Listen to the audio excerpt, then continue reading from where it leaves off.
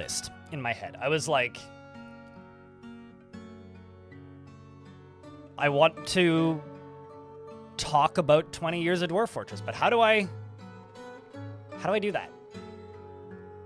You know, like what's your best memory from playing Dwarf Fortress?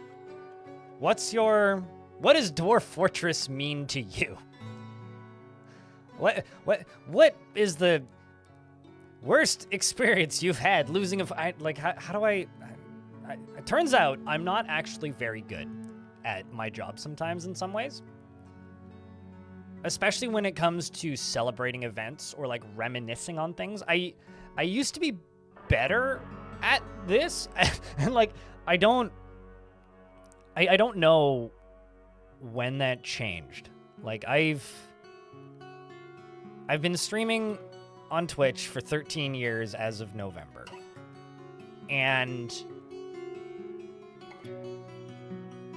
that means I've been yapping in a microphone at a camera for a very long time, and I've taken part in so many events over the years, from like release events to anniversaries, birthdays. I mean, hell, I remember this vividly, and it will never leave my brain. I think it was the 25th anniversary. Like, during the peak of lockdowns, one of the few sponsored events I did in my life was me and 7 friends? Was it 7 or 4 of us? I can't actually remember. I think it was 7 of us. Tag teamed to stream and play the 20th or 25th anniversary of the Worms franchise. So over the span of 8 hours, starting at like 10 p.m. my local time, this was overnight, we streamed every single Worms game. Because like they wanted to do some sort of Worms related anniversary for their 25th, but none of them were in the office, and so none of them had streaming gear, so they just hired a bunch of streamers to stream Worms for 8 hours. What was my favorite? What was your favorite Worms? Historically, Armageddon. Modern Worms, probably is it WMD? I think WMD. I have a weirdly large amount of nostalgia for Worms 3D, but I don't think that game's very good. I think that's a pretty bad Worms game, actually. Sorry, Romanoid. I have nostalgia for the 3D one, because I have very fond memories of an afternoon playing that with a bunch of friends, but probably Armageddon. Armageddon on the PC. Cheers. Nix awaits. Appreciate you. Thank you very much for the brand new Prime subscription. Chat, can I get a round of beers for the brand new Prime? Please and thank you. Yeah, 20 years of Dwarf Fort existing. YouTube folks. Rat Radisson, Max Effect. That's a good name, by the way. And Stibat in the YouTube chat. Hello, hello. I will be responding to the Twitch chat more consistently and quicker, because I find that chat easier to read and it's generally busier on that side. But I will read the YouTube chat periodically when I get to it. But, like, I don't know. I think it goes without saying, like, what this game means to me. Not quite 20 years yet on that sub. Not quite 20 years. Yeah, well, dude, we got some pretty long ones. There's some that are, like, in the 8s and 9s. You know, like, this is a game that I've managed to build a weird career on. Shoutouts to my #1 hater, by the way, on YouTube. He has a jet in his icon. That's all I'll say. But he's not in the stream, I don't think. But whenever I upload a video that does, like, slightly better than normal, so, like, a video that gets recommended a little bit, I don't know if this person subscribed to me, I don't know if this person watches my stuff regularly at all, pops in to the comments section of every video that I upload that does well, specifically, and mocks me for not having a job and says that I should go get a job. Or, like, we'll just ask, like, how's your resume coming along? Or have you finished your CV yet? Or did you get declined from the last, like, place you applied at? Blah, blah, blah. It's like, how's the job grind going? Very much that energy. Krampus. And he posted in my last video, I'm like, man, he doesn't know, does he? Because technically I have a job right now. I'm technically working for Kit Fox. UGDPY, thank you very much for the tier 2 and the 39 months. Appreciate you, man. It's a lot of months. I am also so confused. He's jealous. That's the way I read it. It's like, I don't know, man. Like, I took the Kit Fox job because it sounded like fun and was like extra pocket change. Like, covers a decent chunk of my bills and seems like interesting work experience. Not necessarily because I need it. Xylium, thank you very much for the 10-pack. Appreciate you. I threw gift subs on sale today because of the anniversary.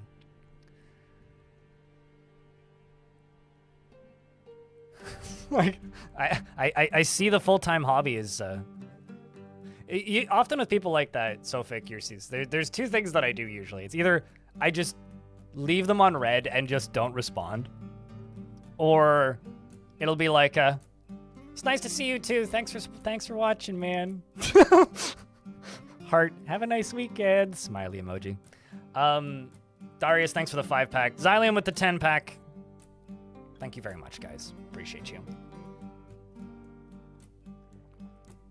Apparently that's a level 5 hype train, by the way. UGDPY, you started it, so. It's good sniping by Darius. The algorithm bestowed a gifteth upon your headeth. There is a hype train now on the Twitch side, so just a heads up if you would like to take part. Costs $1 in bits, or a subscription or a resub, so you can get emotes that you don't want. And you could level it up with apparently one more sub, or $5 in bits, because Suited Giraffe just threw a 10-pack in, which pushed it up to the next level. So for, you know, one more sub, it could level up to on the level 7 level of Jesus Christ. That's a big number. Thanks for the 20-pack, Trickery, and that levels it up a little bit more than where it would have gone otherwise. It now needs to complete level 8 and needs 3 more. But regardless, holy shit, dude, thanks for the 20-pack. We've already eclipsed the number of subscriptions I got in the entirety of yesterday, so thank you very much. You're very kind. 7th level of Jesus Christ? We're renaming hype trains to Jesus Christ? Can't send enough beers? I just, you know, put like X and then number. Beer X23. Beer X12. Pegs in YouTube chat says, I'm still old enough to be Dwarf Fortress's dad. I'm 32, so that would be questionable. Like, technically, like, Dwarf Fortress began its life in 2002, but this is the anniversary of the first publicly playable version, so I would kind of argue that it's a little older than that. That being said,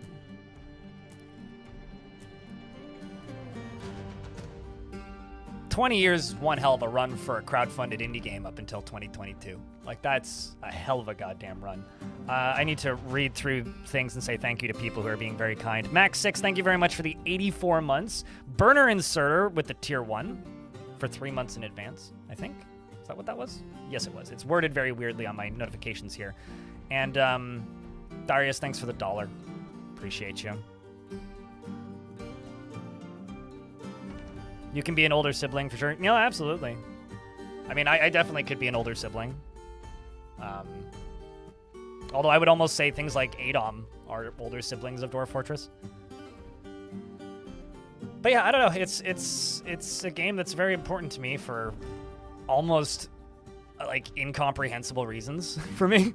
And I know it's a game that's at this point in time maybe more important to people who play video games than it has been in a very long time, purely due to the price of computers right now, right? And this is a game that people in chat were talking about earlier about running on Pentium 3 machines right now. You know, like, maybe you miss version 34 or maybe you miss version 44, but like those versions all still work and you can all still play those. Like, I have a laptop from 2003 in this closet next to me that you can't see. And I could absolutely download a version of Dwarf Fortress that would run on that thing I'd play on that laptop if I needed to, or if I wanted to. And there's something kind of awesome about that you can do that in an official capacity with any version of the game. And in a world where you will own nothing and you will like it, Dwarf Fortress kind of can't go away because there's so many versions of it floating around the internet and so many different builds of it available that will run on anything.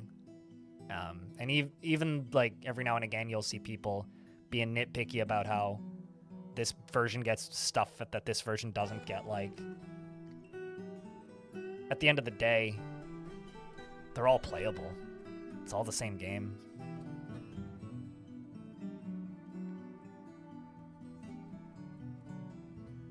It's wild that like something that was considered a standard issue feature suited Giraffe is now a like wild perk. But Eric, thank you very much for the 5-pack of gifts. You guys are very kind. It needs 10 more subscriptions to level up, or $47 in bits to level up. I don't know what computer launched the Apollo missions, but probably not. Salicon? Apart from the cost, do you play DF now because you don't have AC? Wait, what? You play DF right now because you don't have... Wait, would that just mean that your computer would overheat, like, if you played anything else? I'm confused. Dady's Hammer, thanks for the Prime. Appreciate you. Hope your stream went well the other day. I don't think you played the initial release, but I have played the initial release. I didn't play the initial release on release. I mean, makes sense, Krampus. You could be like a dude that I used to know who took the side off his computer and just put a box fan next to it and turned on the box fan. Needs 9 more subscriptions to level up. If you happen to have a Prime sub, now's a good time to use her.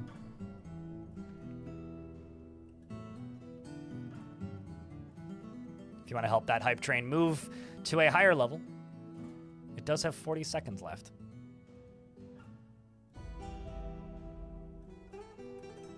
I mean, the reason he did it in specific was his CPU fan stopped working, and it took him a while to get a new fan, Krampus. So he just put a box fan next to his computer and just left that running. It was awful on voice chat when you were trying to play games with him because you just hear this sound coming from under his desk all the time. But, you know, it got the job done. Pretty much, Krampus, yeah. Nailed it. Chat room, thank you very much for the ridiculous hype train. You guys are very kind. Holy shit.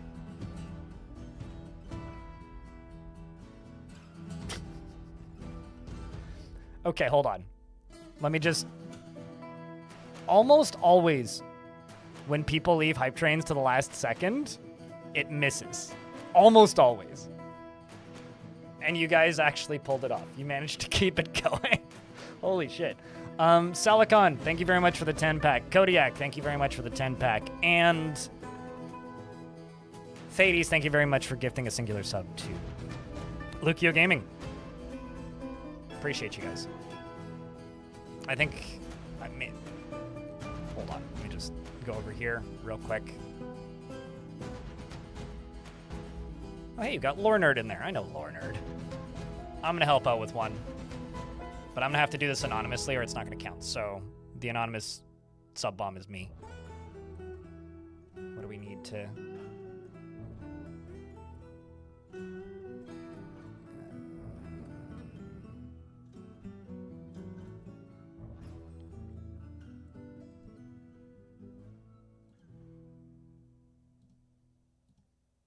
Boom.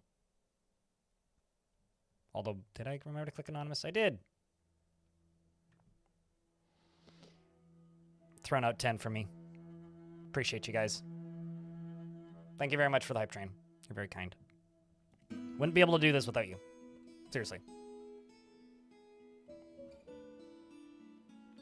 You're really considering picking this game up? It's on sale right now, Red Dog Dragon. It is one of those games where, like, if you're concerned about learning curve, and this might sound a little bit abnormal, if you do buy it on Steam, if you copy the game directory and paste it somewhere else on your computer outside of Steam, or just go into the game directory and launch it without launching Steam, you can play the game without extending your in-game hours. So if you want to have time to mess around with it and feel comfortable with it while still leaving that refund window open, theoretically you could, because it doesn't have any DRM on it. You will need to disable Steam for running though. But it is a very deep game with a lot to dig into and enjoy.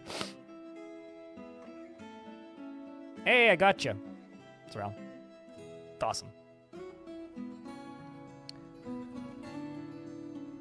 On a 32 kg computer running at 2.048 megahertz and was the first computer to use silicon circuits. It used 55 watts of power and had a 12-bit memory register in the IE. I don't think you could run Dwarf Fortress on that. This silly little hype train needs 12 more subscriptions or $56 in bits to level up. How you doing, Clino?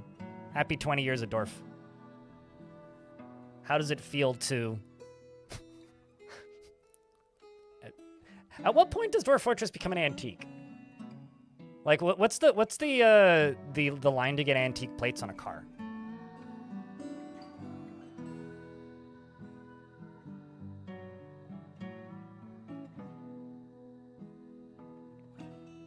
Case side box fan is a very 2001 move. You've been there. That was 2012, I think, that friend did that. Maybe it was 2011. It was around that. So, somewhere between 2010 and 2012. Yuristov, thank you very much for the 5-pack. Appreciate you, dude. Holy crap. Dingle dongle.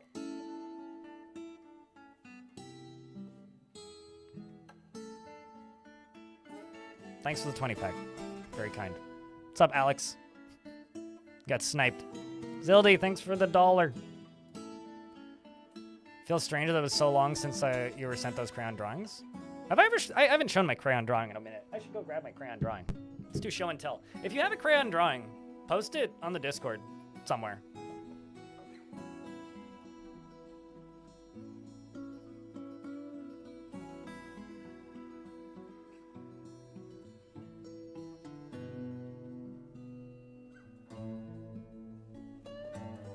That's my crayon drawing.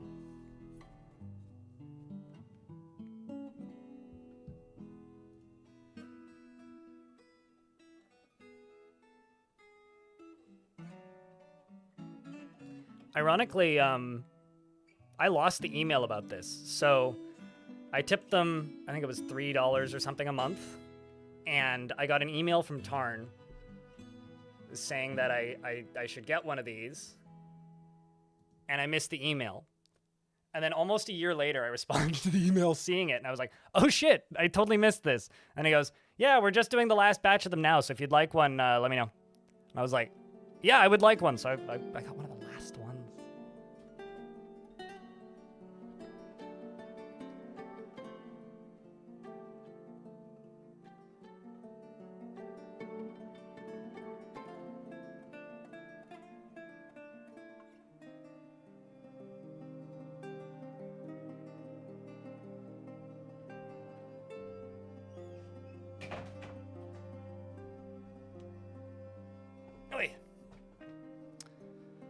Oh god, what do I have to say thank you for now?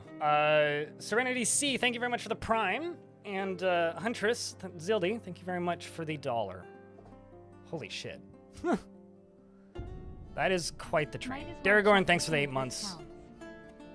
Might as well check to see if that counts. Absolutely it does. Resubs count, Primes count, everything counts.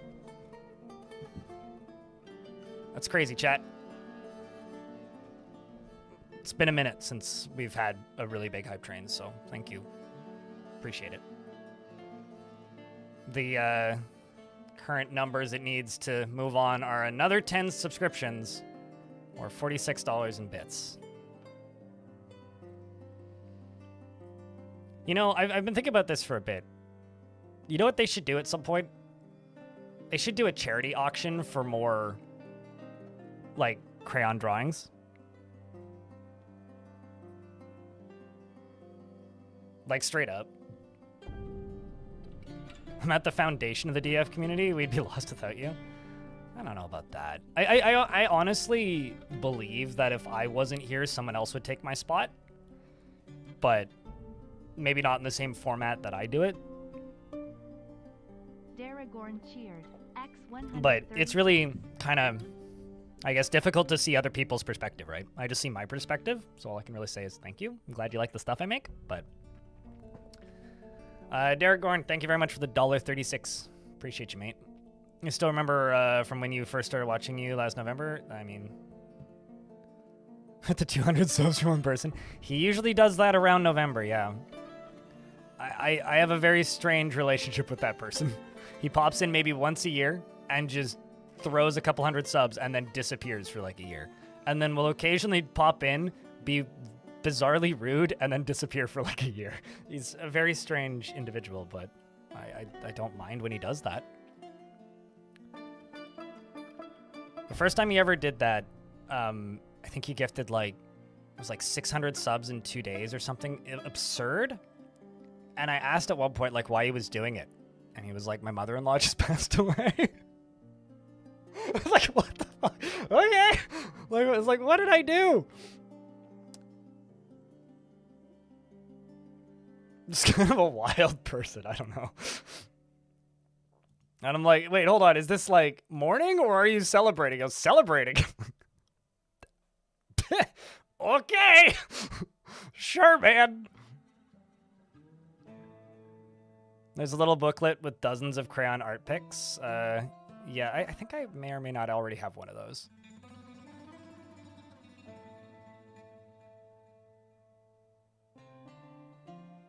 Yeah, because I have the booklet and I submitted one. Darius, thank you very much for the 10-pack. You're on the phone call and missed, but thank you for the... That was a targeted gift, too. Yeah, Mr. Thades Hammer directed a subscription directly at your face. And it blew all your skin off, and now you have a skull with a head. Congrats. You need to refill your keg. you gotta, what? It's pop another keg or whatever? No, totally, Red Dog Dragon, but it's not like the thing that you expect somebody to say when you ask why they're giving you piles of tip money, generally. On Twitch and YouTube now? There you go, Guy is lost. You made it. You know, usually it's like, oh, you know, like it's my birthday, or oh, it's like my, like people with, there are some people that just have a lot of money to burn, and that's just the reality that we live in, right? But it's always a little bit wild when the reason that they're making it rain isn't inherently positive, because it's usually inherently positive, right? It's usually like oh, I just got a job, or I got a promotion at work, or I got a bonus is often things that I'll see over the years when somebody gifts 100 subs. But every now and again, it's just somebody being generous and they like my work and they want to do it all at once, which people are extremely kind and I can't begin to process the reasons as to why they do it, but I just robbed a bank. No one's ever said that. That would be a first, especially if they weren't lying.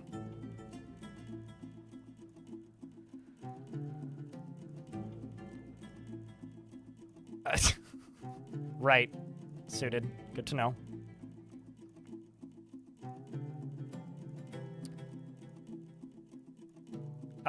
So if like the game just updated, Jogrick in YouTube chat, Jogrick13, Dwarf Fortress just updated, and it usually takes like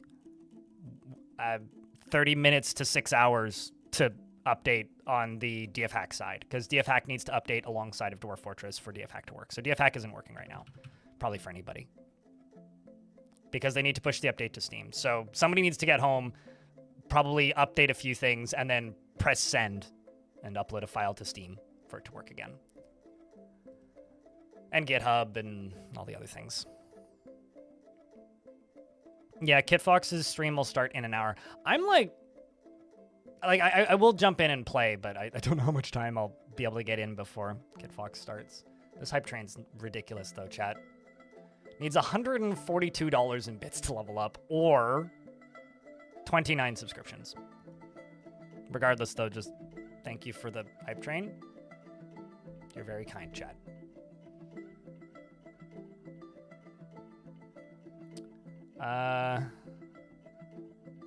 You know a guy who worked at IO and they made a mobile game day one and someone dropped $50,000 on cosmetics? Shep9, thank you very much for the Prime subscription. $50,000 in cosmetics. I talked to somebody at a work event once who worked at Second Life, and the description I got was working in customer service, like customer support at Second Life. The worst part about it wasn't like apparently it was a pretty okay place to work. The worst part about it was explaining to people that they'd maxed out their credit card, which is fucking scary.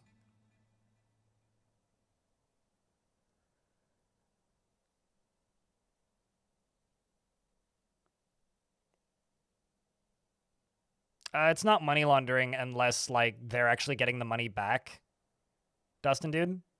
So if somebody, like, I don't know, gifts 1,000 subs in my Twitch chat, and I get that money, and they no longer have that money, it's not money laundering. If somebody gifts 1,000 subs in their own chat, that might be money laundering. But that can't be money laundering if they just have a pile of money. If you just have a pile of money, you just have a pile of money.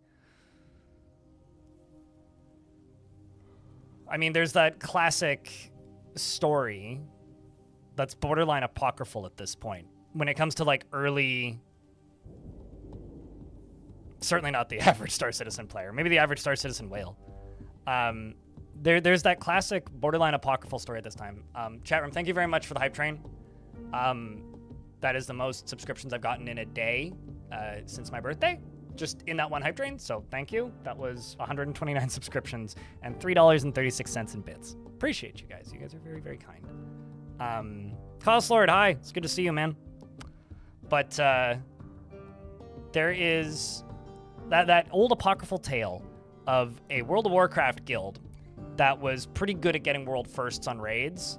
Were all flown to Saudi Arabia to play World of Warcraft in the Royal Temple in a LAN party.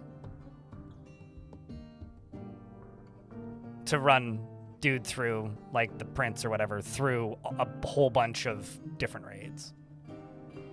Like, there's that apocryphal story. Like, it actually happened. Like, it was like 18 people or something were flown out for that. And they were, like, bought new computers and paid to just hang out for the week. Like, I remember that just going around. There was also this one dude who was like, speaking of crazy whales on Twitch, I assume he's still around. There's a dude who owned a Rocket League? Sorry, that's hard to say. Rocket League and a Rocket League team. And it had a bunch of social media and stuff for it. And what he would do is he would just go into random streamers' streams who are streaming Rocket League, tip $1,000 and just write "play Rocket League" in the description, and then clip it and put it on social media. And sometimes he would do it in other directories too. And I know somebody who got hit by that guy twice. Once on Rocket League and once on Terraria. And then a couple of times there's been instances of, like, Dream, the Minecraft YouTuber. You might know Dream, the Minecraft YouTuber. But he would just go to the bottom of the Minecraft directory and just gift thousands of subs. Like, just start at the bottom, gift 100 subs. Next stream, gift 100 subs. Next stream, gift 100 subs. Next stream, gift 100 subs. Next stream, gift... And he did it on Christmas one year. Yeah, I mean, say what you will about the guy, Sax, but, like, I kind of respect just large channels who have, like, ungodly amounts of money who do that to small channels. It feels kind of wholesome to me, personally. It's like a way to go support your game's community directly in a weird way. They don't own all of EA. They're in talks to purchase all of EA. Those are two very different things. It's like, because Sax in Twitch chat here mentions that Saudi investment firm now owns all of EA. So it's Saudi money and Kushner that are trying to buy it. The paperwork hasn't, unless it went through like this Monday, like.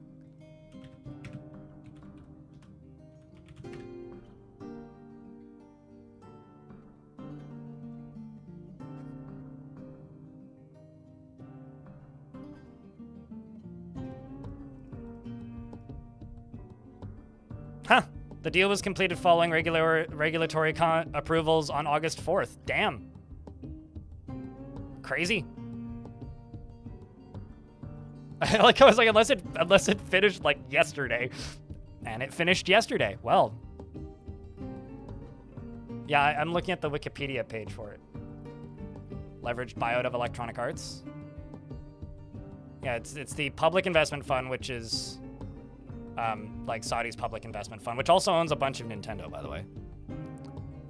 Plus Affinity Partners, which is the Kushners.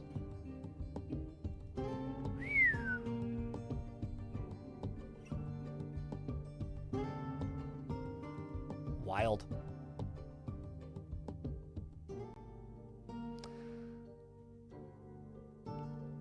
Yeah, I don't know what to say about that.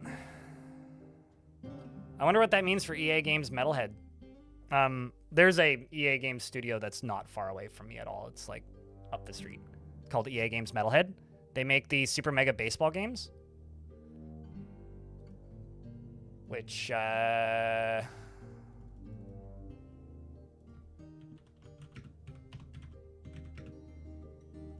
like, they're a support studio, but they also make these, which are like the bobblehead baseball games. It's like one of the few arcadey sports games that exists. Metalhead Software. You know, it turns out media more long-term potential in profitability than oil. Which is kind of wild when you think about it, bag of holding. Saudi Arabia just wants to be South Korea with their K-pop.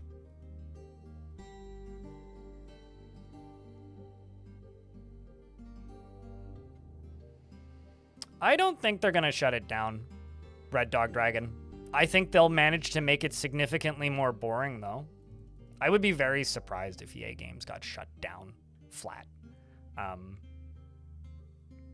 But I would say it's probably... What's wild is that it's a leveraged buyout. And what's wild is EA Games now has... it was what, $20 billion of debt that they were going to put onto EA Games? Like, that's the wild part.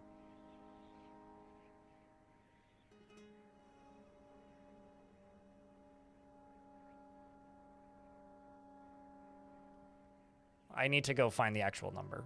Give me a second here.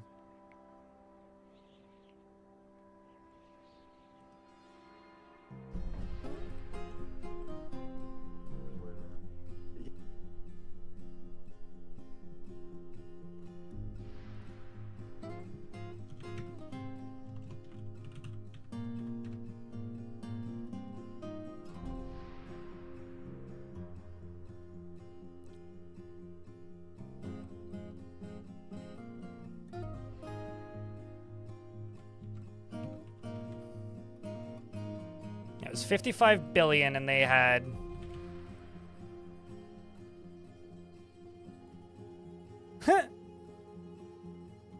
they bought it at a rate of $210 in cash for each stockholder. So with the deal closed, EA will have to pay off 18 billion in debt and will accrue 1.8 billion interest per year.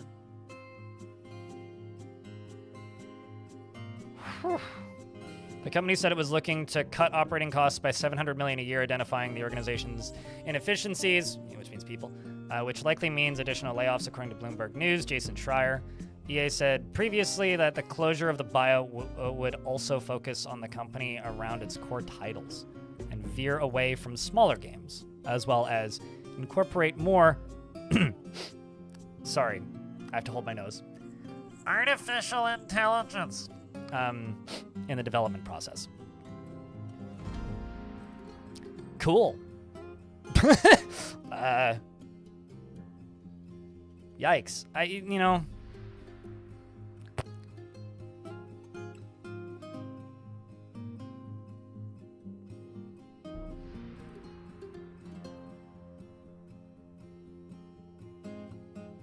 Yeah, I mean, they already have gacha games, more or less, Romanoid. 2032 right there? It's possible. I mean, I wonder what last year's profits were. Like, it's...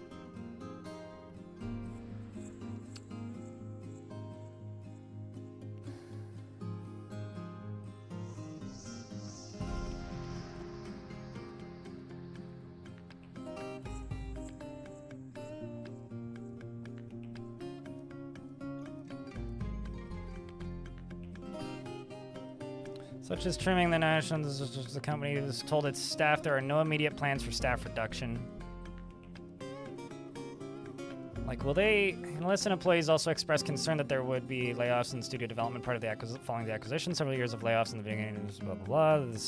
Such as trimming would be necessary to pay off the debt of the buyout, the company told its staff. Like, EA Games is one of those companies that just, like, quietly makes piles of money, right? I do actually wonder. Like, it's not impossible. But it likely would mean that their games would become less enjoyable to play and more enshittified, right? Like, rapidly enshittified. You know, honestly, Zether, I don't know if they'll run it into the ground, but I kind of hope that they sell off pieces. So Zether in YouTube chat says, run it into the ground and sell off the pieces. That could certainly happen.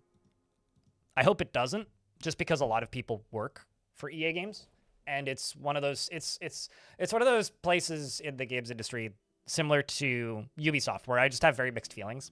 Because on one hand, I don't like their games.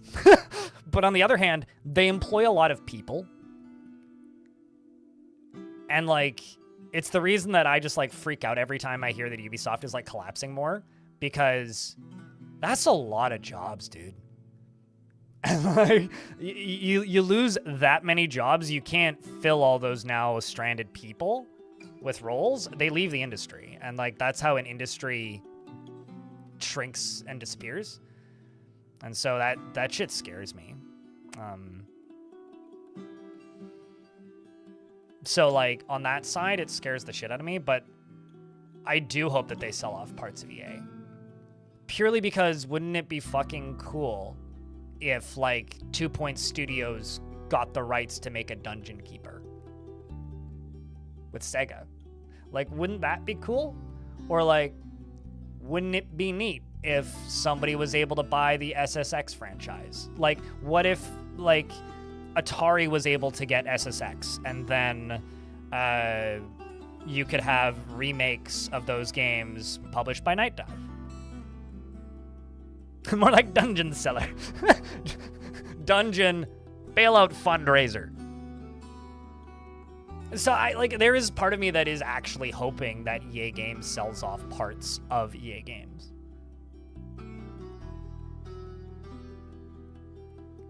But who knows?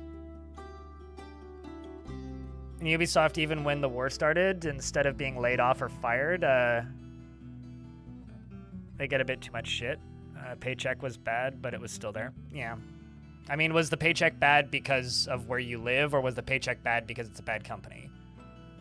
I almost want to say it's probably because of the fact that you lived there. Oh, also because bad company? Got it. Makes sense. Like, I don't know. In order for an industry to continue at even close to the scale that it's at right now, you need a lot of people to be employed in the industry. You get so many cool-ass indie games because people go to big companies, move up the ranks a little bit, cut their teeth, get a bunch of experience, make enough of a nest egg that they can risk leaving, and then leave, and then they start a new company and make a cool thing. You know, like Supergiant exists because of that. So I'm very torn. I don't know. Like I wish that the Far Cry games were good. I've loved Far Cry in the past, you know? Didn't they just remaster Plants vs. Zombies? Like, I'm like mostly positive that a Plants vs. Zombies game just came out. And it's like missing a bunch of animations and shit because they didn't have keyframes for the remaster. Like a couple of the original artists are like, they're supposed to animate like this. What?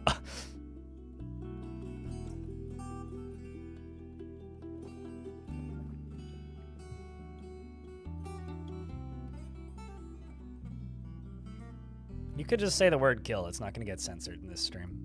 Dannykin. I mean, I want to remaster a Far Cry 2. We don't talk about Far Cry 1.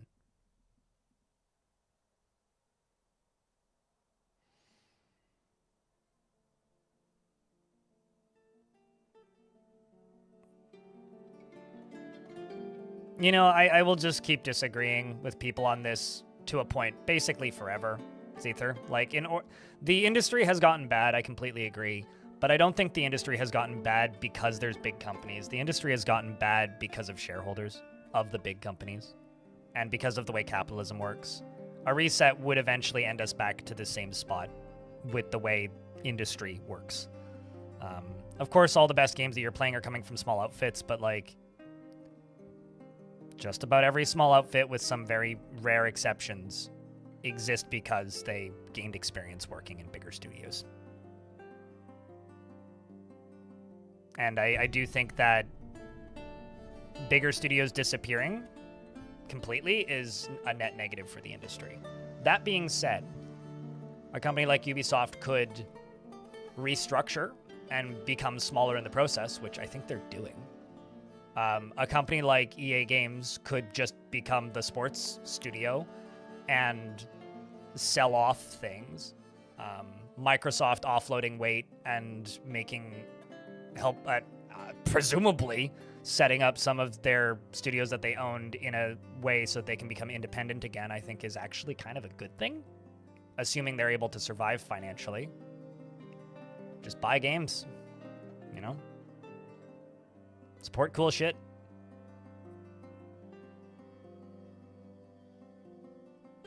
That's it. Remaster Far Cry Instincts? I don't know about that one, man. I don't know about that one. You know, maybe like patch it, Piggy Gamer, because it says Plants vs. Zombies doesn't need a remaster. It already is perfect. Just maybe patch it, like give it 4K assets, but that's about it.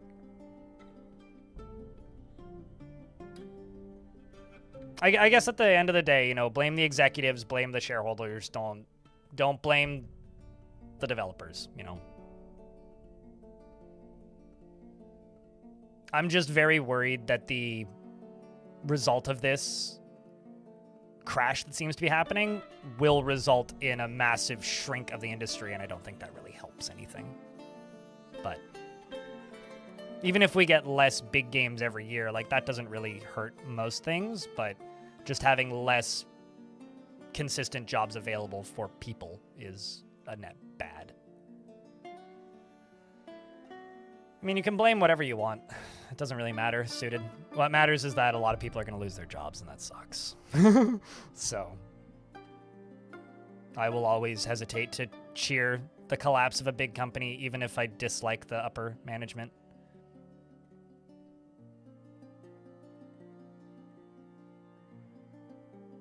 I mean, if it's a family thing, well, why not? Like, I've taken part in, like, fantasy sports leagues because family wanted to do it. Nothing wrong with getting to know family and being close. Alrighty, chat. I'm going to stand up, use the washroom, rinse out my coffee mug, which is now empty, and swap to water. And then we're going to go play, like, 30 minutes of Dwarf, go look at these new patch notes. And by the time I'm done doing that, it'll probably be time to watch the Kip Fox stream, which is celebrating 20 years of Dwarf. So I will be back in a moment.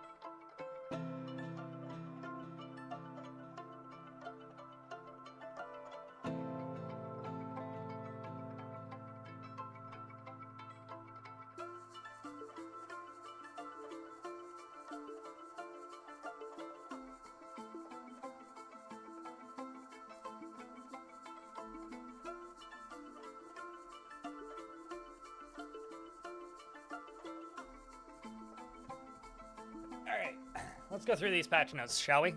So there was a patch this morning. I don't think DFHack's updated yet, but yell at me when DFHack is updated.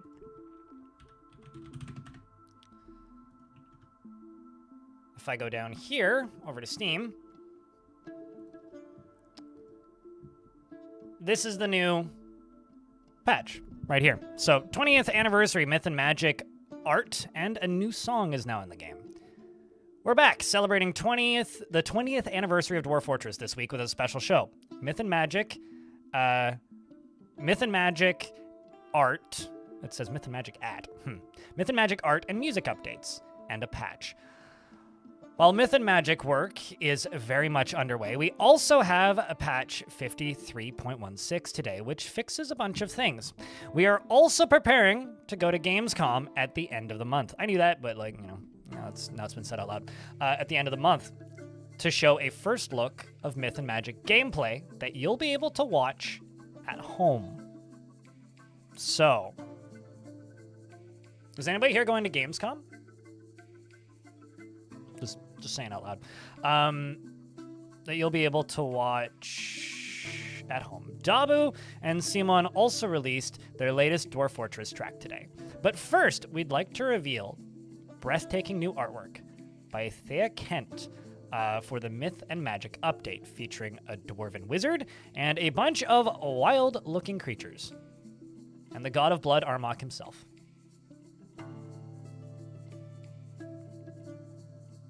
Trust me, I've been misreading that as long as they've been using that wording.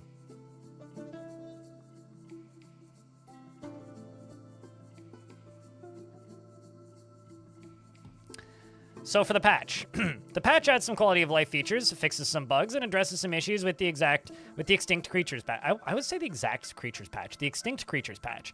A key cause of overindulging cavern patrons was fixed, and dinosaurs grow more slowly, and dinosaur people have their missing attack types. So you should be able to bite as a T-Rex man now. Divine objects are visible, generally, and visiting scholars should stop walking off with your books and scrolls, and many more. So fanciful but extinct creatures like unicorns... fanciful but existent creatures like unicorns appear again. Apparently they haven't been appearing, although I was able to buy 2 in a cage and have their materials tracked. This caused some issues with zombies coming back to life and then dying immediately because of their rotted state. Tavern goers will no longer order a drink from every single tavern keeper in the bar and then drink them all, causing them to die of acute alcohol poisoning. Lovely.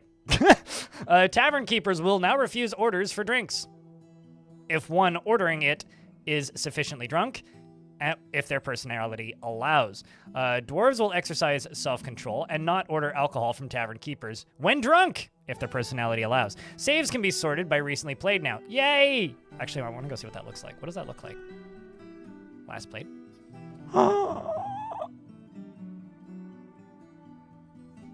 That's awesome. That's such a small feature, but goddamn.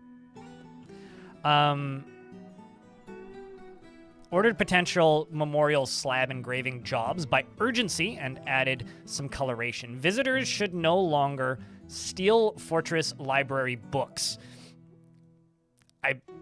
I'll believe that when I see it. Disabled be with family need until isolated residents have ways to visit or be visited by or contact distant family.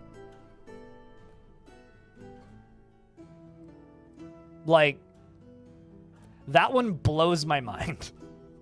I can't believe they actually did it. Added confirmation for changing or clearing hotkey recenter locations. Added various missing attacks to the extinct creature people. Changed growth rates for various extinct creatures, meaning my raptor fort, which had 1 billion dinos, is now a piece of information of the past. Changed egg size and clutch size for various extinct creatures, and have fun rereading the wiki chat. Stopped Caravan from bringing food when it was needed due to seed and drink overcounting. So if you have a pile of drinks and a pile of seeds, it doesn't count those as foods, and caravans will still bring food. Strengthened effect of unconditional surrender. Stopped player messengers from being given conflicting diplomatic goals, such as declaring war and making an alliance. Stopped dwarves from being trapped in Guildhall skill demonstrations when they have unmet social needs. This might actually be the most exciting one for me.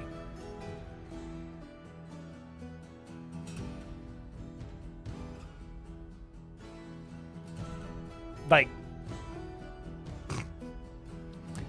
strange mood dwarves will no longer make equipment types from outside of their civilization. I hate this one. This one makes me really sad. I think it's really fucking cool to get an artifact whip. That is all. I think it's really fucking cool to get an artifact scarf or cape. It made them feel more interesting. But it's fine. Like, it's not a bad thing. It's just... I'm presuming this means you will no longer get, like, segmented breastplate, though. So... maybe you will, maybe you won't. Fixed broken XML export for historical negotiation events. So, I haven't tested this yet. I don't want to get too excited. This might actually fix my Legends viewer. It is possible I might be able to start my server back up and get Legends viewer up and running again. Although I'll have to do that over the weekend because I can't remember how to do it. And then wilderness creature, I need to dig into my notes basically. Wilderness creature type number further depends on the size of each region. Click the bottom of a stockpile button now goes directly to adding a new stockpile. Give recenter information to building destruction and toppling announcements. Stopped. So now instead of it saying like a workshop was toppled, it'll be like this workshop was toppled and here's a button to go to where it was toppled, which is a big deal actually. Stopped tantruming dwarves and others from targeting farm plots for destruction. Thank you. Announcement and report recenter buttons should properly close their menus again. Added description to top of burrow menu, which is actually exciting. Procedural weapons and armor and images. So procedural weapons, armor, images appear, and procedural weapons appear when held. Worn armor will have to come later. Stone short sword should now appear as held item properly. That makes me wonder, did they not? Because I have a bunch of stone short swords in my current fort, so that's good. Made skill blocks of administrator candidates easier to parse. Curious to see what that looks like. Improved display of game load and world gen errors. Quern and millstone cursors appear properly when placing them. Yay! And displayed cauldrons properly in night troll layers. I was unaware that those weren't displaying properly, but there's also a new song, which is inspired by the Myth and Magic update. Dabu and Simon have just released 1 or 2 Dwarf Fortress songs for this year. A song about a dwarven wizard experimenting with amazing, destructive powers of magic.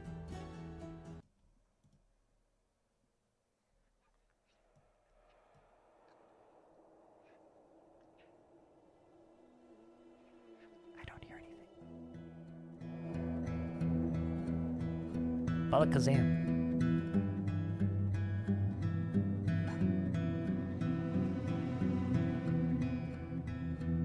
It's like 5 minutes. Can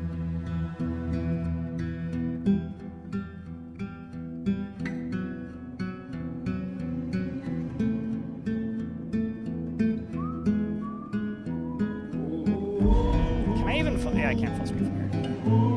Although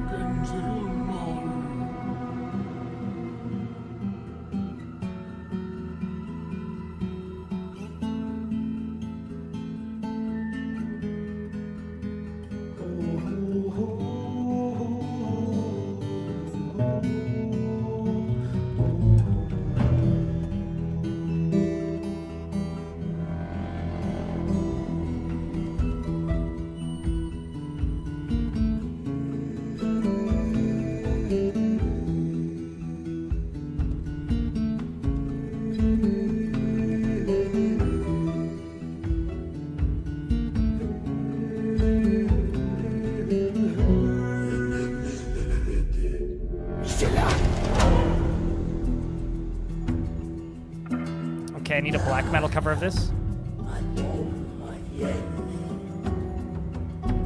It's like suddenly very Cradle of Filth vibes.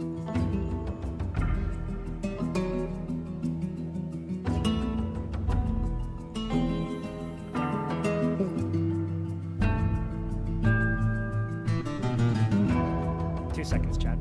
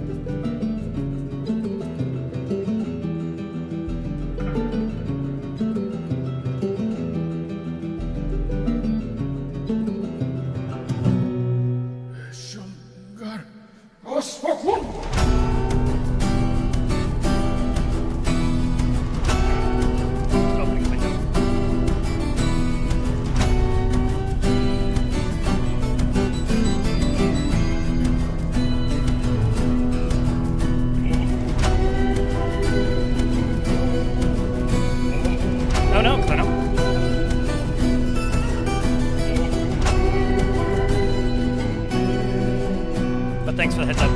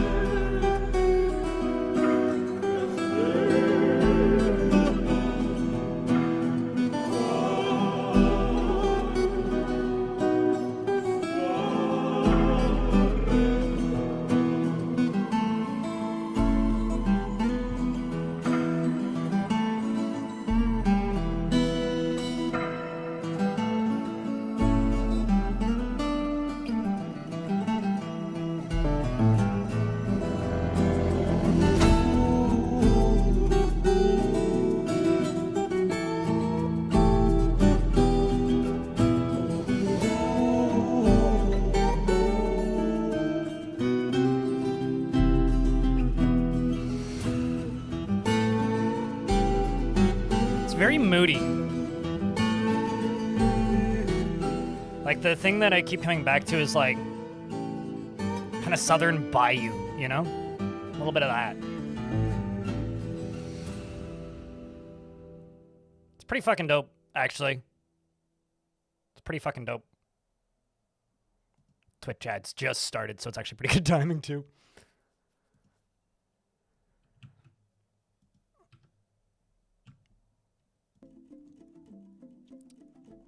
So now we have 15 minutes before the Kit Fox stream starts. So I'm going to just jump into game real quick.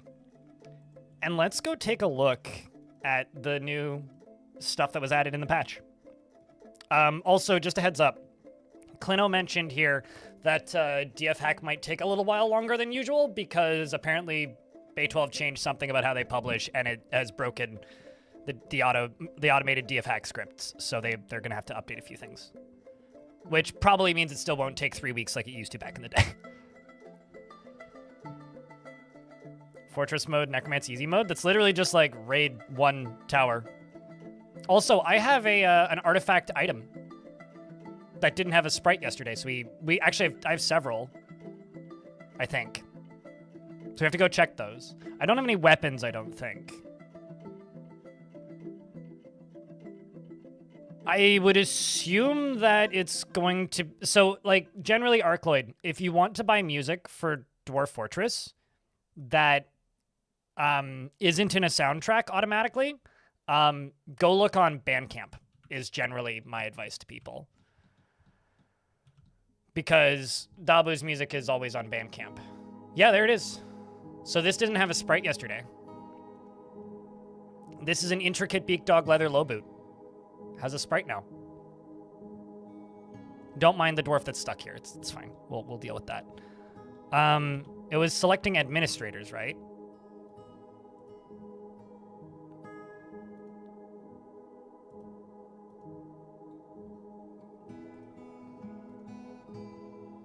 Yeah, it's just better spacing in here. Like this used to be all messy. Need to look at the angel clothing that you killed yesterday? You should grab screenshots and share them. Where was the other one? I had another thing that I could look at. Yeah, nobody's got need to be with family. It's kind of sad that they've just lost their need to be with family. So I do now wonder, like, will they get happy thoughts? I assume they'll still get happy thoughts if they are with family, right? I would assume. What else is new here? Tavern goers, I won't see the tavern stuff. Dwarves will exercise self-control. Ordered potential memorial slab graving. Just look at memorial slab graving. What does that look like now?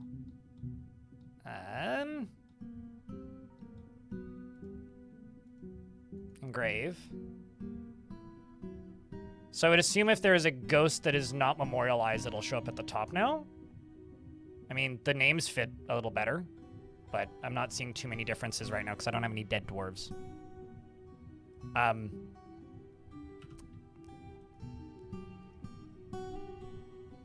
Yeah. Let's see, what else? What could I look at here? Strange new dwarves will no longer make equipment types, fix broken XML export. Stop player messengers from being given multiple.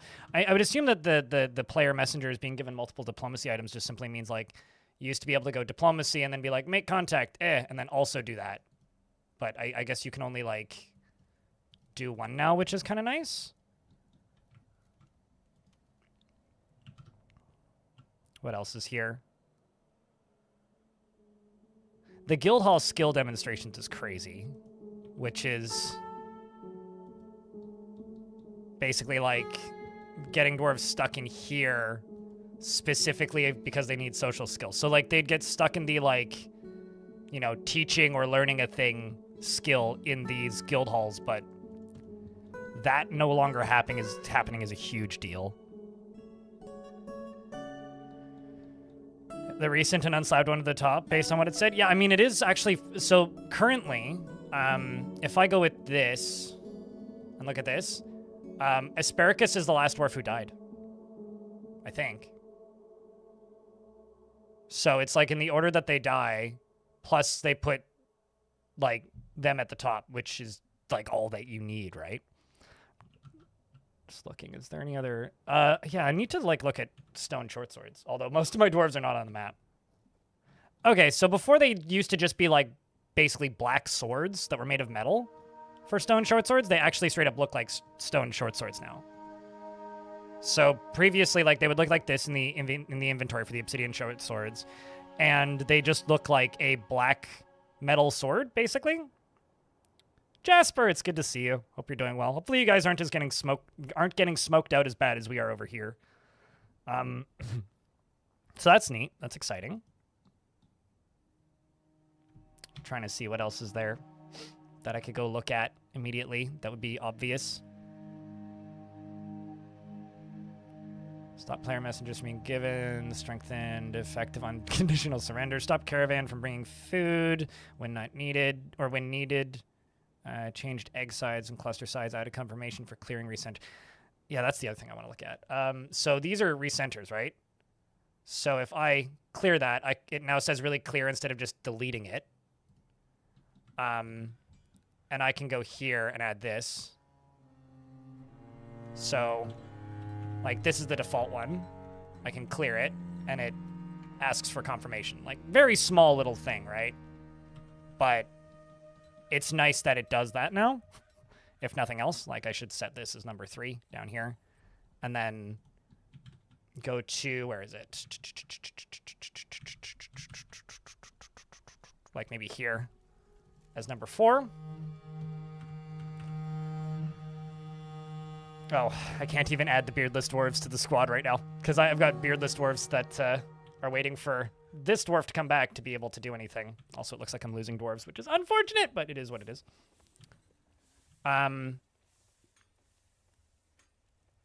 Over the water, it's not terrible. It gets bad and then it's fine and then it gets bad and then it's fine here. It was bad last night with very low visibility. This morning it's fine. When I first woke up, it was pretty bad, but it's getting better again now. Let's see, what else do I have? Actually, let's go to objects. Yeah, so this right here, the symbol of the monarch, this tall yak leather cap also has a sprite. And my queen is like using it. This pick always has had a symbol for a bit now, though. Although, pretty sure that was made here and not just a sign. Oh no, I named it because it's just that. So this didn't have a sprite yesterday as well, but it obviously doesn't show up on her graphically. But that's okay. It's still a huge improvement from where it was. So that's cool. Looks like a lot of scrolls still don't have them.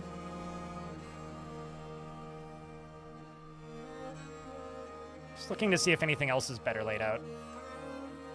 Or if anything else has been quietly, sneakily changed. I guess like the skills screen, like whenever you're...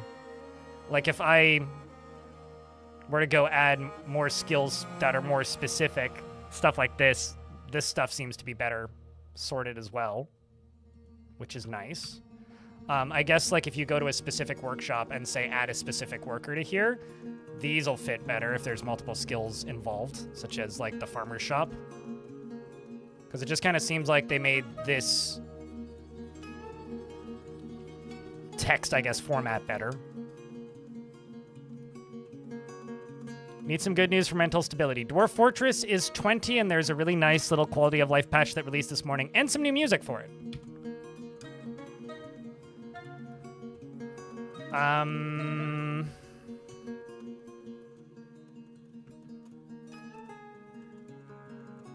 migrants arrived. Why did Beercles come back with the new migrants? What? And why do you have a shirt on? That's a crime. The Forgotten Beast, Ilul, Bolthon has come. A great skinless Petrosaur. It has a pair of spindly antennae, and it is ravening. Beware its poison bite. I was about to say, I wonder if it's got dino sprites. No, it don't. That's fine. Chat, the Kit Fox stream starts in 10 minutes. Should I save and then load the Kit Fox stream? And wait for that to start?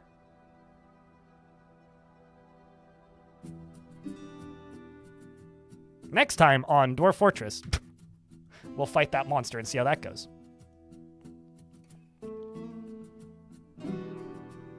But to anybody who's wondering what's going on, this is Dwarf Fortress's 20th anniversary. Dwarf Fortress turned 20 today. And as part of that celebration, Kit Fox Games, the publisher of Dwarf Fortress, is going to run a live stream in about 10 minutes here. He looks at his wrist to pretend he's looking at a watch. That's going to run in about 10 minutes here. That's going to be a celebration of the last 20 years of Dwarf Fortress, and it includes Zach and Tarn streaming the original build of Dwarf Fortress. So I'm going to watch party this. If you want to watch their stream directly, I will leave links in my chat. When their stream is over, I will just keep streaming Dwarf Fort normally. So today is going to be a little weird. I don't know. I'm taking lessons currently from very normal streamers who just stream other people's work and then go make lunch. But I'm not going to go make lunch. I'm just going to stream that and occasionally comment over it. So you can watch that here, or you could watch it on the Kit Fox stream, or you could watch it on both.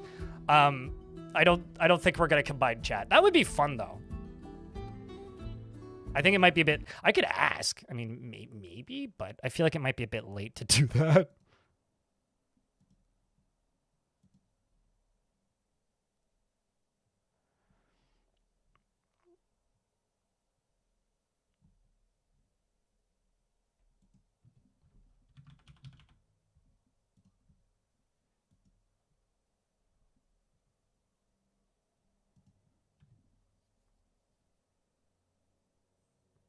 You're already making lunch? Well,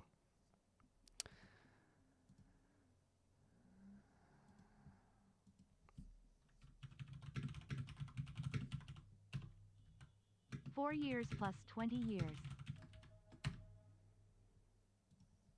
Let's see if we can do combined chat. Maybe it's a bit late. Because they have it starting up now. All right, so. That's the official KitFox stream right there. If you want a link to just go directly. Silvershe, thank you very much for the 48 months. Appreciate you greatly.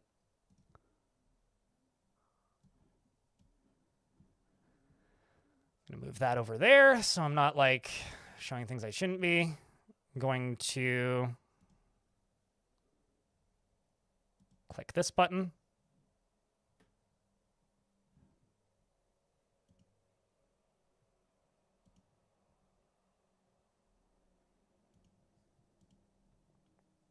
Kleno, I'll see if I can send you the thing, because they just DM'd me. It's just sending Kleno something that I gotta do real quick. There you go. All right.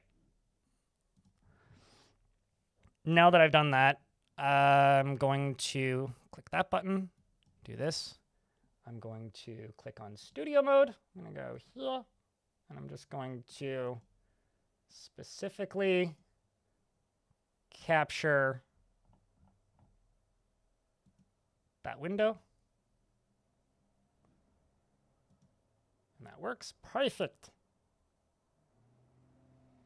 And boop. And boop.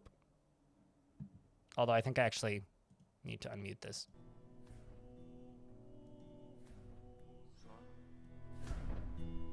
There we go.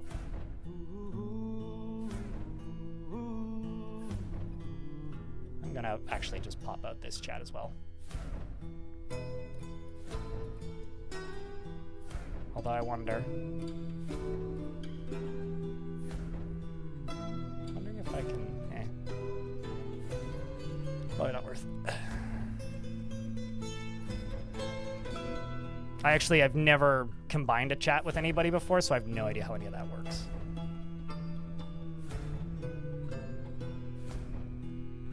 I'm not sure how much I'm going to actually have to say, because Sophitus is saying that he wants to watch my commentary.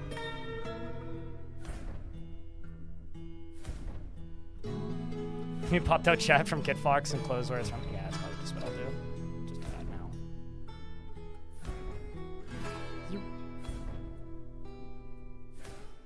Now I've got 3 chat rooms open. I will admit that is too many chat rooms.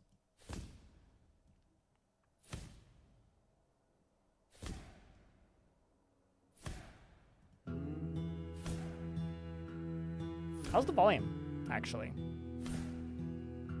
Is a thing that I should ask.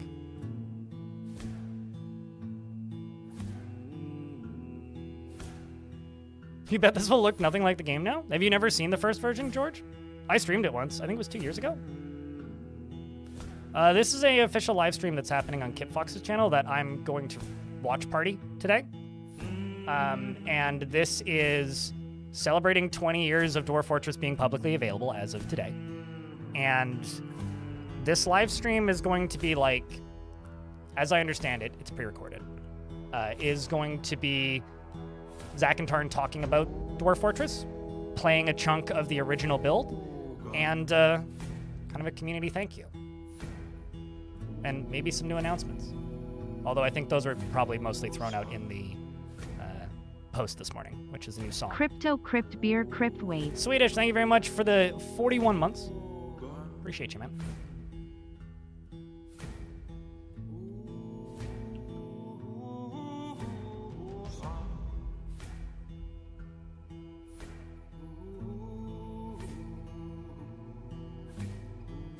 Is there going to be a VOD of their stream? Yeah, it'll just be posted on YouTube when it's done.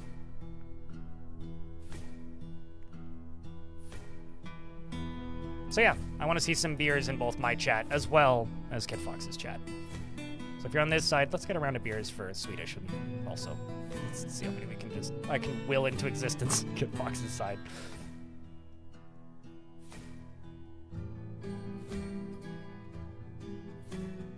Also, Blink, thank you very much for the 5-pack. That's very kind of you. Appreciate you, dude. You know, 2 chats is already kind of a lot. 3 is too much. Whoopsies. I'm bonking into things.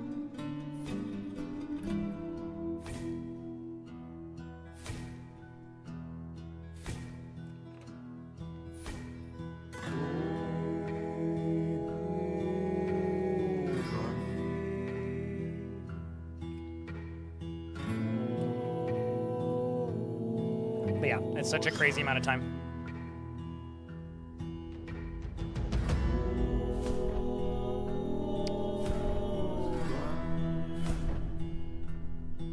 When does the stream start? It's supposed to start in 1 minute. It's supposed to start at, it's like 2 p.m. Eastern, 11 a.m. Pacific, and it's currently 10:59 Pacific, so. Why is everyone holding a burrito? It's supposed to be a beer. But honestly, I would take a burrito right about now. It sounds pretty good. Although it's very rare that I wouldn't take a burrito. It would have to be a pretty bad burrito for me to say no. Also, Death Heaven is a really good username. It's a good band, too.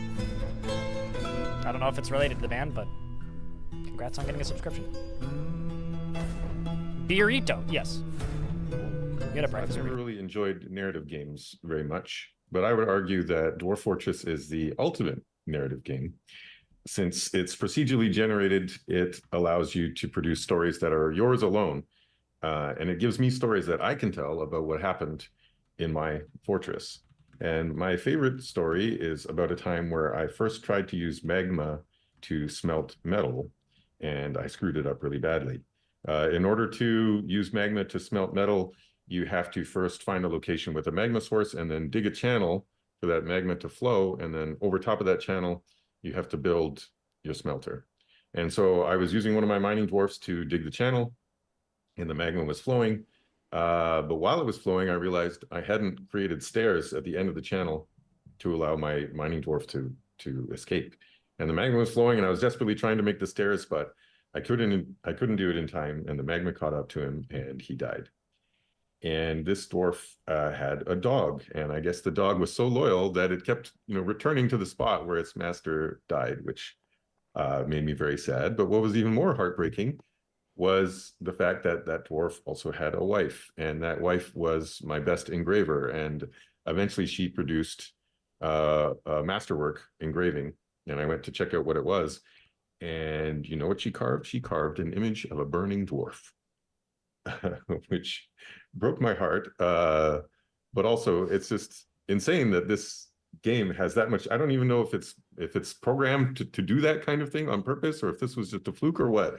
But the fact that there's so much detail in there that this kind of thing can occur is crazy. And I've told that story to so many people, and that convinced a lot of people to try the game. And I had to then teach them how to play it, because back then it was quite difficult to learn. And now when I play other narrative games, they feel kind of hollow, because I'm not going to go and tell my friend about the time where I beat Sephiroth and saved the world. Everyone who plays Final Fantasy has that story. But in my fortress, who knows what crazy things are going to happen. And that's what kept me coming back. And also because losing is fun. Let me know if the volume needs to be up or down.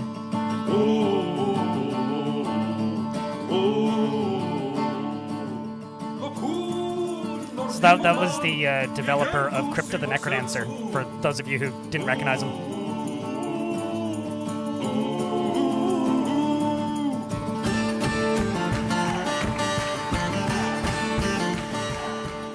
Yeah, I'm adjusting it in real time.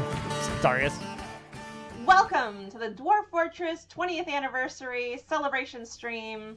I'm Eurus Tanya. And I'm Eurus Alexandra, and we're here to honor the legacy of the deepest simulation game ever created, and its creators, Tarn and Zach Adams, along with everyone else who helped make the game possible during these last 20 years.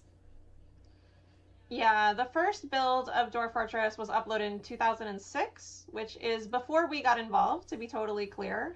Kitfox came in around 2018 after I'd become friends with Tarn, and we were put in contact originally by a friend of ours named Keppa, who, if you want to check out his work, he made Death Road to Canada, you might remember, and now he's making something called Space Dingus. So go check that out. But today we're here to think about what's going on the last 20 years, and like Alexandra said, it's not just Bay 12, it's not just Kitfox. There's been a lot of different people that have helped make the game the legend that it is. There have been millions of players and millions of stories, and we're not going to go through every forum post and go through every anecdote, obviously. But we put our heads together and we thought about what's the best way to showcase all these different kinds of people and to really just have a silly dwarf time together. So thank you for watching today, or I guess if you're watching later, hello, you missed it. But yeah, if you're watching today, you can also go check out the game on Steam. We're going to be telling you about a lot of different news items and collector's items, and hopefully you'll enjoy watching Tarn and Zach. So what are we doing today, Alexandra? What's the plan? We've got a lot planned today, Tanya. We've got an amazing show planned. First, Tarn. I'm so shocked. Yes. I had no idea. It turns out we planned this. Wow. Tarn and Zach will actually be playing the first ever build of the game that was published way back in 2006. It's the earliest build they could possibly find. It's been a long time since they've played that build, so I'm sure they're going to be surprised themselves at what they find. And hopefully we get some behind the scenes knowledge that they're going to be sharing with us as well.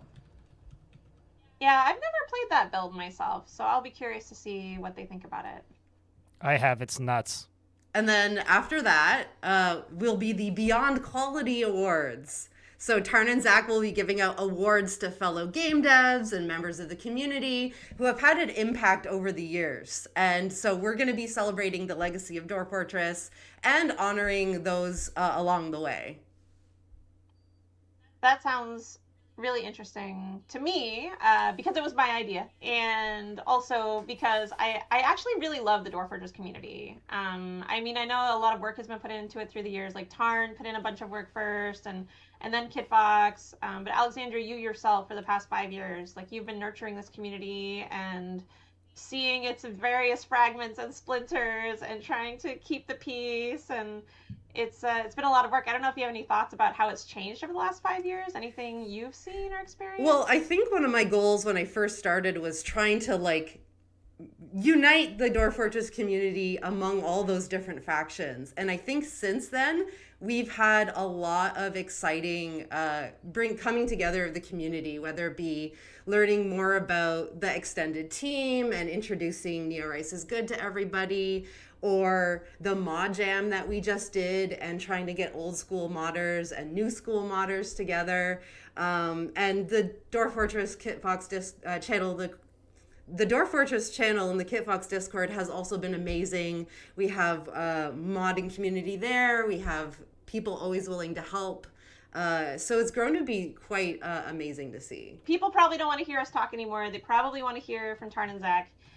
We'll come back probably towards the end to wrap it all up. But happy 20th anniversary, happy 20th birthday to Dwarf Fortress. We're so proud and so honored that we could help Dwarf Fortress be the amazing work that it is. And I hope what everyone comes away from this is remembering that it's not just one person. I feel like our culture really tries to distill down every game, even games by 1,000 people, they try to say is by one person.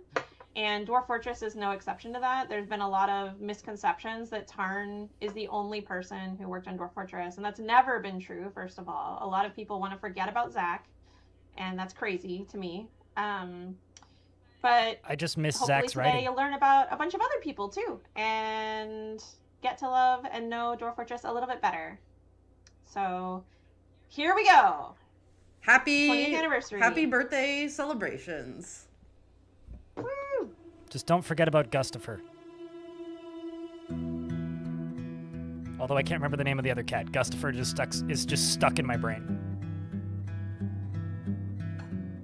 Oh no, I'm blocking the thing. Go over here. I do miss Zach's writing. Kind of a lot. I wish that he would, do more posts, but what can you do?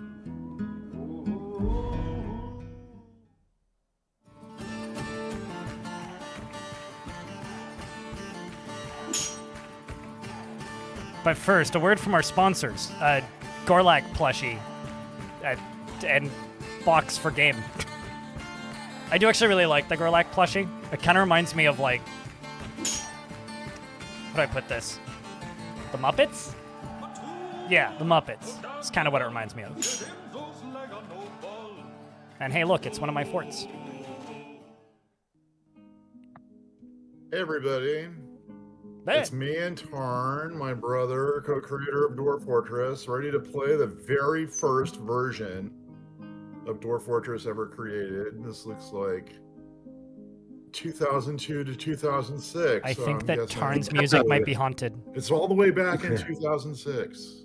Welcome. Yeah, August 8th came out, version 21.93. There was a 20 version years ago.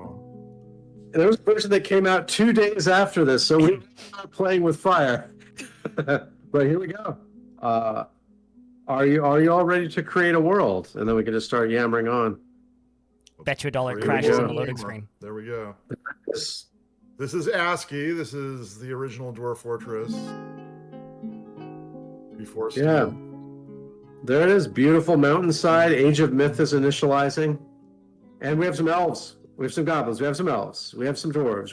It's just popping between the different sites. Yeah, sometimes it would just And crash. it's just in slow down World now. Cup There's some back in the day. humans at a bay, and some goblins at a mountainside, and an evil swamp, and then goblins. There's a good forest there. We're almost done. Human town, and finalizing all these sites. So yeah, that's there it is.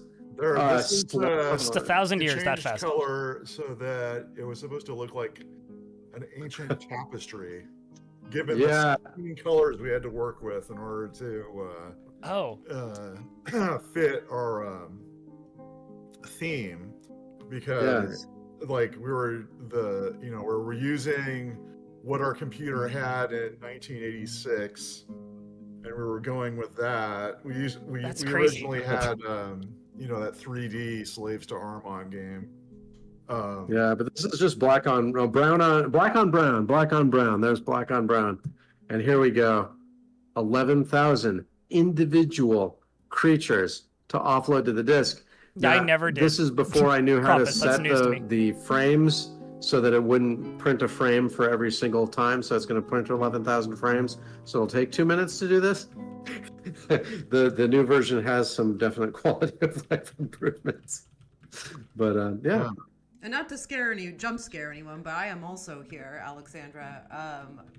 Going to be, I guess, the newbie perspective, but also to just like hang out and talk about 20th anniversary Dwarf Fortress stuff while we wait for this to load. But this is what it was all about.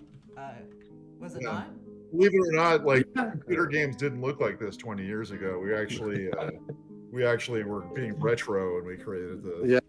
Behind our time, yeah. But but it was cool You're just on time, because Luke, all yeah. of these people are real, and that was a new thing. Like having these saved to the disk, like the most that had been done up to this point was like NetHack Bones files. This is before like the Mordor games. This is before any of those things that saved anything. And 8,700 people, and all being saved to the disk. Yeah, And it's you like, can go did this version even have Legends mode? I think it did. It must have. Yeah, we'll see in a second. It definitely had adventure mode because I remember that was the big kind of secret. We didn't say a word about Legends mode before the release. We were talking about this release 2 years before it happened, and but we snuck adventure mode out there. Now I'm going to click start playing. Oh, And here we go. I should point out on this title screen here. The game used to be called Slaves to Armok, God of Blood, Chapter 2 Dwarf Fortress. Yep. That's right. Yeah, from the original Drag Slave. Yeah. Our original game was called Slaves to Armok, God of Blood, and Dwarf Fortress was actually just a project of Tarn's that gained steam because one person put it, it was going to be a comet hitting the industry because it was so much easier to write it when it was in text mode, like Armok, we had no business no business doing a 3D game at all. And Dwarf Fortress, text game, much easier to do all of our dreams, all of our hopes and dreams here. Yeah, it was supposed to be a lot like well, adventure mode. Actually, adventure mode was supposed to be that's what the original Slaves to Armagh was more like. It was a RPG. It was not a base builder like Dwarf Fortress. What I think is wild is Yeah. how you can still I see agree. the water. We saw the promise when we get started here. Yeah, we did have Legends mode. There we go. See, there's like those 11,000 things don't really have much basis in the game itself. It's just created this history that you can look at in Legends mode.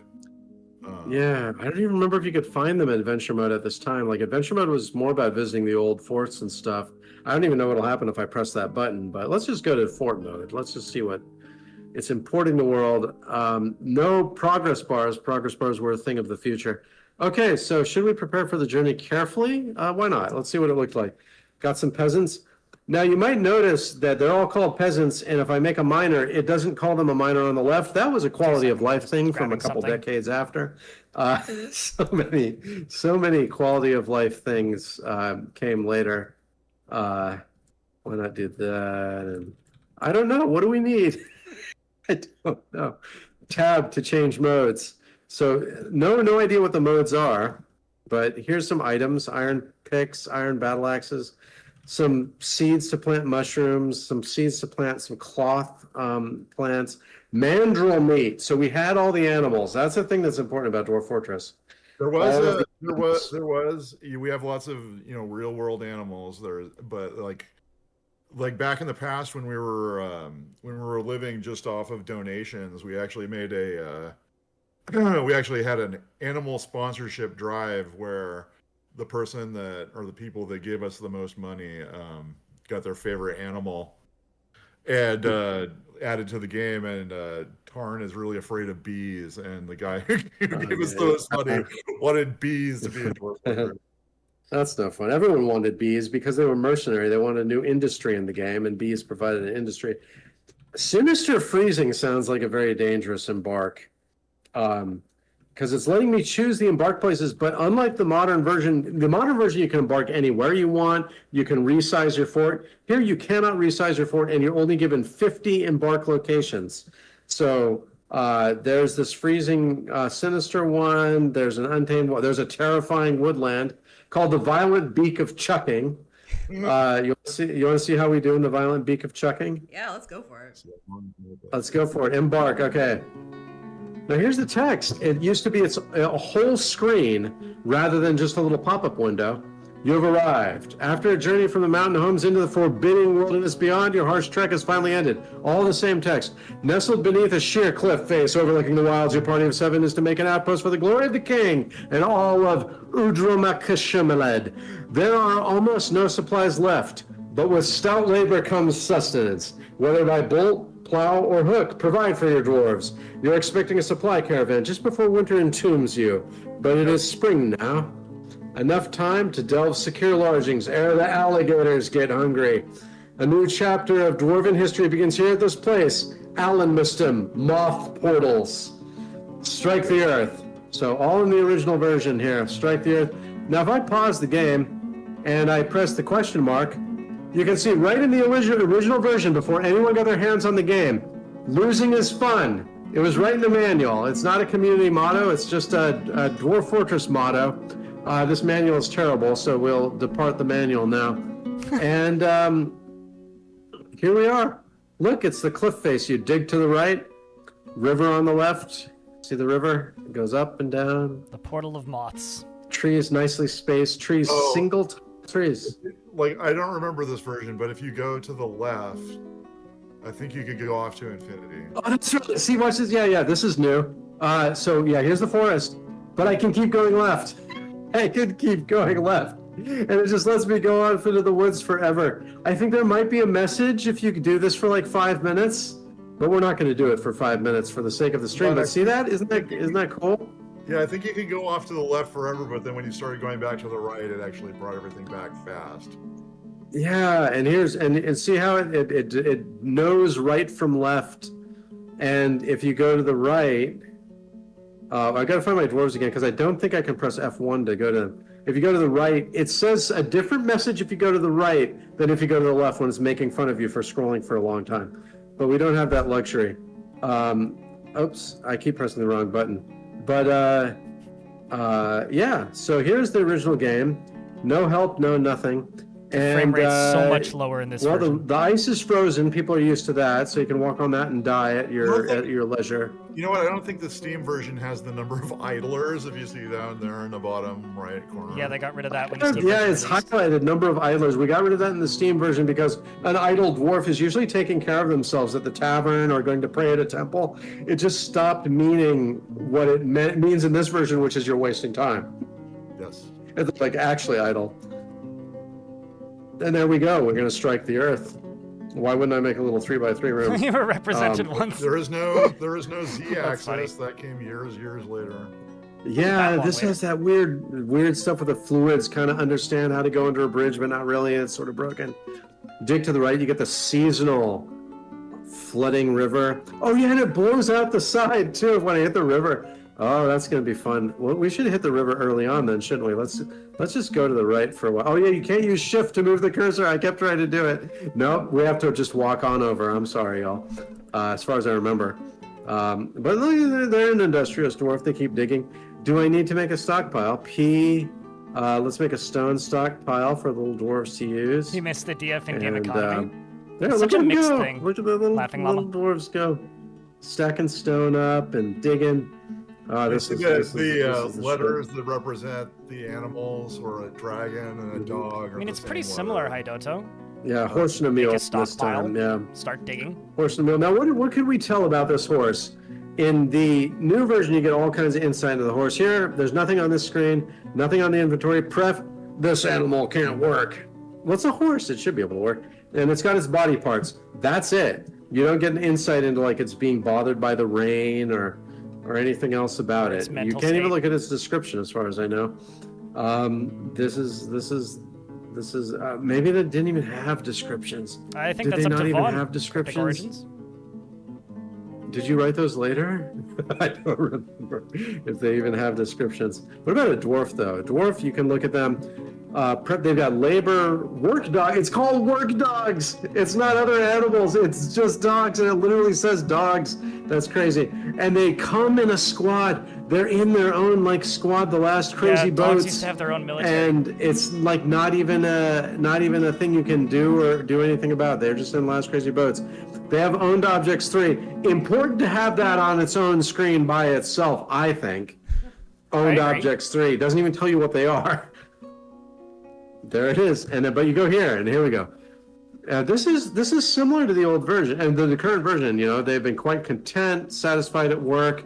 They like jet, amber, cave spider, silk, maces, armor, cloaks, tables, large gems, and dogs for their loyalty. You know, no music or anything like that. None of that exists. He needs alcohol to get through the working day, though, as a staple of the original version. So that's great. That's great. It's like that's important work. I keep pressing escape and getting to that screen. Sorry, it's going to keep happening because if you try and leave a menu by pressing escape, it takes you to like a settings menu. But we have a nice room now. The miner's getting more experience. It tells you about it. Down at the ticker at the bottom. The ticker at the bottom is that's old version stuff too, right? We don't have ticker in the, but there's no way to click announcement alerts or anything. It's just the ticker, and I think you can press A. Yeah, A for announcements. It's space bar to get out of menus. That's so sick. So press A. You want to press escape to leave? Sorry, that takes you to this menu. But you press space bar, the pause button, to get out of the menus. I was so hooked on that for so many years. I was like, oh yeah. It took a while for that to change. It did eventually But yeah, change. here it though. is. Here's the dwarfs going to the right. We're trying to drown ourselves, as is our way. But yeah, this is cool, isn't it? I mean, this is kind of what we envisioned when we first thought to do the game, right? I'm actually kind of surprised that the Oh, hey. amount of stuff that is in here. It's like it is a complete game. It's like you know, and we were asking for money for this. It's like, Well, we made $800 the first month. People supported this. It's a great game. Look at them go. No, we thought of this. So this came from this game Mutant Minor that was just this weird turn-based piece of garbage. So we decided to make it real time. So you can have a bunch of people running around without having to like fiddle with their controls or anything. And Zach and I were on the phone for 3 days, just basically all day for 3 days. Once we thought of this idea to make a kind of a real-time digging game, and Because we saw that 20 years from then, it would be a big success. I think we were just excited about making a game. I think it was it was the moment that, because we always wanted to make an RPG kind of like a NetHack or Moria or a game like from back in the day, but we and we tried with the graphics, but the graphics were like they just sucked up all the effort. But we found out that we could do this in ASCII, and it would allow us to add so many things so quickly. We just got really excited about this, and then we had a plan. We had this plan. We were living on opposite sides of the country at the time, and we were we had this phone call about this game, and then it was we had a complete version or a complete idea of what this game should be, and it was actually you would create a maze like in the mountain, and then you would get destroyed. That's what losing is fun was for. You were actually, in order to win the game or to play the game, you actually had to lose. And adventure mode was actually supposed to come after this. Like you couldn't start adventure mode. You can only do that. I don't know if that's actually like how it ended up, but it was supposed to be that, you play a fortress, you have a dungeon, you've made a dungeon, you lose, and then you adventure mode into the dungeon that you created, and you get the treasures, and that's like NetHack, except you've created your own dungeon. So that was really exciting for us at the time. And there's all sorts of problems came with that. Like once we added the economy, like dwarves were renting rooms inside their own fortress, which was terrible. But the whole idea behind that was actually that they would have money, and the only reason they were supposed to have money is to leave it in various places in the fortress, and those would be like the treasures in like Angband or Moria or NetHack or whatever. It would be that would be the point of the game. And then we just got overexcited about it, and so the artifacts you made would be found not just by your adventurers, but like adventurers in eras in the future. Yeah. And it got all the way to the point where you'd be like playing an archaeologist like a NetHack, and like the archaeologist, that's based on Indiana Jones, right? Because of the whip and the hat that you have in NetHack, and you'd be going to find artifacts inside of your fortress. But what did Indiana Jones have to do to get artifacts? Kill some Nazis. You had to kill some Nazis. We were going to have Nazis that you killed in Dwarf Fortress when you get the artifacts. They got to go, right? That's the theme of modern civilization 70 years ago. Nazis got to go. And so you're going to be whipping Nazis and then getting artifacts. There'd be like evil archaeologists trying to, like Belloc or whatever, right? And you have to whip them too. And then, was there an ending? Do you remember what happened after you got the artifacts and stuff? And the keep, dude, the keep. It went worse than that. It went even worse. There's this and they got turned into a movie, The Keep.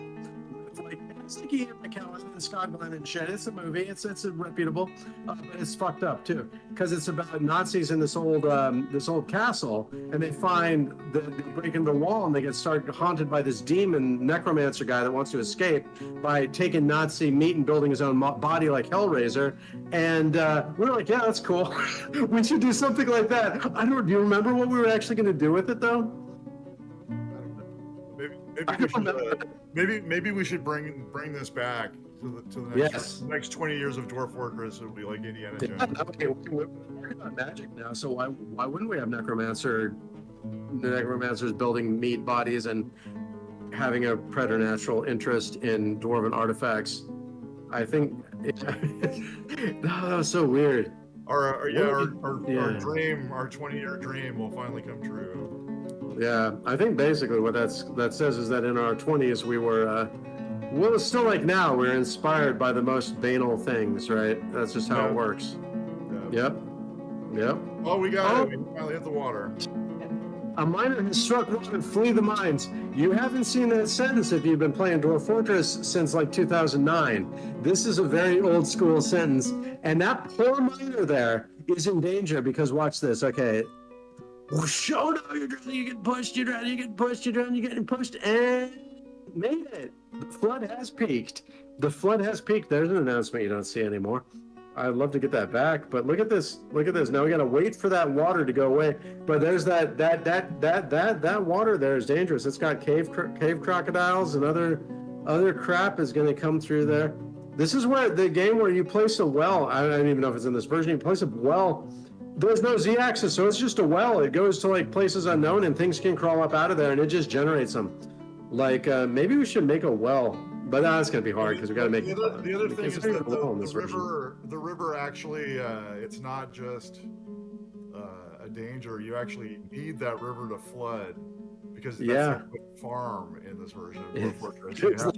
Literally the only farm. You have to have the river flood you in order to have dirt to have crops, or else you'll die. Yeah. I'm making rock blocks. I've got a carpenter's shop, so I'm going to cut down some wood, make a bucket. Then I can make a well.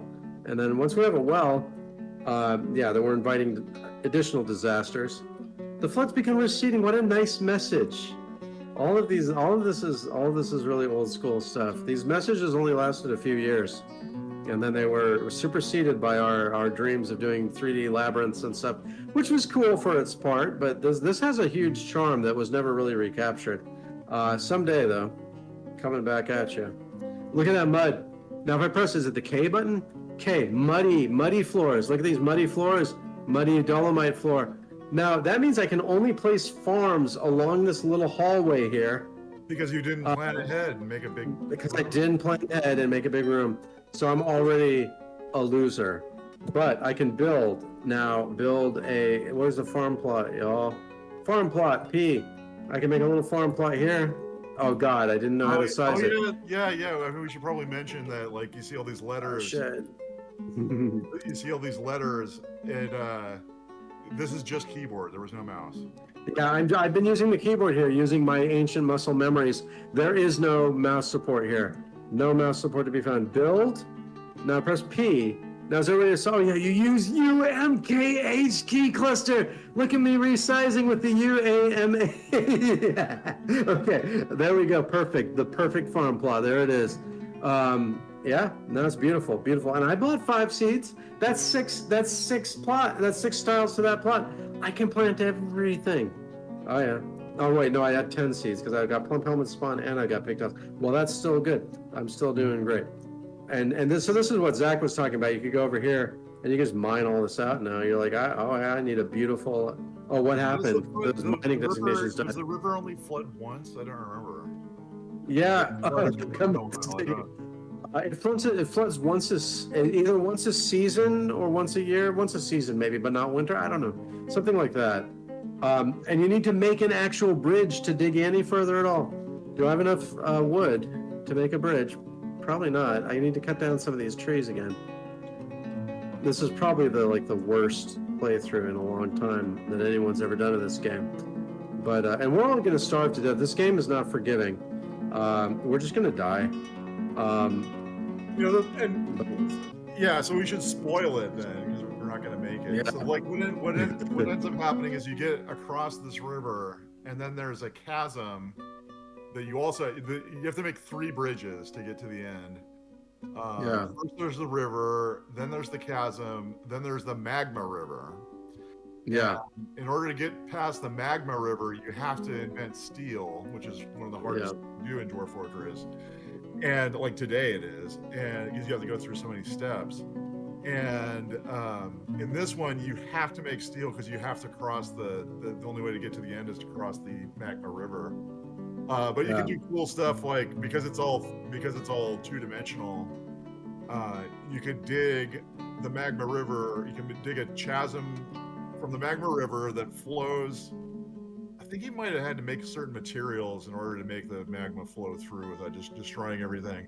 But what you could do, because the chasm has all these monsters that come out of it, you can direct the lava into the chasm and then fry them all. And then Yeah, I wonder, was that in the original release? Because I'm looking at the D here. Did we add that like right after? Because it had to be in 2D, but where's the channel option? No, there was no channel. You had to. How did you do it? How'd you do it with like walls? You had to build. I think you actually had to build. You had to dig it out, and then you had to build steel walls, maybe. Oh, weird. Yeah. Yeah, there's no screw pumps, right? This is before screw pumps. Oh, there's aqueducts. There's aqueducts, which is yeah, it was aqueduct. That's what you had to do. You had to build an aqueduct. Aqueducts, because aqueducts don't exist in the current Dwarf Fortress. You just build them, right? If you want an aqueduct, you build an aqueduct tile by tile. You don't have a special option for it. You probably did a steel aqueduct. It'd be pretty long too, I think. Yeah, can we build a bridge now? Bridge, chalk. Oh yeah, why is it? Oh, is a bridge?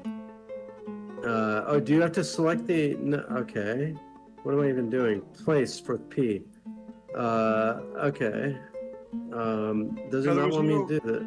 There was no labor in this one, was there? Like the VPN thing you had to I press. think so. Let me look at a dwarf. Let me look at this carpenter. So here's Soto Ficodarak. The language is pretty much the same. I think it has fewer words, but there's an L. VPL. Here it is. Oh, yeah, there it is. Yeah. The legendary VPL screen where you can like select their individual labors. You do this with work details now in Dwarf Fortress. This is very cumbersome. This VPL stuff, this labor thing, I always thought was the worst idea in Dwarf Fortress. It was so terrible, and a lot of games have copied it. Yeah, it's one of the reasons DFPack exists. Yeah, they copy what I believe is the worst design of Dwarf Fortress, and everybody thinks it's such a great idea. It's funny. Yeah, we do our very best out here. I'm gonna make a bed for somebody. We are making a bridge. Oh God, he has to walk back. Oh no, it's so slow in this version. Look at them go. I'm gonna go make a bridge. Yeah, so this is, I mean, it's as exciting as it can be, right? This is the beginning of the game. You can do things like you can dig out these rough-hewn parts of the cliff so that it's just a flat, solid color, and then you can start engraving. I think we had engravings. Yeah, detail stone is what it's called. So I can detail the stone here, like this. You have not made any rooms for the dwarves. I don't remember if there's zones. I'm pretty sure there are. Oh no. So we have a wooden bed, so I can make a bed, and oh gosh, it's so hard to control. Quit bed, select oaken bed, placement. There we go. I got a bed ready to be placed, but you need a door to make a room. So did I make a door? Probably not. So I gotta make a door. Then they place the door, and then you spread out from the bed. It's those rooms. It's rooms only. I think it's only rooms. This version was because that's like really advanced. It's funny how much stuff was already in this very first version. Yeah, we have this screen. We have the screen. So Z, which I normally do is. Look, you need a broker. We had nobles back then. That's funny. Brokers and bookkeepers. The kitchen can do the cook and brew thing. I mean, there's some things in here. I don't know what other. What have we been doing for 20 years? All this stuff is already here. Yeah, nothing at all. There's the military command chain screen. It's called. There's stockpiles, standing orders. Those are all there. There's the units. And what about military squads? That's also one of our worst design. So apparently, and I didn't remember this at all. In this version, everybody has a different squad at the beginning, but you can do a promotion thing. So the miner's promoted over the carpenter. Oh, God, it's manual. Oh God. Now it's all one squad, the last crazy boats, and your space is done promoting. Now you can view the squad. V, that does nothing. The V, for the record, the V button does nothing. A activates the squad, and W looks at the weapons of the squad. Look at this, weapons. You can make them unarmed, axes. You can set, I don't know what the hell. There's 2 A's. Now there's the left side A and the right side A. Is that some kind of armor thing? Leather chain plate, buckler shield. Okay, so this is actually the shield on the right and the leather chain plate on the left. There's your number, your numeric position, whatever the hell that is for whatever purpose. You can have swords. Let's set everybody up with axes if they care to do it. There we go. So that's fantastic. And those can be activated. Could you even tell them where to go? You couldn't. I know you couldn't tell them to kill anything. Yeah. So let's activate the squad. We have activated the squad. Now they're all recruits. Everybody's activated. Okay. So how do you interact with the military? Oh shit. Oh god. The help screen's already defeating me. There's no military stuff. Where's the commands? There's no commands. The many menus. Is there anything about military stuff? Military. Look at the wiki. Okay, so we've got description, military, unit profiles. Soldiers carry food and water. They have their sleeping things. They're standing down. Unit profiles, soldier preferences.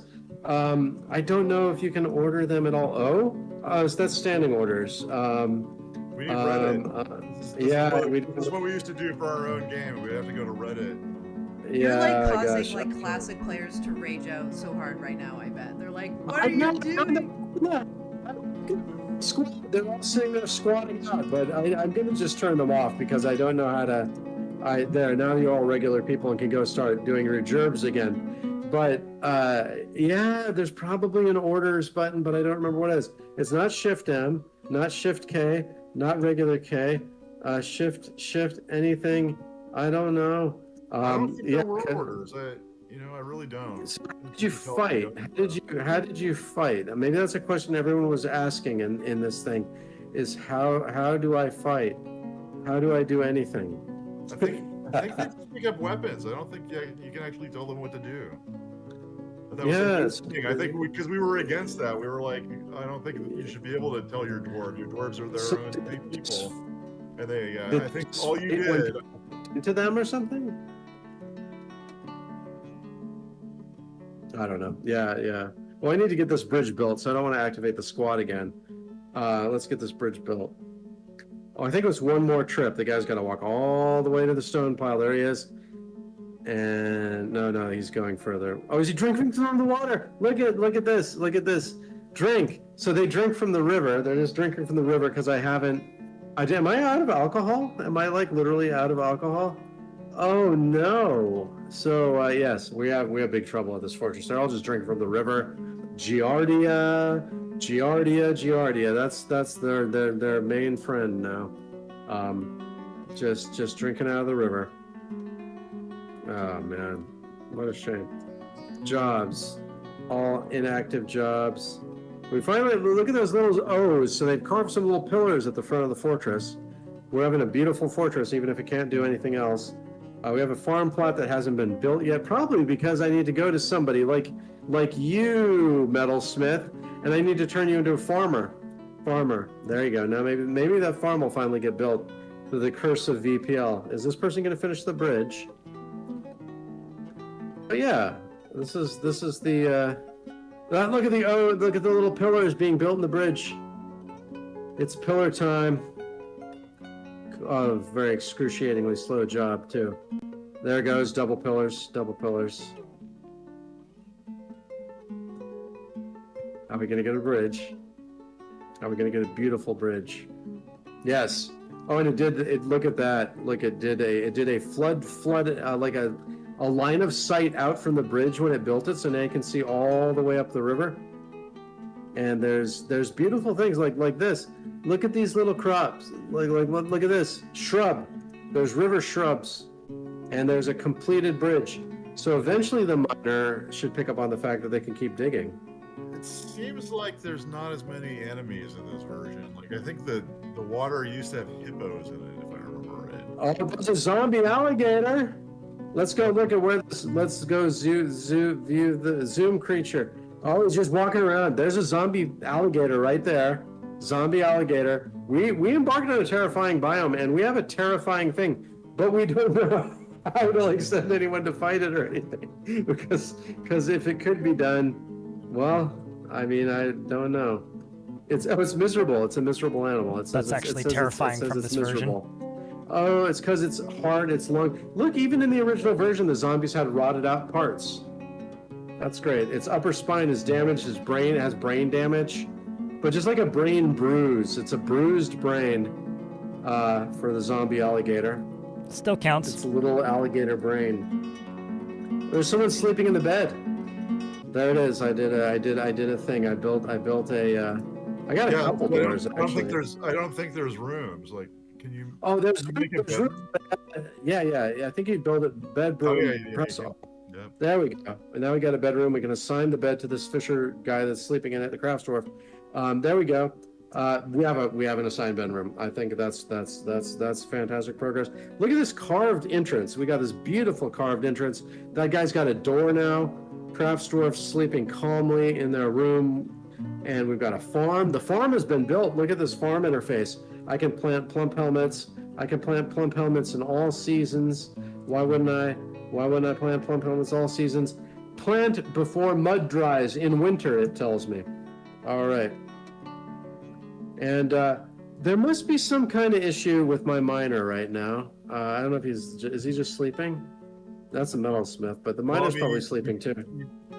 You know, like this wasn't perfectly made. And, you know, you did make him pick up an axe, and he might have dropped his pick. I remember this. Oh yeah, is that his pick right there?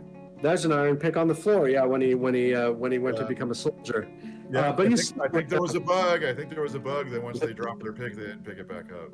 No, he better pick it back up. He's sleeping now. He's gonna get it. So I think one of the big problems in this version is that sleep times were not staggered for your starting 7. So there was this chill time in the beginning where everyone slept, and you just had to sit there, and that's what we're doing now. Sitting, sleeping, and everyone's tired. The one guy got a bed. Everyone else got the floor. And they're sitting out here on the floor. They're going to have bad thoughts about that. I believe bad thoughts about sleep existed. Oh, in fact, they're already miserable and unhappy. Why are you unhappy, little dwarf? Unhappy lately. Slept in the dirt recently. Caught in the rain recently. Complained of a lack of a well. Complained about the draft.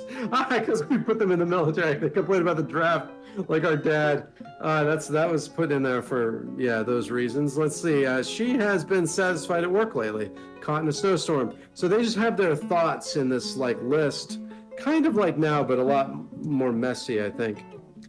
But yeah, they're all just sleeping, and we have dreams of building a bridge across the river. But so there's aspects of the game that were quite similar, and some things that are quite different. Like the flood, especially, was quite different.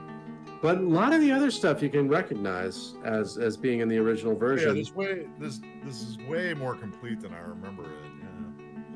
Yeah, we did a good job. It's like the first 4 years we were just plugging away at this thing, and got all of the roots in, and we've just been kind of expanding. Yeah. Putting in the Z-axis. I remember that was like one of the biggest things because we thought actually thought it was impossible for a long time. Like when we tried to make RPGs like this, because Drag Slay was was our first RPG, or one of our first RPGs, and we wanted to make levels like in the Steam version where you go up and down, but we thought it was impossible because if you were standing on a wall, we had some physics problem. If you were standing on a wall, you couldn't shoot an arrow down. It was a weird problem that didn't make any sense because we ended up doing it anyway. But we resisted it for a long time, making Z levels I think it was for that reason. I don't remember. But I mean, like that, the Z levels were a big deal. I know you had lots of problems like with the temperature and stuff like that. Programming it. I'm sure like the pathfinding is probably terrible, but Yeah, no, that was a big problem. So the miners VPL mining setting got turned off. I don't know why. I turned it back on. They picked up their pick, and now they're back to work.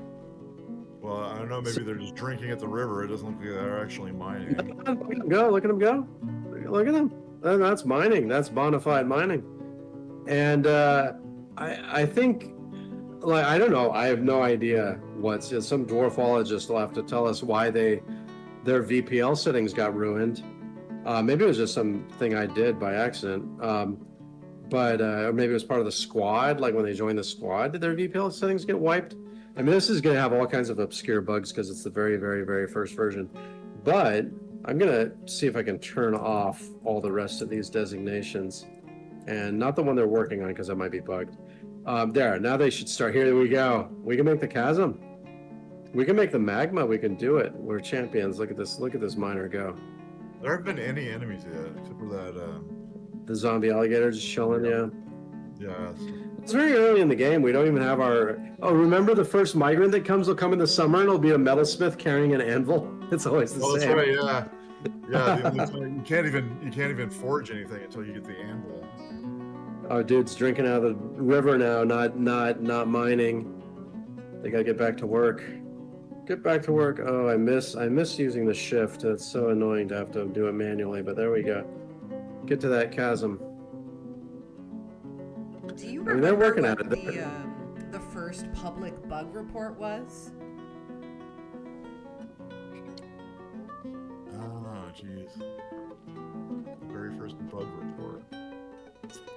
Or at least in general, like what the community was first like talking about with this like early build, or one of the. Well, there wasn't much of a community. There was the Slaves to Armagh community. That's why we had to name it Slaves to Armagh Chapter 2 Dwarf Fortress, because we had to transfer our community from a graphic RPG to this thing. Oh, interesting. Yeah. Yeah, so we had a marketing problem. Yeah, most people went along for the ride actually, because it was the same. Like the thing that appealed to them wasn't the 3D graphics, because we were so horrible at that. No one could have possibly liked that.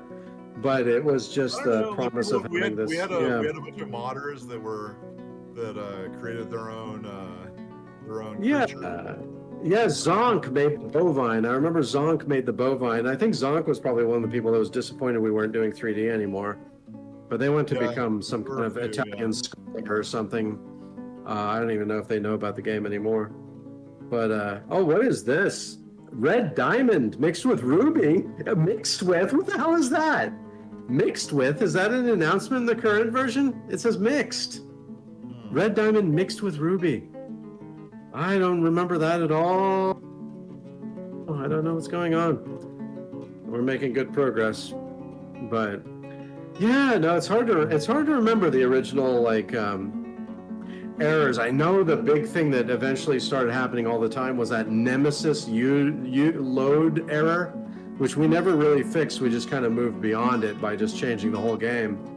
But like when those unit files that are offloaded during World Gen get corrupted, your whole game's dead and there's nothing you can do about it. And we've started making it so that it just tries to cope and tries to generate a new unit if the file's corrupted and stuff. So that shouldn't really happen much anymore. But this thing was very precarious. Like one bit goes wrong in this version and you're dead. Your whole world's dead. Yeah. Can you retire? Like, I'm really wonder what adventure. Oh, I really wonder. Yeah, let's go check it out. Because yeah, we're not just gonna go dig to the right. So abandoning the settlement. Settlement's been abandoned. Bye settlement. I think adventure mode might just be about visiting the settlement. Let's go see. Because there weren't towns. We didn't do town maps or anything at this point, did we? Human play now. Elves and dwarves from various civilizations. Let's try human. Let's try the human of Bevelgil. and we can be axe person all the way. Just we love axes. We love dwarves. That's where we're going to visit dwarf sites. Okay, go. It just says go. In what sense? Where the hell am I? It just started me. Is this a human town? There are some humans. Like I think this is the version where we wanted it. We wanted you to adventure in your own cave. Oh no, Yeah. there's a town. Wait a second. Yeah, oh, you got meat. Look, there's meat to buy. Oh, there's the magical chests and the magical barrels. We got rid of the refilling barrels. But I think you go down this road, this central road. I think if you walk off the map, it just tells you where you can visit or something. What the fuck? Sorry, F word, but there's like a whole town. I did not. I thought we were. Was it the pre-release version only where you just got a menu of places to go? Because this is like I'm traveling. I don't remember this for the first version at all. No, my this is really This advanced. is what the fuck? Sorry, I keep saying it, but it's just like, yeah, this is way more advanced than I thought the first version was. I thought the first version had menu towns and menus to visit. Oh, there's the clouds. You see the clouds coming in? Clouds going across the sky. It had the weather sim? Like, what the hell? It had the weathers. Oh shit. Oh shit. Oh shit. It just dropped. Oh fuck. I'm getting killed by a crocodile. Oh no, it's an alligator that ate my. Okay, I was murdered, but I'm not going to be able to find the fortress anyway because it's the whole world map. Yeah, Oh, see, shit. originally what it did, I don't know where, like the older versions must have disappeared because this is not the very first version. It is the very first version. Those old versions were all pre-release. The ones where you had a menu. You just had a travel menu. No, the people got a very good version on the first release. And here's Legends mode. I've entered Legends mode. And look at Legends mode. It's so stingy because it says sites 1 out of 595. You can't look at anything else until you actually discover it. How rude. Here's the whole fortress. Moth Portals was a mountain fortress. A few issues still trouble scholars, but the picture is fairly clear. In the early spring of 1051, the oaken smooth axe of artificers of the willful log Ultra Rack founded Moth Portals. The issue that is missing is why it was abandoned, but apparently you don't learn that until you look at an engraving. And I actually like this better. I think like a more of a game in like more like if Dwarf Fortress is more of a regular game, Legends mode would be something that you would have to unlock as you played. I think should go back to that. No, it's too much. No, people love it too much. People love looking at their legends. Oh shit! What did I do? Completionists No, I would don't probably want. lose their minds because I feel like that would be the hardest game to complete if that was the case. Yeah, people. I was trying to embark, but there's only embark locations, right? I'm trying to figure out. I'm trying to remember where my fortress is. So that's on prepare carefully. Oh god, I pressed enter again. This interface sucks. We all know it. I've now embarked and abandoned several fortresses because I'm pressing the wrong keys. Now originally, before in the pre-release versions of this, what we did was you did start at your fortress. Is what we expected to have this happen before there was a world map. What it would do is just change. It would turn everything 90 degrees to confuse you. Yeah. So instead of going sideways into the mountain, you would go down, or you're adventuring down into the cave. And that's what I expected to see when we did this, but like this is really No, it's too advanced. So what I did is I just embarked a fortress at the bottom of the map, and now I'm just gonna get jumped by wild. Yeah, I just got jumped by a zombie. There's no running, so I can just run away. I think you just run off the edge. Because there's no continuous movement in this game. It's all instanced areas now. I believe, and so I got through the. Oh my god, I keep getting jumped by wolves and shit. But the thing is, there was no speed in this version, so everything moves at the same speed. So I can just run away from most ambushes as long as I don't get surrounded. Oh, but I got surrounded. I was torn to pieces and eaten by wolves. It's going to be impossible to find an old fortress, I think. So yeah. Well, it was cool though. Yeah, it was cool. It was way more advanced than I thought it was. Very rough around the edges and in the middle and in the rest of it. But that was, I mean, we worked on that very resistantly while we were adding new features over time, and eventually landed at the modern era where you can more easily play the game. Yeah, it was intriguing. People had a lot of fun with that, just messing around with. I mean, it's amazing to me that Boat Murdered even got written, given how rough that is to play. But people stuck with it, and yeah, we're grateful that they did.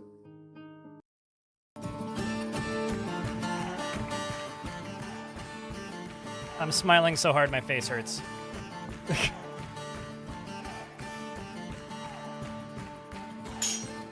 That's kind of incredible. And now that's the original Slaves to Armok. Careful, this isn't stream friendly. That is a naked person fighting a dragon.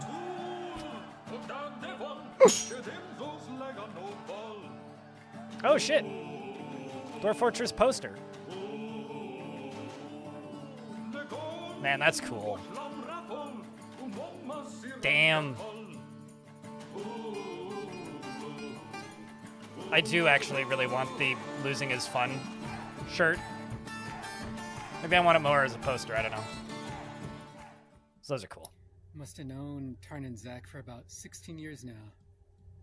I met him after I made my second game. I sent him an email saying we should go get tacos at this Mexican restaurant nearby because we both lived in the same city back then. And I remember sitting down with him and going, hey, I played Dwarf Fortress. You should add some of my ideas. It would be cool if the dwarfs had waste management. You could collect all the dwarf poop and dwarf pee and make gunpowder out of it. I don't know what you do with the poop crafts, but something like that. My other idea was that you should add a hot rhino man to the game. But as far as I know, they never added either idea. Hey guys, I'm Greg. I live in New York. This is my beautiful Ugandan wife. Hey, I'm John. I first started playing, I got into it because kept seeing it, and I'm like, yo, this game actually looks pretty dope. Like, and then I started reading into it, and I was like, yo, this is definitely, like, obviously Steam has shown it to me for a reason, you know, so I started looking into it, and I'm like, yo, this actually sounds amazing. And then I started looking into the creators, Zach and Tarn, right? Yeah. Mm-hmm. And I was like, you know, and like I've bought indie games before where like the creators just give up on the game, so I'm like, you know, I'm so tired of it, you know. But his one introduction video was like, yo, listen, he's like, this is my life. I got my brother with me. Like, we're going to be doing this to the end, dawn of time. I was like, all right, I can stand by this. You know what I mean? So I played it. Sign. Yeah, it was like a sign, you know? These developers are in it for the right reasons. Putting Dwarf Fortress on the show, I think it just came down to the fact that, like, it represents a lot of who I am as a person. Like, you know, just, you know, like at times the game is very easygoing, flowing with, you know, just, you know, you're building this, you're building that, then it gets chaotic, and it gets crazy. It slows down, but it was just, you know, besides that, it was just something I was playing at the moment. But it represents, like I said, a lot of who I am. It's just an awesome game. It's a sim colony game. You don't have to, like, I love watching them. You know, I'll just get on and just watch these guys just run around and do all the crazy shit that they do. Like, you know, yeah, they literally just do, like, one dude made a book of, like, necromancy. He started summoning zombies and shit in my fortress. I'm like, yo, this is ridiculous. Like, this is crazy, you know? So I feel very immersed when I play Dwarf Fortress. From the just the cave noises and the little water drips and everything like that you hearing throughout the game, to... It's like I can see myself just sitting there chilling with these dudes, just drinking a brew, you know what I mean? And just like, yo, what's up, my brother? You know, like, I don't know. It's so that I figured that would be the best one, you know? Hi, this is Tarn Adams from Bay 12 Games, and I'm here with my brother Zach. Hi, Tarn. And Zach. we're here to celebrate the 20th anniversary of Dwarf Fortress. And we've decided to celebrate the 20th anniversary of Dwarf Fortress by honoring some of the people that have been a part of the project throughout the years. And this is the Bay 12 Games Beyond Quality Awards. So yeah, let's get started. So the first award we'd like to give out is the Bay 12 Games Beyond Quality Origins Award. So we started like when we were little kids, we would go onto bulletin board systems and download. Right, Yeah, like yeah. Your mom is on the landline, and your computer's making that noise. Yeah, there's you would dial into the university UC Davis, and they had games you could download. I remember like what was it, Nuke LA? That was one of them. Yeah, it would talk about the number of mega deaths and show you a little circle around the different places. And we got some of our early basic games there where we learned how to program by chopping them into little pieces. Modding them essentially, yeah. Yeah. It's just and we also got roguelikes there. We had a thing called a hack unit, which was 200K. It's like it took a half hour or something to download. It was not a fast download. So that was kind of how we spent a lot of our childhood, and it's hard to pick just one. Yeah, it's hard to pick just one. Yeah, well, I mean, I think like now the award goes to Angband. Angband it is like a descendant of Hack, which is the one that we played as kids. But it's like I think it's the most complete RPG, ASCII RPG, which is what Dwarf Fortress, the style in which Dwarf Fortress is made is way back there in 1986, so another 20 years. 40 years ago. Yeah, it had the little town that you interacted with up top was always a kind of resonant thing about it.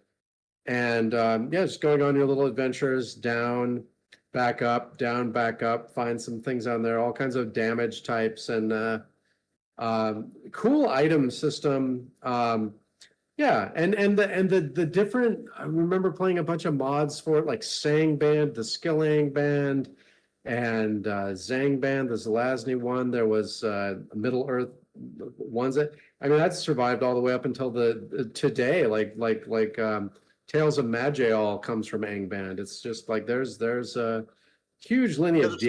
Diablo comes from Angband. Like it's really cool. Yeah. So that was roguelike. It is what original roguelikes that were like Rogue. It was one of those. Yeah, so that was great. So yeah, we'd like to give out our Origins Award to Angband. Okay. So next we have this. Go ahead. So next we have the Storyteller Award, and this is for someone who helps get the word out and like really gives personality and more than just back in the day, more than just ASCII, kind of brings it to life, and that's Krug Smash and the videos that they created. Yeah, we saw the Gorlak drawing they sent us 8 years ago, and there's the famous Fortress Scorch Fountain. They've had staying power over the years and produced some really memorable work. So we'd like to honor them with this award. Far beyond quality, the Beyond Quality Awards. Well, hello, you bearded bastards. Man, if you told me 10 years ago when I uploaded my first Dwarf Fortress video on YouTube that I'd be accepting an award for it someday, I'd say you're out of your mind. What are you talking about? Nonetheless, I'm extremely honored to receive this token. It means a lot. Thank you. I'm just happy to have shown people what this wonderfully unique game, simulation, whatever the hell you want to call it, is capable of. Keep imagining. Keep crafting those stories. Good job, you guys. Here's to the next 20. And until then, you bearded bastards. Yeah, so, congratulations, Krug Smash. Yes. Okay. So the next award, Beyond Quality Award, is the Best Roguelike Award. So continuing on from the Origins Award, now we just look through all the roguelikes that have ever existed and decide which one's the best. So the winner is Caves of Cud. Caves of Cud. Caves of Cud is the best roguelike. And it's it's a recent development, but evolution happens and the survival of the fittest. And I think the pinnacle of roguelikes now is Caves of Cud. It's got it's got a rich sci-fi story to it. That's really beautiful amazing. writing, beautiful character customization, and it's got that like you can do all of those things with it, all of those little things. You can modify your body, you can do cybernetic stuff, get fungal enhancements. It's got procedural dungeons, and it has an incredible atmosphere that's consistent with the kind of Gene Wolfe sort of setting that they've created, and or Gamma World or whatever, what have you, many influences, and lovely. And especially it is another one of those roguelikes that's like Rogue. A lot of roguelikes out there are not like Rogue, but they are, so they get the award. Yeah, it's very wholesome, very wholesome. Hello, this is Jason and Brian from Freehold, co-creators of Caves of Cud, and we just wanted to say thank you so much for the Best Roguelike Award from Bay 12. It means a lot to us because Dwarf Fortress was a huge inspiration for us, and you all have been doing it for 20 years now, which is your North Star in the community. And congratulations yourselves. Yeah, incredible. I mean, we're at least top 20 roguelike, so it's a real honor. Like, I know at least like Dwarf Fortress and Omega are up there, but it's an incredible honor, of course. Thank you.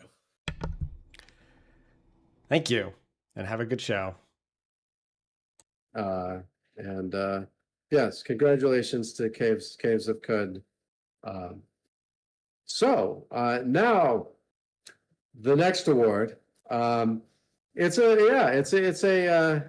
It's just a fact that Dwarf Fortress kind of revitalized a certain type of colony sim, made a new sort of colony sim, and a lot of games kind of followed in our wake. And really cool, really good games. All of them have better graphics than we do, and all of them tighter experiences and better in that way than we are. And so among all those, we'd like to honor the best descendant of Dwarf Fortress, the best dwarf-like, even if they've outgrown the mold, and that winner is RimWorld.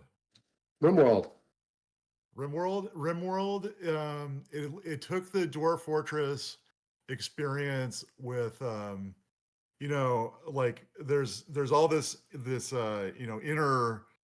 inner workings of the dwarf mind and all that, the personalities, the kind of social things that go on between the dwarves. But I think what RimWorld does right is we regularly have 200 dwarves that are all running around getting set on fire, and they have all these emotions, but there's 200 of them, so you never really get attached the same way you do in RimWorld. And I think that's one of the things that we weren't able to capture as well.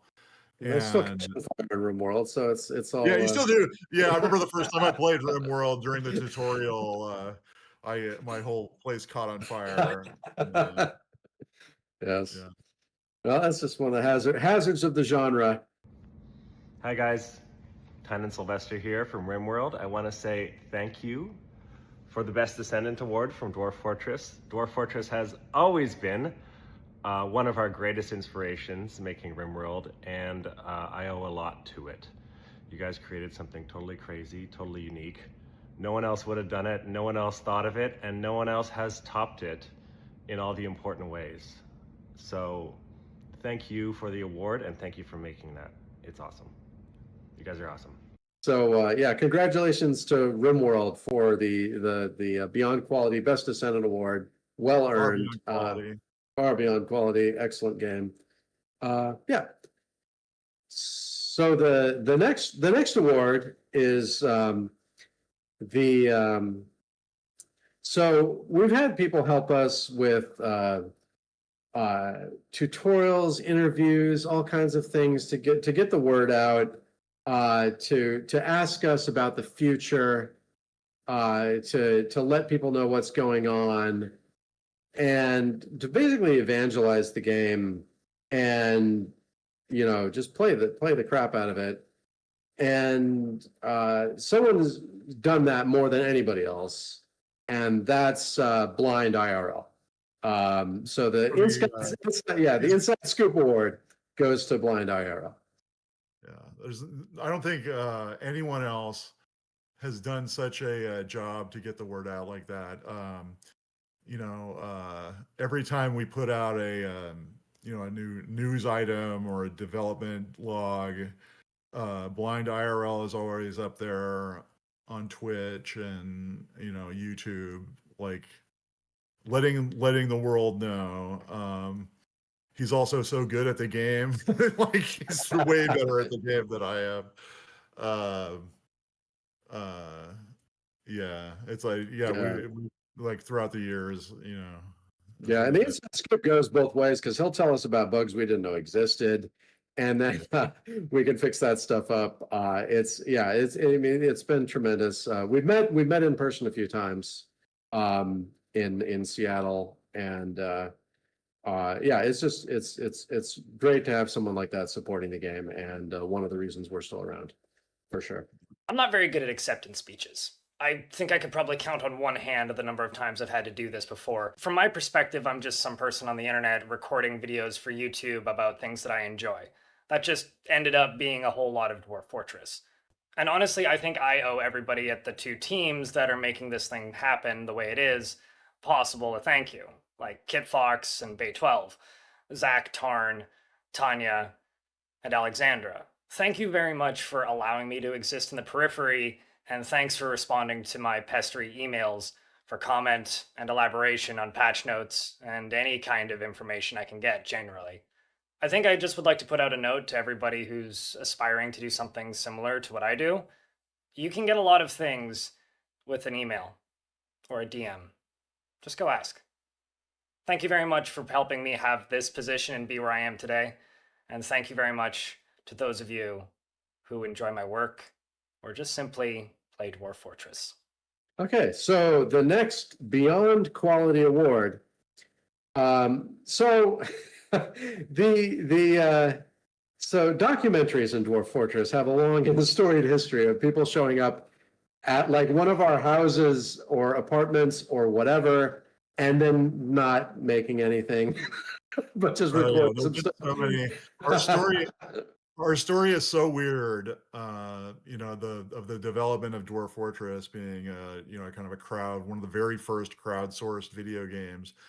And so it is a compelling story, and it has attracted a lot of documentarians that have come to our where we live and have recorded us. It's kind of a weird thing. The times our grandma was interviewed and it didn't see the light of day, you could probably do it on more than one hand.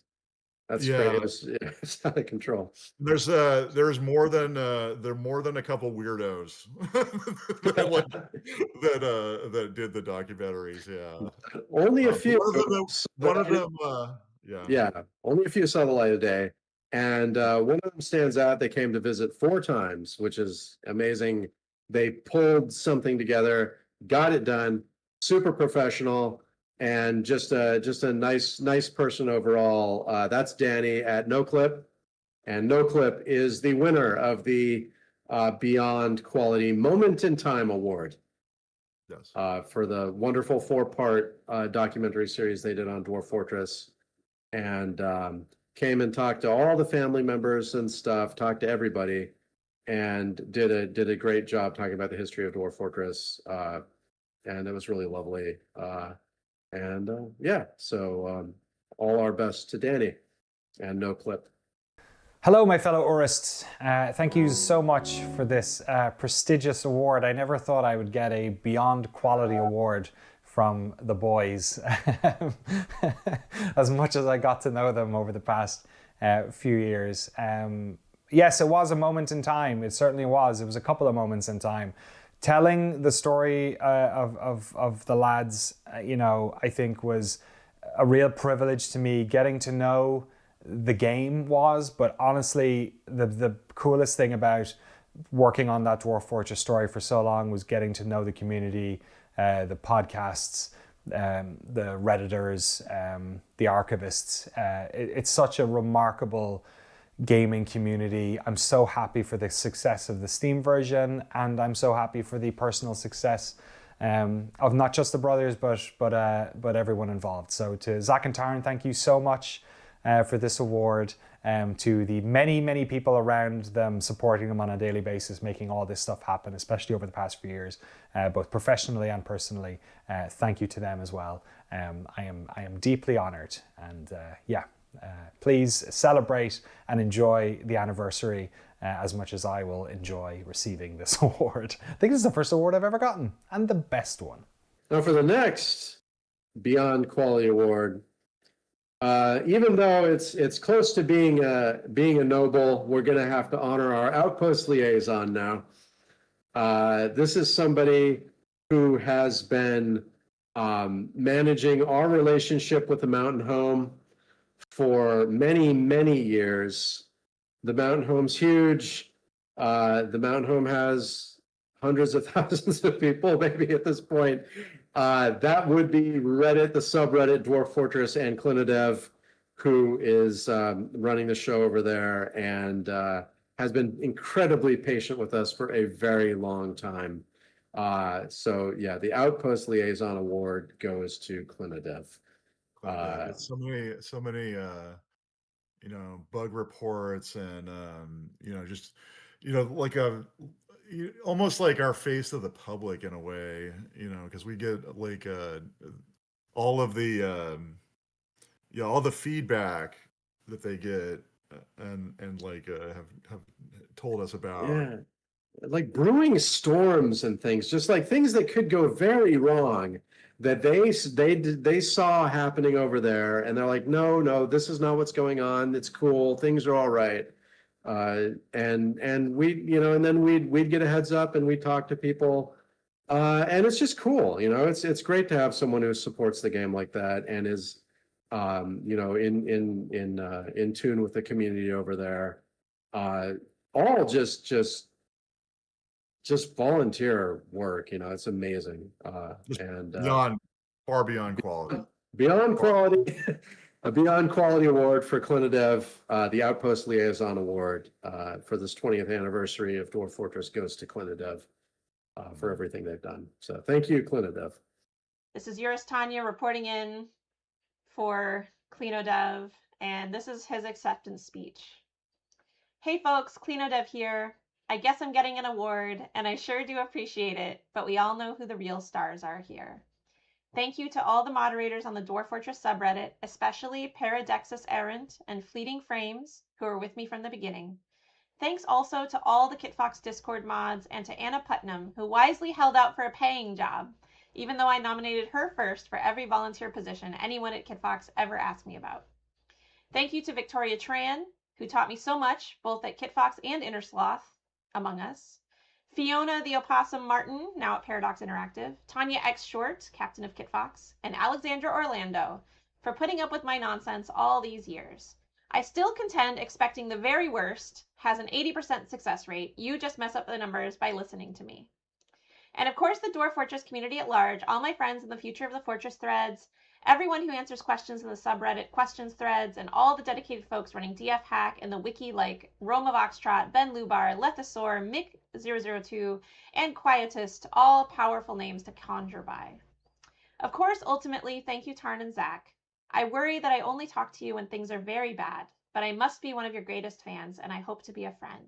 Thank you. Now, the Myth and Magic, is well underway over at Dwarf Fortress. And as we work toward this first release of magical material, we've got to honor the magicians in our community. And that's why we've got the Wizardry Award. The Beyond Quality Wizardry Award goes to DF Hack. DF Hack. Without DF Hack, I don't think we're really a playable game in a way. I don't think we would have made it. I don't think we would have made it. No, it's it was a game in the beginning, like with just the ASCII and the keyboard and all that stuff. It was like pretty much you had to be a Linux programmer to really get into it. It was a mess, and DF Hack made this stuff simpler. A lot of the bugs that we never got fixed because there's so many of them. DF Hack would have workarounds for that. It is just a great tool, and it's created by some great people over the years. Yeah, they've been around for a long time. And if you haven't had a look at DF Hack on Steam and you're a little frustrated with how the game is, they're still there. They're still going. They have a Steam add-on that works with the Steam version, and you can just grab it, and maybe it's what you're looking for. So all of the honor to DF Hack for the and the Beyond Quality Wizardry Award for all that they've done, all the amazing things that they're capable of doing that we don't have the first clue how you hack a video game and do an exe editing and stuff. So it's just amazing to us. And yeah, so thanks to them for all the work they've done over the years. Oh, yes. Thank you. Hi, I'm Kelly Kincaid, a software developer better known in this community as Rome of Oxtrot, and I am currently the acting lead developer of the DF Hack team, accepting this award on behalf of the team. Unfortunately, none of us are available to participate in this event, so I'm authorizing Alexandra to read this statement on our behalf. DF Hack has had over 200 individual contributors over the past 17 years and continues to be a community project, as all great software products are. I personally started contributing to DF Hack in 2012, not long after discovering Dwarf Fortress itself in 2011. Became a core team in 2022 and acting lead developer in 2025. I am also looking to scale back my involvement in order to move on to other pursuits, and I'm looking for someone to take over all or part of the lead role. So if anyone listening is interested, please reach out to me via our Discord. Thanks for making the game, and thanks for being willing to collaborate with us in the past. I hope this collaboration continues as both projects continue to evolve in the years to come. Beyond quality. Beyond quality. Yet again. Okay, so we have some fun with the last one here. This is the final Beyond Quality Award in this 20th anniversary celebration. We thought we'd just honor one of our games that we play that has gone a bit under the radar. The hidden gems, they call them, right? So this is the Beyond Quality Hidden Gem Award, and this one goes to Shadows of the Forbidden Gods. Shadows of the Forbidden Gods. This is a game that was also created by an indie programmer, working by themselves, kind of like we did, and it's just a really amazing game and really compelling. Both me and Tarn have hours and hours into it. It's a game about kind of a Cthulhu-esque game where you are playing the bad guys trying to bring the Forbidden God back to the world and destroy it, which is, our game was Slaves to Armok, God of Blood, Chapter 2, Dwarf Fortress, before it became just Dwarf Fortress, because we love romanticizing destruction, and this is just a great game along those lines.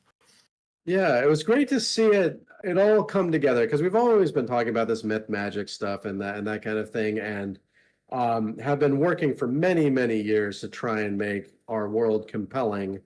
And it was nice to see that if you control your scope a little bit, which we have failed to do, you can do it. I mean, it can be done. It's really neat how they have, essentially what are historical figures in Dwarf Fortress. They've got all of these moving parts in what is a pure simulation of a world, And it delivers. I mean, yeah. It delivers. It's like we like to call ourselves a generic fantasy world generator, and this is Shadows of the Forbidden Gods is a simulation of a fantasy world that's being haunted by your evil ways. Yeah, you want people to come to the mountain to be devoured. They can come to your mountain and be devoured, eat your forbidden fruit, and be eaten by your giant snake. Yeah, This you is got the the business. heroes. Yeah, the heroes are coming together to stop you, and they're all having little adventures while you're having your evil adventures. And no, it's a really great game. Yeah, no, time to kill the chosen one yet again. So yes, so yeah, we'd like to thank all of the recipients for the part that they've played in the Dwarf Fortress story over the last couple decades, and we're still here. We're still working, and we will continue to make Dwarf Fortress while you all continue to be amazing, and the world is a better place for it. And stay beyond quality, far beyond. That's right, far Yes. beyond quality, just like us. Yep. Yeah, thank you all. Thank you. Wow, what an amazing show that was. Thank you for joining us for such an incredible 20th anniversary celebration. It's not every day you have one of these. Nope, not. Hopefully, maybe in another 20 years. I mean, 2046. I don't know what's going to be going on, but probably some Dwarf Fortress. By then, the guns will finally have made it into Dwarf Fortress, or maybe the boats. Boats. Yes. Boats. I'm aiming for boats for 2046. Yes. Blah. I feel a beard up my nose and in my mouth. No. Blah. Just this is the problem. I'm gonna go for neck beard. When you're this is the look. No. Excellent. I love it. New Dwarven style. But we're really excited because we've also got a lot more news to come. This is not the end of exciting things to happen this year. We're going to have some exciting Myth and Magic news at the end of this month in August. So keep your eyes peeled for that. And right now the game is on sale. So it's a good time to buy it for your friends, for your families. Maybe get a Steam account for your dog if they're really into Dwarf Fortress. Good idea. And we have all the different kinds of merch that you could buy for yourself for a Christmas present too. Yeah. It's just around the corner. We've got the 20th anniversary special edition from Serenity Forge. We have vinyls for sale if you're really into the Dwarf Fortress soundtrack. There's all the Fangamer merch out there if you want this lovely t-shirt or other things. It's all available. Thank you so much for joining us and for watching. And we hope you and your jurists have an excellent rest of your day. Thank you. Thank you.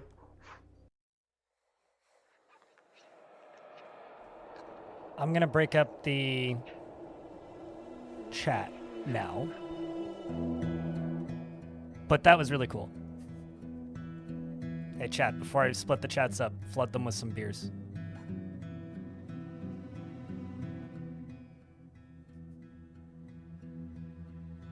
And say goodbye to the Kid Fox folks. Thanks for hosting, as always.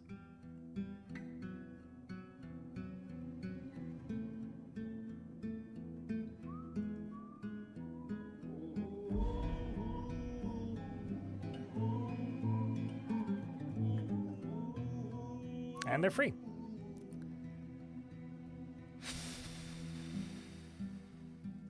That was cool. Like, seriously, that was cool.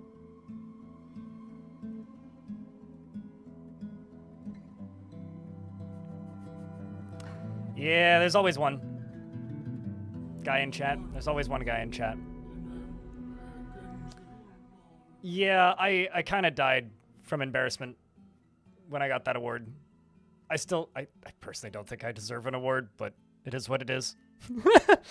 They wanted to give me an award, so I was like, okay. Okay. As far as I know, that entire VOD is just going to go up onto YouTube, so I'm going to start up this little indie game now. I think it's called Dwarf Fortress, although I should probably update DFAC first, actually. So hold on. I'm actually going to turn off Dwarf Fortress after starting Dwarf Fortress. Update DFAC, and then start Dwarf Fortress.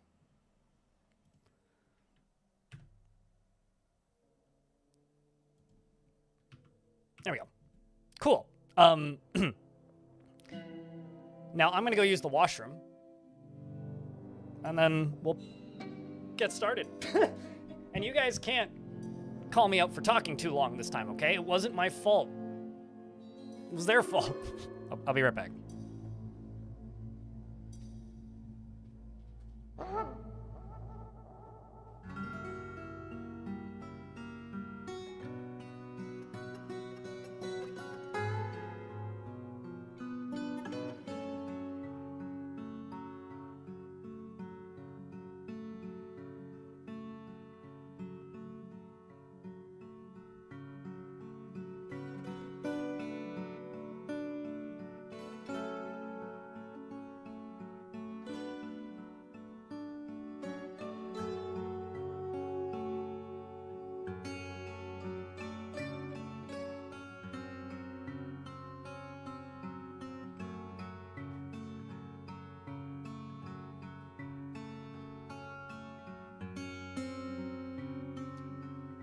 I'm a little worried I forgot how to talk after all that.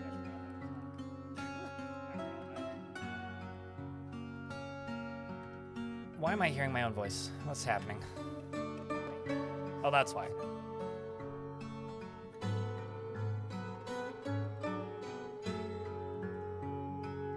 Disconnecting the two streams booted me over here. Oh, hi. That's a raid. Thank you very much for the raid. That's very kind of you. Hopefully, we weren't too busy in the KitFox chat, but I do hope that that was a smooth process on the KitFox side. Everything seemed good over here. Between Twitch and sharing a work call, you missed the award. Which one did I win? The Inside Scoop, or as I call it, the Ice Cream Scoop, because I scream when I think about the fact that I won an award. Yeah. I constantly DM people and bug them. Award? Hey, when do you have patch notes? Honestly, I think Alexandra should get the word on my behalf, like, just having to tolerate my DMs. Because, like, you know, I think I DM Tard, like, once every 3 months, maybe. Whereas, like, Alexandra, it's like every 2 weeks. It's always just like, so when's the next patch coming? Excuse me. I got YouTubes to upload to. But no, that was fun. That was cool. That's neat. I'm flattered that I was thought of, to be honest. But Suited took a screenshot of me dying of embarrassment halfway through that, and I think I need to make that into an emote. So that's my mission for the remainder of today.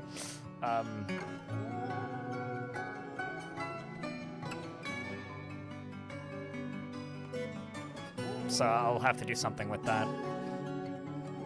Could you remove the chair from the back of my head? Suited? By chance? Is that possible?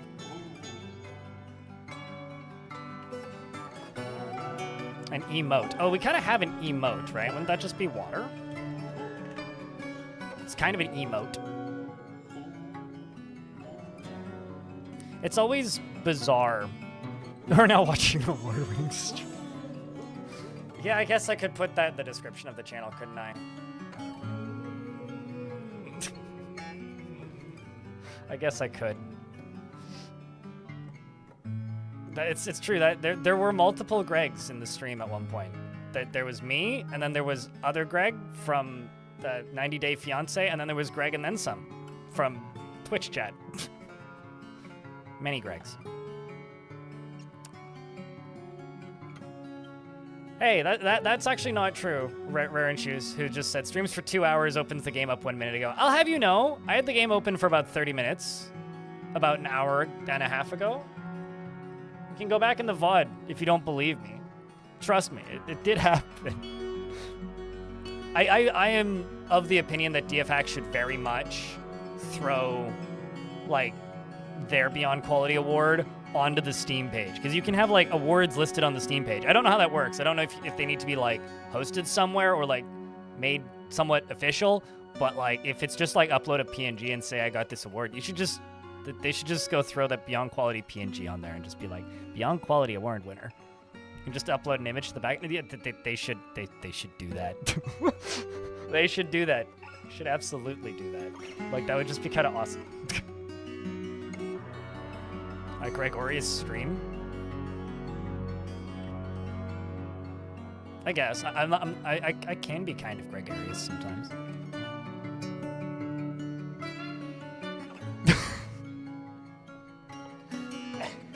Sorry, I can't. That's why I'm going gray, Seraphone, with the degradation.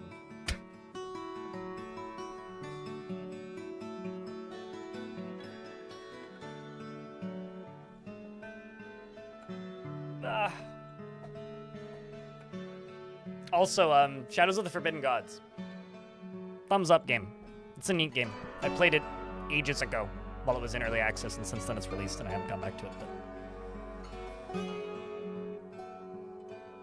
all right, well, I drank half a water bottle during that, mostly due to nerves.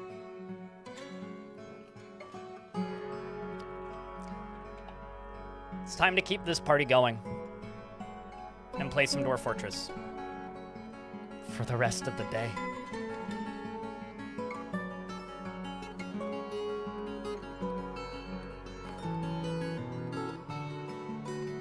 Time to go back to ancient Greece. Panic hydrate? Oh, dude. Oh, dude. Trust me. All of the panic hydrate. Centaurs have never been in, so Centaurs can't be back, but unicorns are back.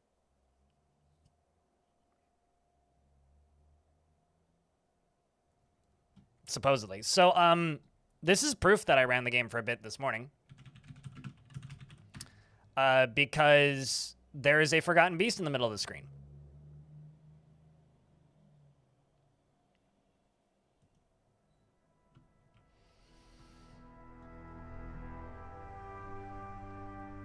Which is I lull the murky. You lull at Mr. Murky. So before I do anything, we're just gonna see who's in the fortress that's named currently. We've got Azuri, we've got Bearded Adonis, we've got Bericles, who I think illegally acquired a shirt, and I need to de-shirt him. Because we are playing a Spartan goal. If you want to know the goal, type an exclamation point goal in the chat. It should be in the description of the YouTube stream. And it's a link to the old wiki. One of those rules is all male dwarves must never wear shirts. So I need to de-shirtify dwarves that have shirts. And I had some dwarves come back from a raid recently with shirts on, and I'm very offended by their shirtness. So we've also got Esm the Limp, we've got Graniticious, we've got Jamjalopi, we've got Job, we've got Mogwai, and Salicon, as well as Shorticus, and Six, as well as Steve, no relation, and Stormwolf. Tiny Hash, and I think that's all the named dwarves. However, there are more dwarves, they're just not on the map at the moment, such as Eurystheus, Eudoceles, Romulus, Lanix, Ranger Rick, Goblinus, Letteran, Orthocles, Ice Blue, and Donut, and Bismuth, and Moreb, and Darius. So those are the ones that are not on the map at the moment. Snailius? Snail is sus. Is Snail sus? Do you just want a happy dwarf, or do you have preference? Happiest dwarf? Okay, how's this Fisher dwarf feel? Does it fit the vibe?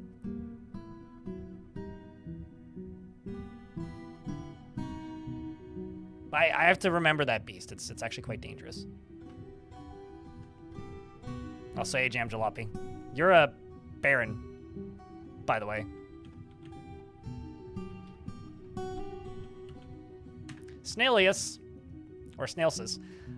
Justice Axe, that's a good last name, is driven by a bouncing frenetic energy and is impervious to the effects of stress. She has great trouble mastering fear when confronted by danger and is not readily moved by natural beauty. Though, she is conflicted by this for more than one reason. She sometimes acts with little determination and confidence, is assertive, and takes offered helping gifts without feeling particularly grateful. She tends to avoid crowds and rarely feels discouraged, often feels lustful, and has a tendency to go it alone without considering the advice of others. And she occasionally overindulges and could be considered rude.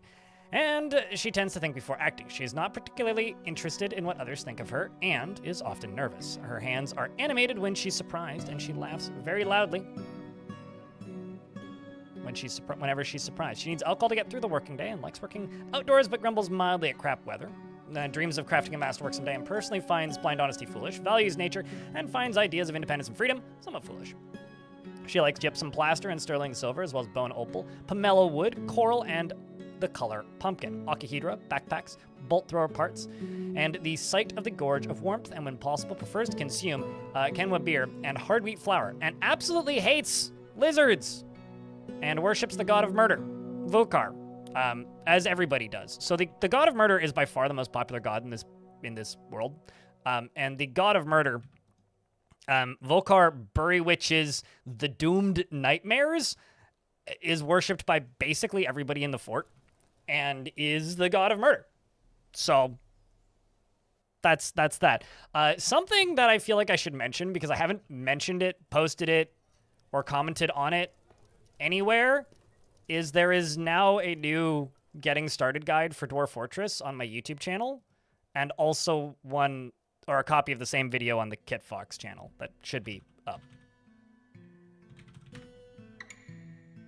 Yes. Also, if you haven't yet, Alexandra, don't forget to turn off the stream on the YouTube side, because you click the go live button, you have to click it again to make it go away, unless you set it to automatically do that. Just a heads up. If she's still in the chat. Does that make people more likely to murder each other? I hope not. They'll just meditate on the concept of murder. Actually, I could probably go turn it off. Hold on, let me just see if I can go turn off their live stream. Let me just go turn off a live stream real quick.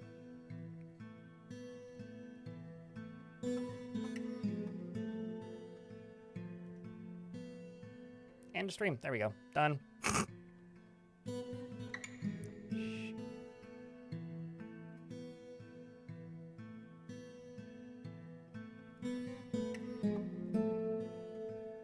There we go.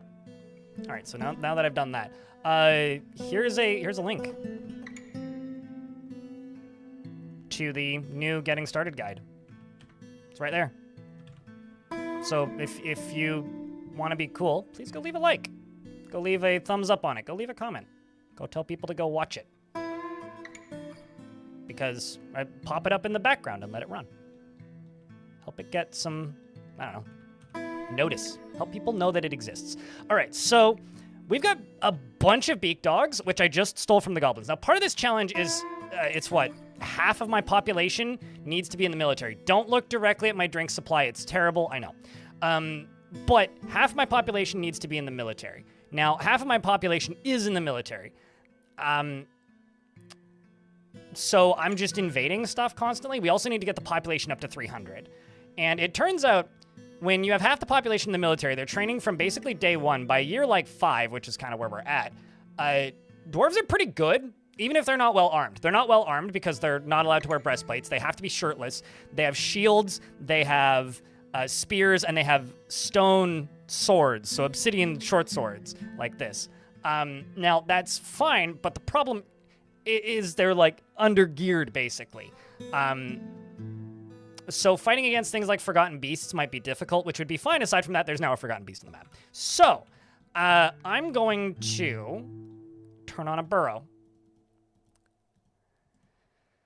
And I'm going to, okay, just double check that those two are paused already. And that should make a lot of dwarves just run up here, hopefully. So let's see what happens and follow this beast, which is down here. You love how dark the obsidian is. It almost looks like missing assets to me on the floors, but yeah, it really is just kind of a void. Although the void is like gray, because there is like an asset that you sometimes get. Oh no, a guinea hen has been missing for a week. I wonder actually where that is. It's probably in a tree somewhere, right? This isn't an Untamed Wilds map, but like we are going to have some chaos because we're going to end up going to war with like everything, basically. If anybody wants me to check in on their dwarves, let me know. It is worth noting that Jam Jalopy is a baron. Salicon is also a baron. And the reason those two dwarves are barons is because I think the previous barons died because we are in such a active war zone with the goblins right now that they are like I'm just acquiring baronies. We got the queen at 16 dwarves. The population is actually quite a bit higher than it is here. The population is actually closer to, it's like 130, maybe a little higher even. But we're going to see how this goes. Wish us luck against this beast. You need to get going. You have a good one. Kleno, thanks for hanging out and thanks for helping out Mod and for everything you do. And congratulations on your newly acquired award. Oh my God, is it going to come out of the hole? So because this is Sparta, right? I do in fact have a giant hole. And it's going not where I thought it was going to go, but it is going a place. So, let's see how this goes. I'm also not allowed to do any kind of ranged combat because that's illegal and considered cowardly. Same with walls. Walls are also considered cowardly. So this thing, the Murky, is a skinless Petrosaur, has a pair of spindly antennae, and it is ravening. It's poisonous. It has a poisonous bite. Beware. The dwarves crowd around it very quickly, and these graphics on the dwarves are new because they now actually have graphics for stone short swords, which I think is really funny that I just happened to be using stone short swords when this patch released. So the beast is bleeding heavily. I mean, you are an expert swords dwarf, stabbing the Forgotten Beast in the upper body with her iron short sword, tearing the muscles, striking the Forgotten Beast in the lower body with her copper shield, bruising the muscle and bruising the guts. The swords dwarf strikes the Forgotten Beast in the head with the pummel of her iron short sword, fracturing the skull. I do have some iron short swords, but a lot of the dwarves are still using these stone ones, which is stabbing them in the upper body, which does tear the muscle. Like, it does something. Like, it's not nothing. It's better than wood, but not by a lot. I'm wondering, is any dwarf gonna go wee into the lava? Kitty! Get him, bud! The kitten scratches the Forgotten Beast, tearing the fat, please. Tearing the muscle. Come on, kitty. In the second toe, fracturing the fat. Let's go, kitty. You got this. Oh no, someone's gonna fall in. There's no way somebody doesn't fall in. Someone's gonna fall in. Oh God, someone's gonna fall in, isn't it? Forgotten Beast is bleeding very heavily. It seems like all the dwarves are fine. I'm gonna have to de-shirt you soon. I think the squads are back. Oh, no, maybe not. It's literally just the migrant wave that we're currently having. Forgotten Beast is now winded and bleeding heavily. Come on, kitty. Wait, no, that's not the kitty. Scratches the Forgotten Beast in the head, tearing the muscle. There's a chance. Bites the Forgotten Beast in the wing. Come on. Bites the Forgotten Beast in the lower leg, denting the fat, latching on firmly. The beast bit the Forgotten Beast bit the kitten in the left front paw, tearing apart the skin, and is injected venom into the cat's blood. Poor kitty. Rip kitty, probably. Big sad. What is this game? Dwarf Fortress. Reinhardt. I think. I hope so. I mean, if it wasn't, that would actually be kind of shocking. Now the real question is the kitty gonna be okay? Walk it off, kidders.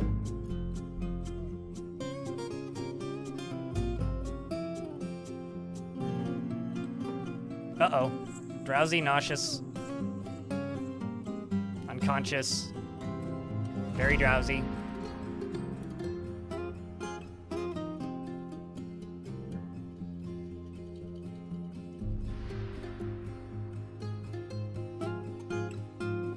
I don't think you got the kill, but it would have been incredible. Who did get the kill, actually? Stray Beak Dog?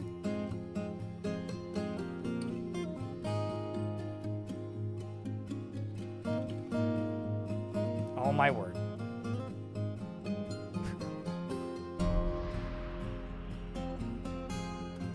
Well, the Beak Dog got it. So, I don't think I can kill this Beak Dog. I think we have to keep that Beak Dog alive. I mean, it is currently assigned to be killed.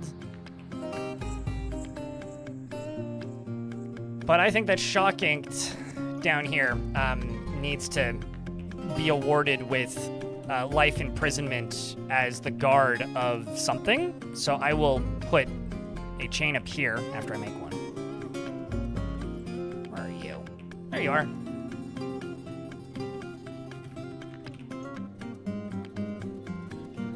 and put you up in front of that. The real question is, what do I do with the body? I've just been kind of throwing the bodies into lava, or for dwarves, I've been throwing bodies into lava and then memorializing them. For bodies like this, I've been putting them on pedestals, but maybe just maybe, oh, my dwarves are back. Maybe just maybe, we should butcher it and go for the food option.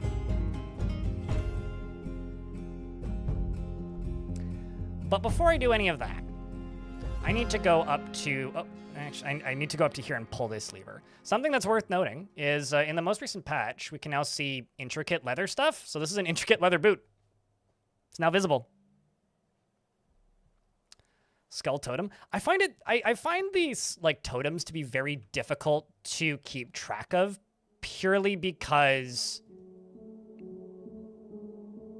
it just says Forgotten Beast skull. It doesn't say the name of the Forgotten Beast, and I know that that's like kind of part of it. But what if I just go up here, or maybe not here? Let's go here and say statue, and say specify image of a historical figure.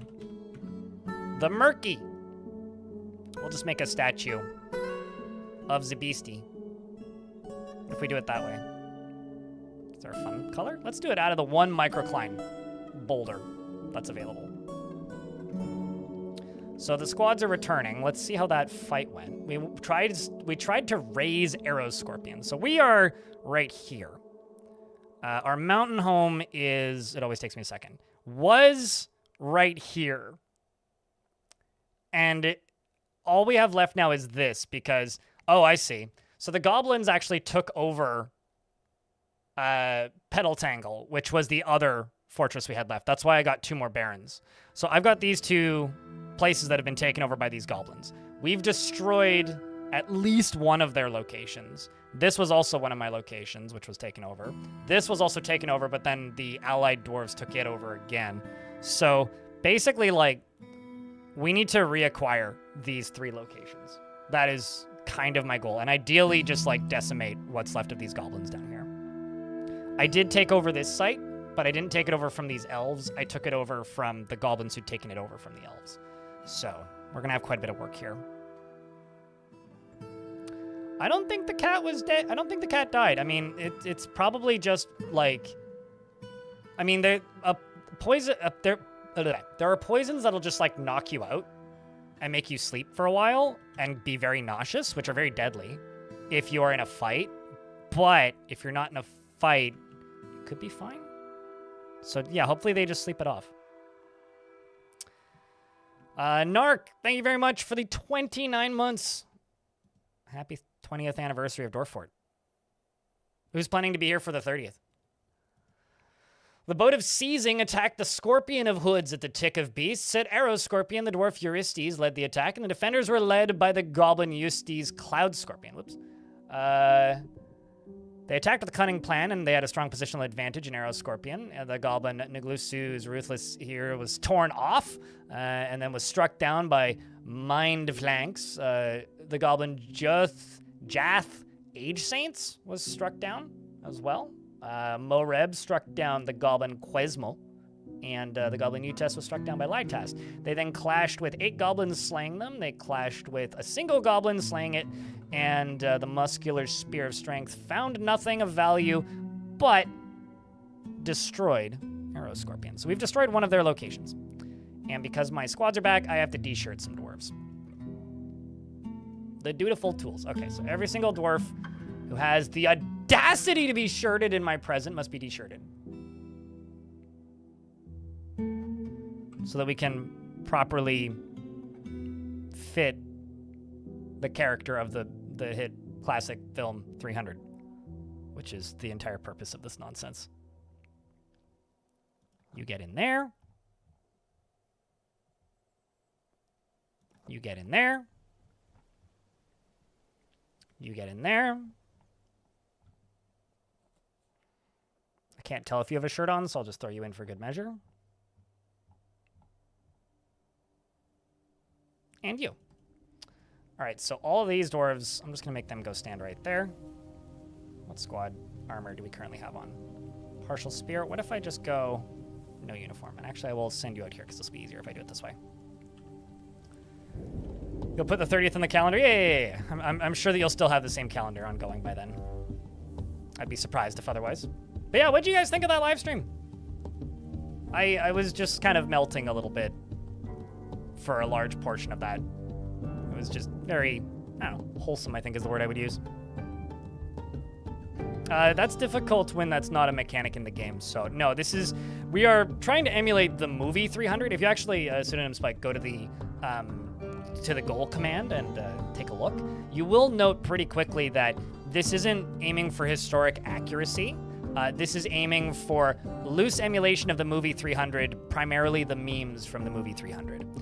So that's what we're trying to emulate. It's kind of got nothing to do with like historical accuracy or attempting to actually emulate any kind of Spartan lifestyle. It's purely a kind of a play style shift where you try to approximate based on the main concepts of there was 300 of them. They're all shirtless, probably covered in some sort of oil, and they shout, "This is Sparta," and throw people they don't like into big hole. Oh, and walls are for cowards. And yes, I am a coward.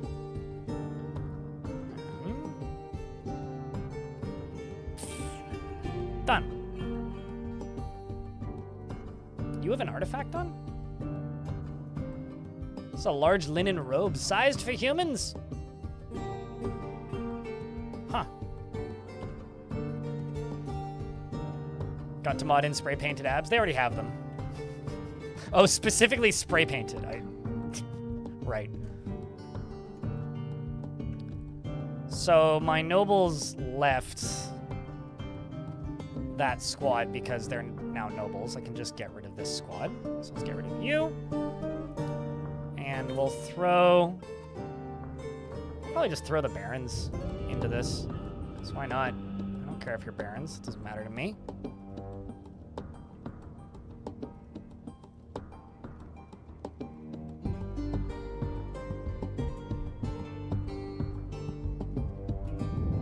Everybody basically has to be in a squad, more or less. Now, I would describe this mostly as just like, it's a big military fort with like some added theming for amusements purposes and not much else.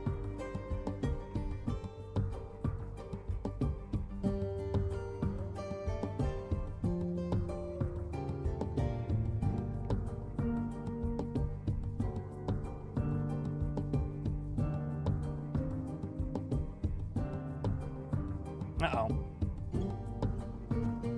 You right here have a shirt on.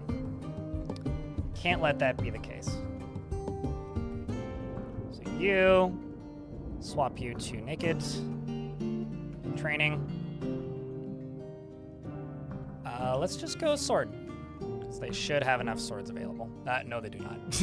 How about spears? There we go. We'll go with spears then.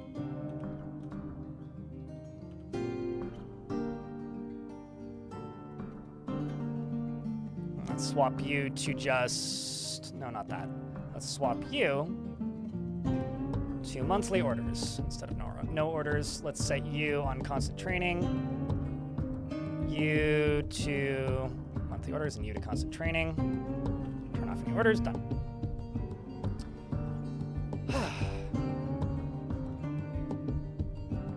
No, I was mostly just joking in regards to the oil thing. I wouldn't know how to cover them in oil. I mean, maybe... I know you can get liquids out of barrels, but that's a bit outside of the scope of what I'm currently trying to do. The only things that we're trying to actually accomplish are just trying to emulate the memes of the movie 300. Make them sweat oil. I mean, I am in fact going out of my way to... Did we make that chain already? Must have.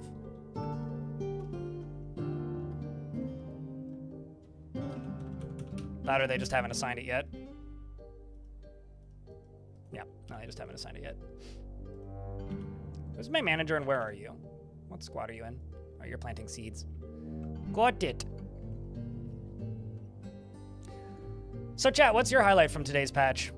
That's my biggest question to everybody, kind of. I'm just very curious about what has you enthused. I'm kind of like curious to see how doesn't need to be around family is going to change things for the time being. Like dwarves not needing to be around family is kind of a wild change. Are dwarves faster on smooth floors? I think you might be inventing that, Furkick. I think you might be inventing that. The save game ordering? Gotta love the simple things in life, eh? I kind of agree with you, though. I can't disagree. That is actually pretty huge in the, like, genuine sense. I think I'm gonna put my kitchens up here. This seems like a good spot for kitchens. I know it's, like, one beneath this, but, like, I kind of want my kitchens to actually be indoors. And this is, like, just an easy way to do that.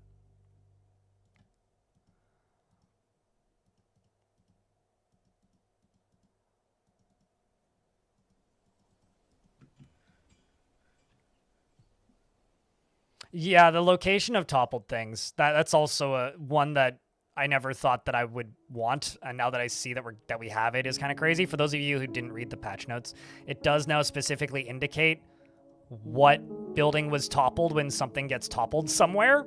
So instead of it being like left up to the "it is a mystery" kind of problems, you actually will now know supposedly where stuff gets toppled when it gets toppled, which is awesome. Like that's such a big deal. Like, it's like that one can't be overstated. How nice that's going to be.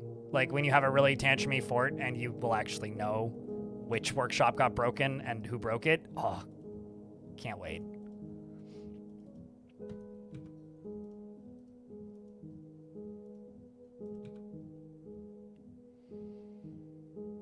It's a lever and door that kept the whole fort alive. You know, I have learned over the years to not put a load-bearing lever in my tavern for that exact reason. I'm really curious about the stopping people from ordering a drink from every single tavern keeper, because that in and of itself is so funny to me. Like, I had no idea they would do that, and it makes so much sense. It's like if you have 12 tavern keepers and suddenly half your fort just dies of alcohol poisoning. It's like, what? It's like, well, you drank 12 drinks. Yours to make alcoholic just drank 24 drinks. He ordered 2 drinks from each bartender, and now he's wants to play this game. He played for like 30 hours. Watch my brand new tutorial that I uploaded this morning. I genuinely, I don't know. Like I can't tell you what makes you have fun, right? All I can do is I can point you in the directions of how to learn it.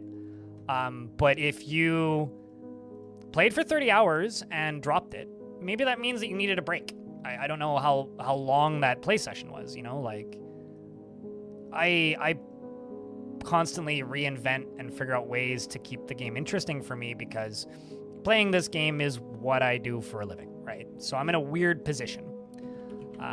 But if you're not in my position, it's actually not that easy for me to just be like, oh, well, here's a solution, because I don't know.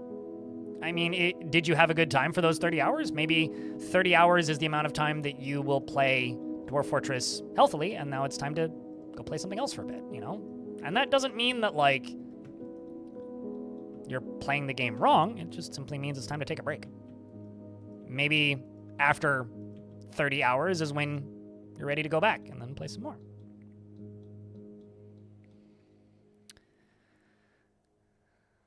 There is a small change patch that yeah, I also don't really like that change. I tend to agree, Derek Blake.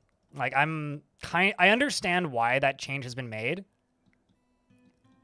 but I don't like it. I really wish that instead of, oh shit, fireflies.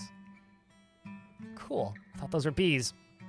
I really will miss the ability to make artifact capes, you know? Being able to make an artifact from a item that was an item from a faction that isn't your faction was always a really cool occurrence, even if it's like maybe not the most mechanically good thing in some cases. But I don't know. We'll see. I have a feeling that artifacts are going to change quite a bit as Magic stuff develops. So there is that. I really hope it's just a prereq to something that's going to be cool in the future, even if it's not necessarily there now, you know? Like, that's kind of my hope for that, is that there's a plan there.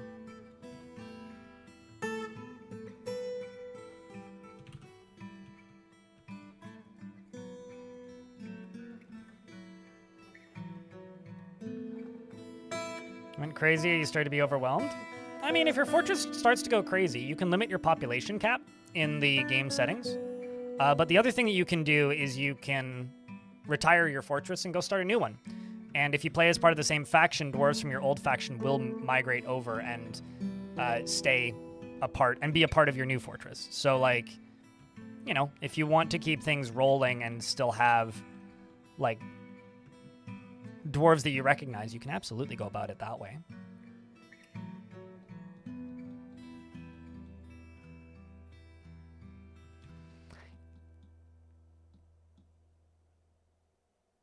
Did you double check that, Moreb? Because that's kind of what it seems like, but I don't have like confirmation on exactly what is disallowed now.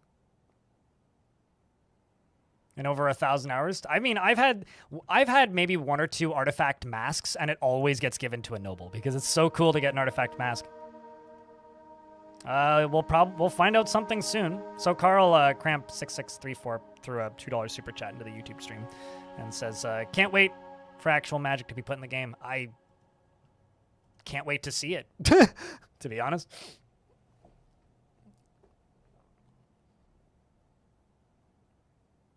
Before they could? Oh, yeah. No. You used to be able to make whips. You used to be able to make kind of a lot of, not bizarre, but like items like that dwarves can't normally make. Like dwarves can't make capes, as an example. And one of the things that dwarves used to be able to make artifacts of was capes. Now they can't, right? So like that's an example. Or like before they used to occasionally be able to make like artifact blow darts. It's good that they can't do that now because artifact blow darts, you can't make ammo for them. Dwarves can't equip ammo for them. Dwarves can't really use them. Every now and again you would get like an artifact halberd or something. And now you just can't get them, period. Which I'm kind of mixed on that one, but I understand why they did it, I guess.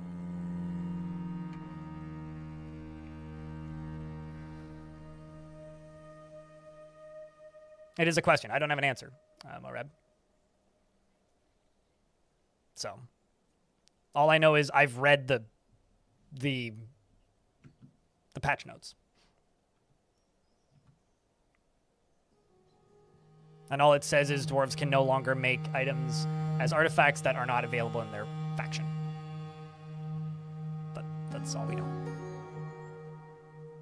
Oh, I mean, it's always been fairly easy to add and edit that with mods. But that still kind of misses the point to a degree. All right, let's get that beak dog chained up as an award for their... Chat, I'm giving this beak dog basically to the queen as a pet. Should it be inside of the queen's chambers or outside?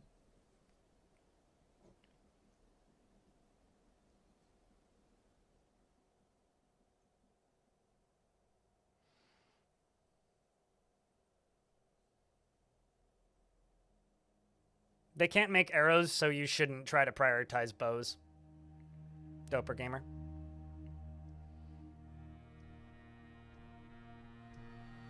This isn't Death Road to Dwarf Fortress, apparently.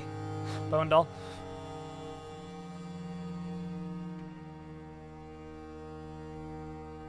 You really wanted to see a dwarf make a longsword? Yeah, I mean, I've had dwarves make artifacts that they can't use, which does sometimes suck, but like... Inside too afraid of random outside shenanigans? True. True. It's just a silver chain. But now we wait, because I've got an ad break in progress that I need to have finish. But yeah, I don't know. That was just a very wholesome event, is my very insightful review and commentary of it. That was wholesome. That was bloody wholesome.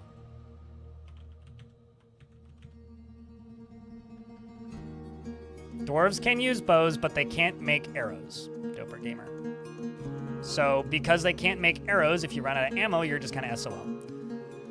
So you have to either import them from non-dwarven factions, or you need to wait for sieges to bring you arrows. So you shouldn't make dwarves use bows. You should just use crossbows because you can make ammo for them. There's no benefit to using a bow.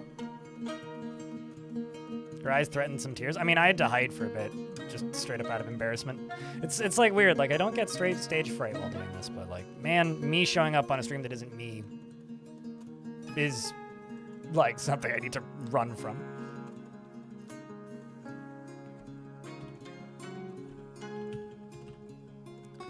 Continue constructing this.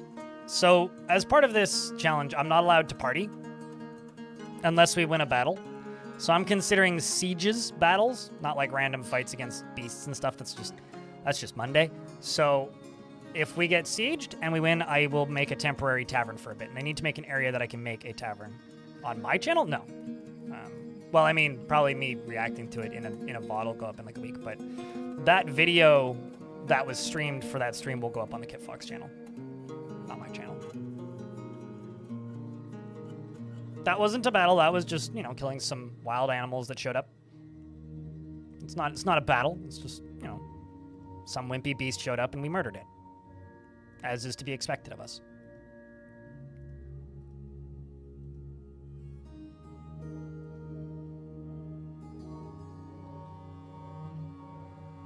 Dwarves are real slow at mining. Can be better.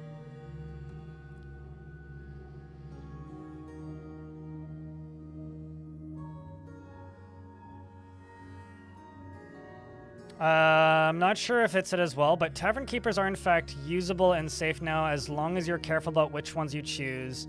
Unsafe ones will be notified about? So what causes a tavern keeper to be unsafe?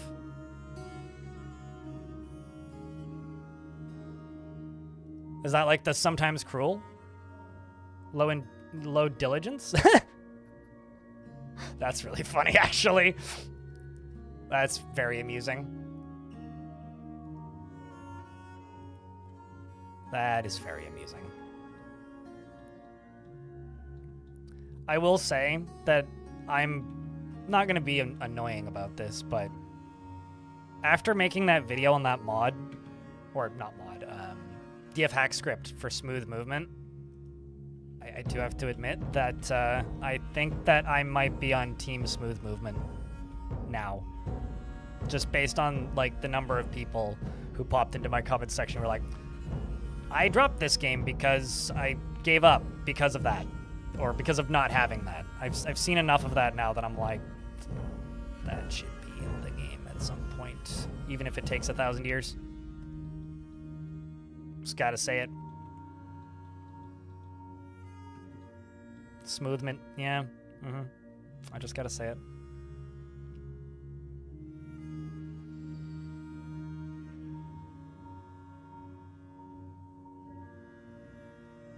It sounds like somebody's either stuck behind something for a kick, or there's an unforbidden item that they think they can get to but can't.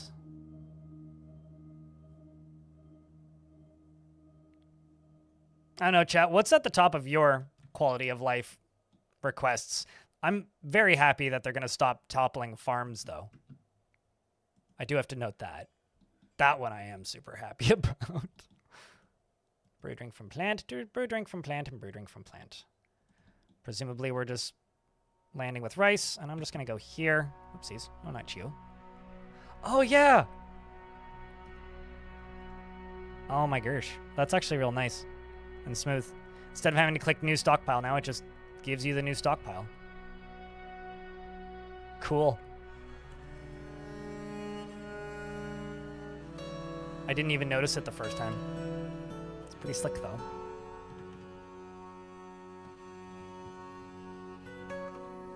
I think this is the current seed stockpile. Yeah. So let's go over here and get rid of that.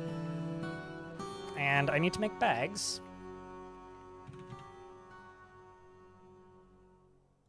Let's make silk bags. How much silk do I actually have? 65. 50.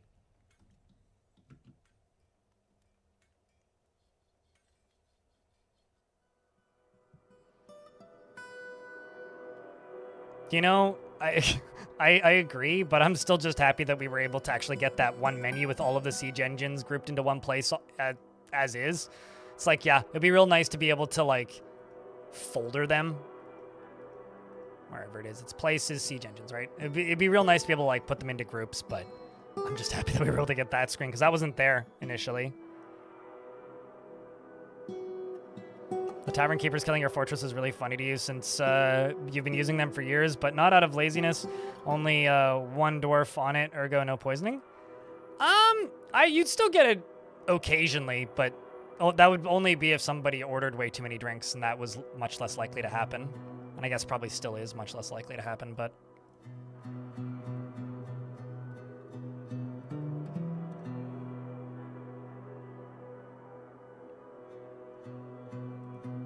Okay, let's see. Where's that cat? Kitten? 'Twas Ficod, right? Yeah, Ficod was the one that did battle with the Forgotten Beast. Who is owned, or the owner of Aban Lolokavus.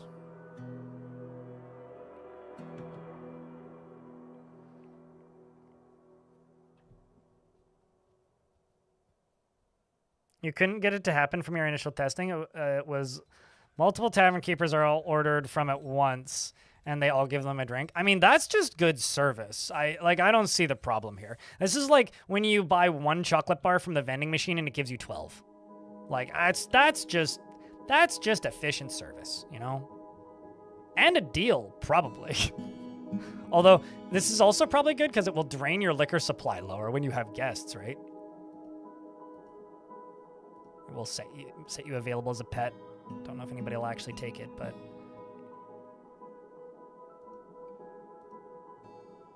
Just cleaning up some livestock that I don't want.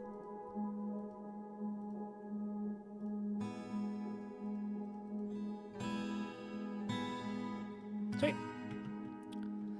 Sweet, sweet, sweet. I mean, naturally it is a cause of death, but it's also not a natural cause of death. Because those two things are very different.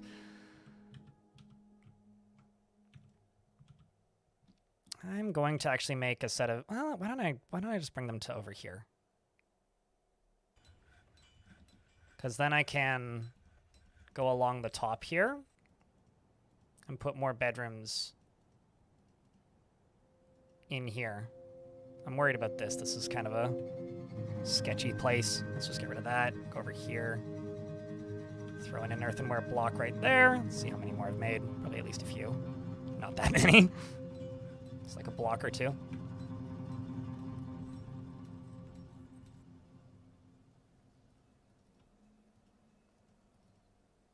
It's good that the tavern keepers operate as intended now, because that's one of those, like, I don't want to say noob traps, but one of those things that would just catch out new players and confuse people and not really benefit anybody, even though it's like kind of a funny meme that tavern keepers are murderous. But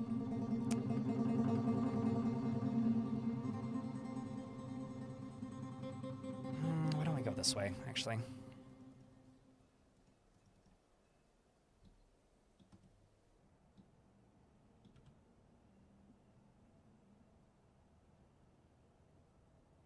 I might still wait a little bit in regards to taverns and temples, because specifically what makes me nervous about them now is just visitors being were creatures. Like, I had that happen twice in my last fort, and one of them got nasty. And so, like, tavern keepers being well behaved is a definitely a good start, but I'm still a little bit worried-ish about just the visitors in general. Maybe libraries, though. What's wrong with temples? Nothing's wrong with temples. But allowing visitors into fortresses is allowing were creatures to visit, it's allowing necromancers to visit, and I've run into enough issues with things like that visiting that I'd rather not have that problem again.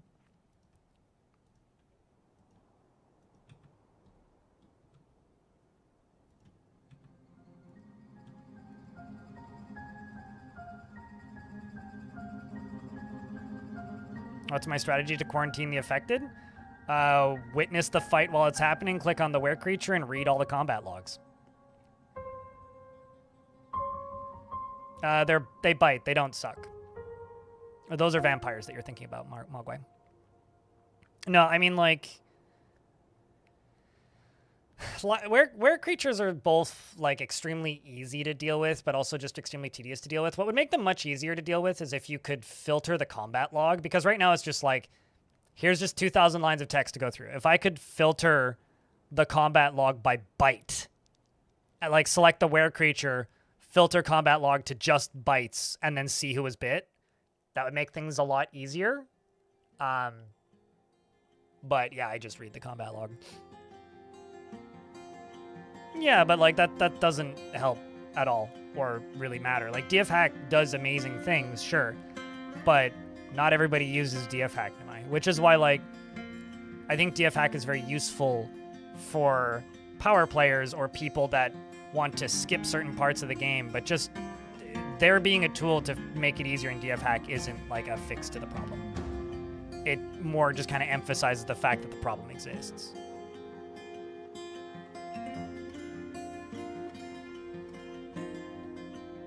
I don't take notes while playing, personally.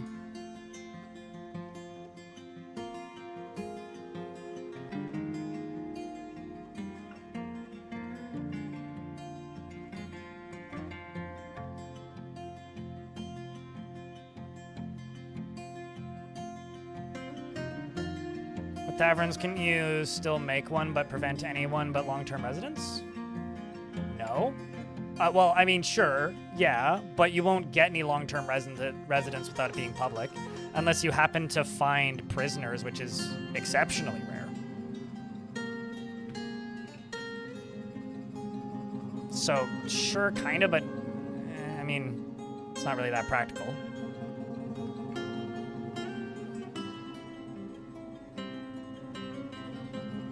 I guess I just don't find that stuff tedious.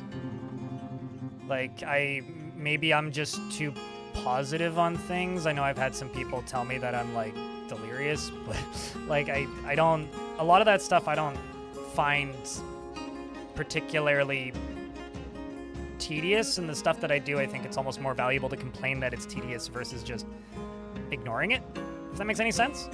Like, I think one of the biggest problems I have with what DF hack does is it makes people... not oblivious, but just more willing to ignore problems because they're like, DF hack fixes this. But like, I am of the opinion that it would be 100 times better if cool quality of life feature was in the game, if it can be put in the game. So I would rather not use it so that I can bitch, so that it gets added. But, you know, go around it. Just still report problems and provide feedback. Just don't make too much cloth then. Waste your youth? What? Make less cloth.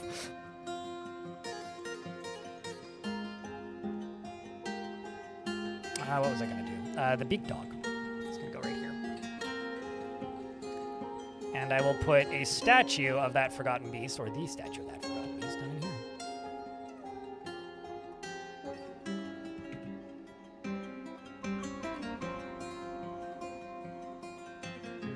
What's that bringing, Putnam? If I can poke to try and ask. Or if there's another big refactor coming over your shoulder. But what's coming in this one, though?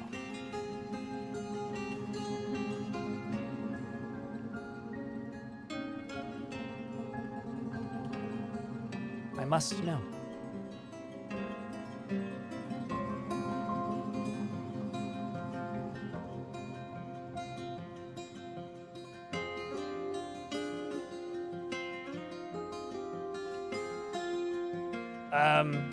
Isn't that kind of how it already works? Pseudonym Spike? Like, you don't know what's happening on the world map until visitors give you rumors or share news. Like, isn't that, like, a thing that happens that way anyway? Unless you're talking about in-game, in which case then I have no idea how that would even work. Not blue screening computers with AMD graphics cards? Oof. Well, that seems bad. Hopefully that gets fixed quickly. The microcline statue, ILOL, the Murky. It's an image of Ilal the Murky, the Forgotten Beast, by Shorticus. The Murky is traveling. The artwork relates to the wandering of the Forgotten Beast, Ilal the Murky, in the depths of the world in the first year of our history.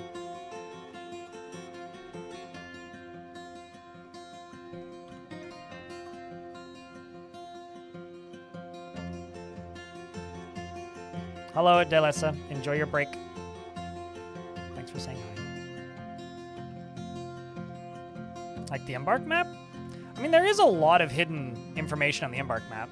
I mean, I guess that would kind of be like the adventure mode mini-map, right? Where, like, the adventure mode mini-map it's just a map, right? But it is, like, only the stuff that your character is aware of is visible when you look at the world map in adventure mode.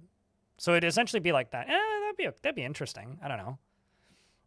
You'd have to have an option to be able to send out expeditions, though, right? Like, if I was playing in a faction that was, say, only aware of this portion of the world, and we're aware of everything in this portion of the world, I would have to be able to send an expedition out this way to explore or something and push back the line of sight, which would just, I think, be a bunch of tedium when you first play a faction. But then again, I guess it would be reason to play a particular world longer or play older worlds, because then you would already have all that information exposed. I don't know, that could be interesting. That's not the worst idea. I think the worst idea is probably just change all of the graphics to Nicolas Cage. That's a worse idea. And it's been done, so that could be fine.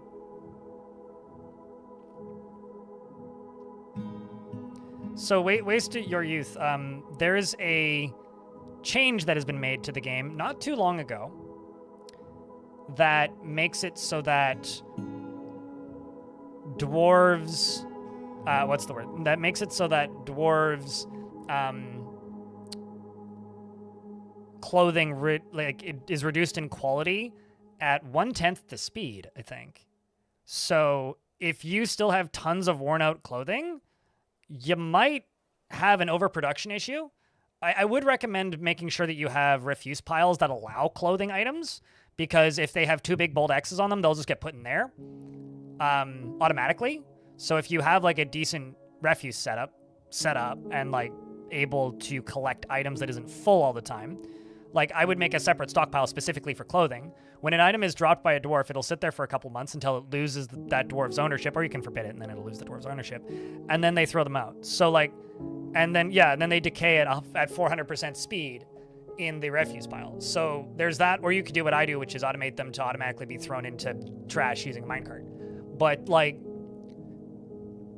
there are ways around that issue that are actually really straightforward when you think about them, that don't require altering the game. And it's also quite satisfying to automate, too. A human diplomat has arrived.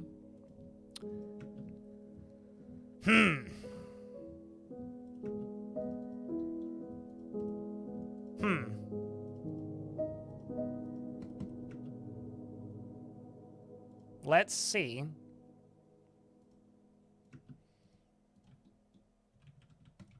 If I can catch him.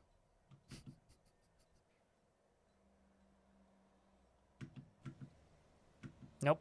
Okay, well that opens and closes pretty quickly, so that's good news.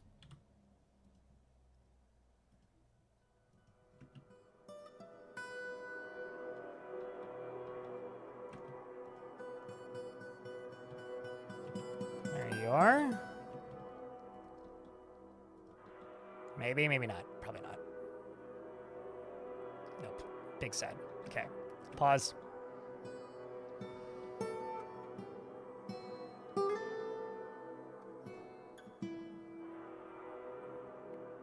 Yeah, I just do that too. Like, I haven't had a problem with overclothing in the last 3 forts because of the clothing change anyway. Greetings, Noble Dwarf, says Granicus. There is much to discuss. Such a pleasant place you've carved out for yourselves. You're all the way up here. The beak dog is actually kind of intimidating. I'm trying. We need a lever pull. Actually, you know what I need?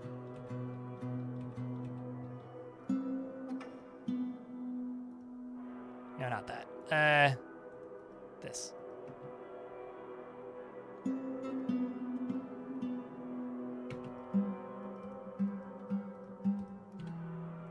It's okay, we got this now. I wonder if I go right here and just meeting zone.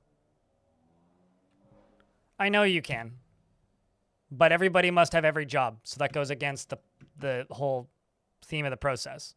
The issue isn't getting them to fall in. The issue is getting them to go stand there. No. This isn't about interrogating. This is about being Sparta. So I'm trying to be Sparta in case you missed the memo. Excellent. So, what do you say, chat?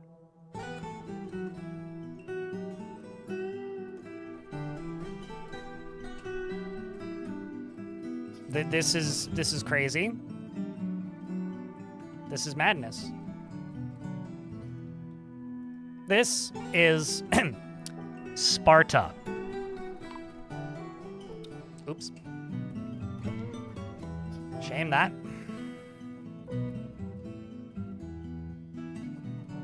Weird how that happened. It's unfortunate. Let's get that open back up. Be a shame to have something such as that happen to such good human diplomats. It's a mystery, really. I have no idea what happened or who would have put out such a diabolical order. Certainly not me. Certainly not.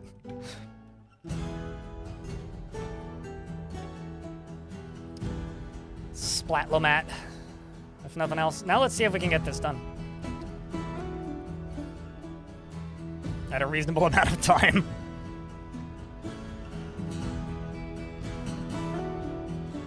Weird. I mean, it's weird how he disappeared so suddenly. I feel like that would have been very loud, hey? Just... Mr. Beardy? Do you have name do you want me to name him Mr. Beardy, or are you just, like, saying a dwarf with a beard?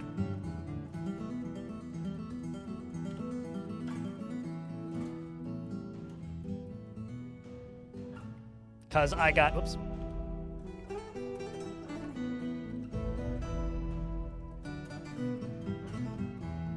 This is the happiest bearded dwarf we have. Just oh hi, Mark. Got it. Oh hi, Mark. Wimp myth.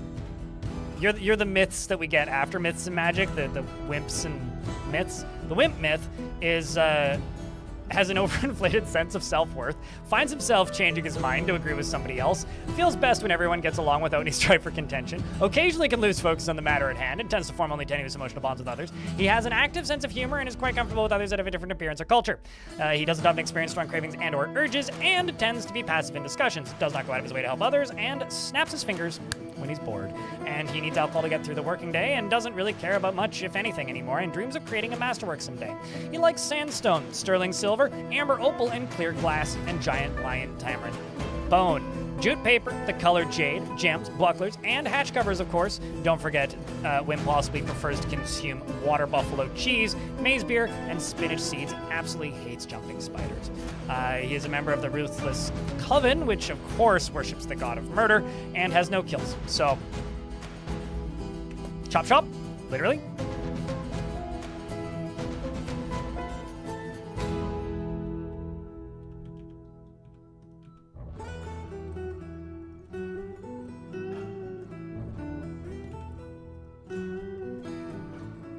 Get some more beds made here. Those are actually the wrong material, but it's fine.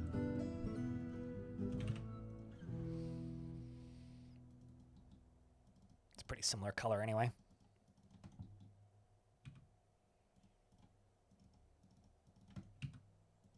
So let's just go bed, use closest. I don't actually know how many we have, but placing what I got.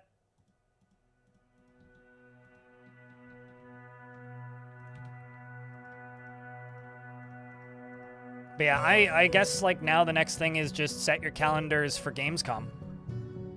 Because supposedly that's when we'll finally get to see some myths and magic stuff in action. I presume it'll all just be like the combat magic stuff that Tarn was talking about in the reports, but I'm not like stating this because I'm like teasing. I genuinely do not know.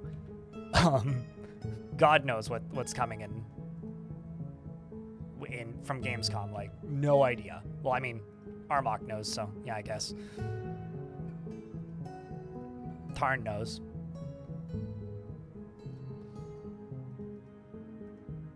I like that my mayor was bedless up until a few seconds ago. Just doing this so I have an idea of how many more beds I need to make, and the answer is a lot. Some migrants have arrived. Oh no, I must take your shirts.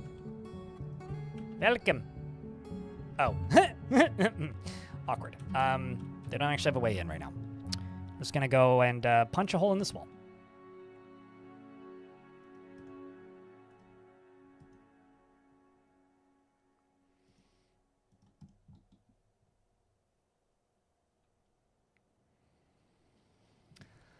Should probably mention that you're giving a talk at Slice. I don't know what Slice is, but is that going to be live streamed or publicly viewable? I know what Dice is. I don't know what Slice is. Is this some sort of sequel to Dice? Uh-oh. Vabok. New squad.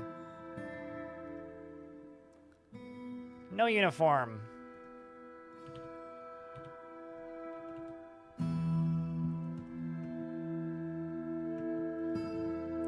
Ranger.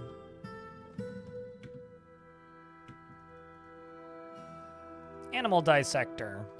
A lot of animal related tasks.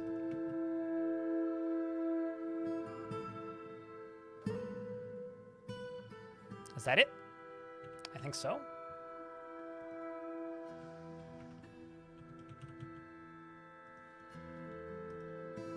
Let's get them to go stand over there. Give them a minute to group up. Seattle loves Indie Creators Expo. Oh! Okay, I didn't realize that was an acronym. I think I know what that is, but I didn't realize that was an acronym for it. Good to know, though.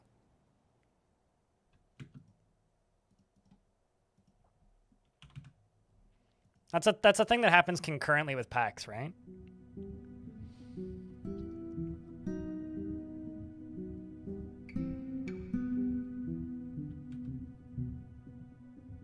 The day before? Got it, yeah. I want to say it had a different name, but I could be incorrect. The last time I thought about that. Oh, 6 is a different. Is okay. I was thinking about 6 then, the Seattle Indies Expo or whatever.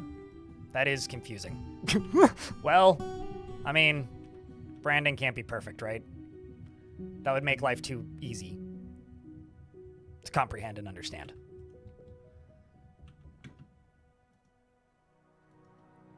We are in an ad break, so I will pause the game.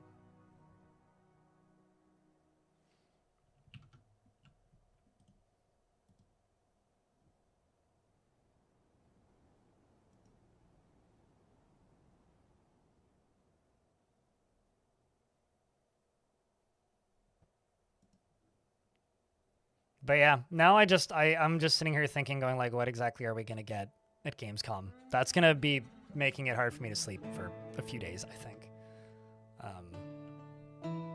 Much excitement.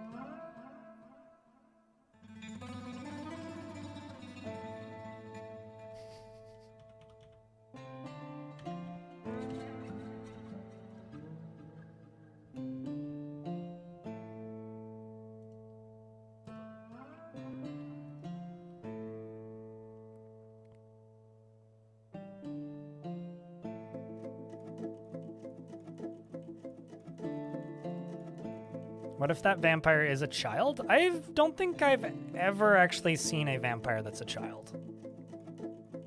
At least not in my memory. I mean, maybe I have.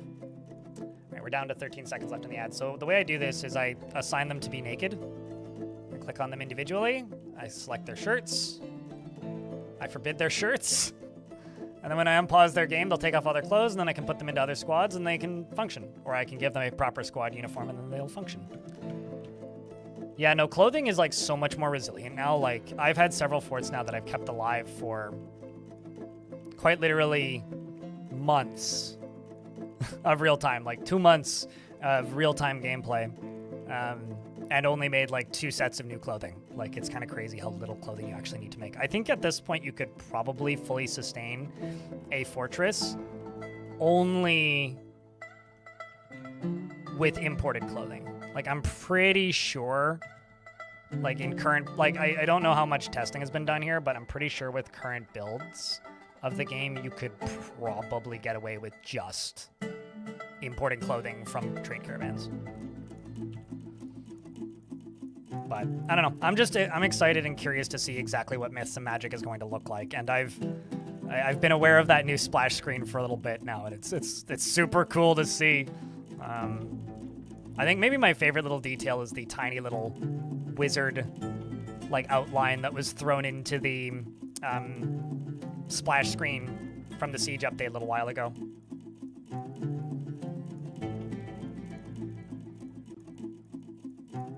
Sock merch? Wait, what would sock merch be? Grandelf? Official DF socks? I mean, I can't say no. Who wouldn't want socks? Should have done it this way from the start. Get that done and then they can build this way. Get that done, they can build this way. Get that done and they can build this way. I remember I sold socks once on one of my merch stores. I still have a pair of those. They were like just a bunch of skulls on a sock. I was like, crush the skulls of your enemies under your feet or whatever. Horror film ads lately? It's disturbing. You never thanked Amazon for those kinds of ads? What movie? I wonder if it's a movie I've seen. I watch a lot of horror movies, so... although I'm not particularly disturbed by them because of the number of them that I've seen.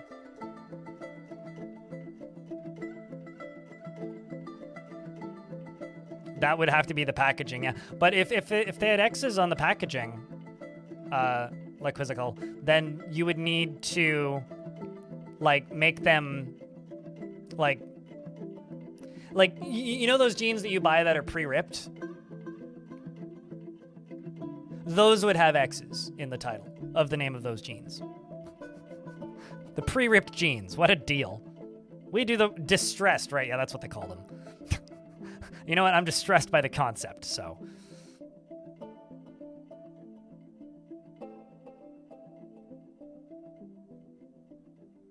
We're getting there. Let's also get a new trading depot built here.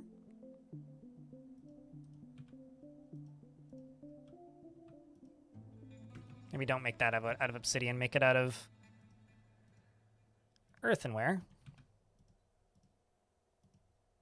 Just because it'll look a little nicer. I did unlock the door for that dwarf, right? Yes, I did. Went too far. There you are.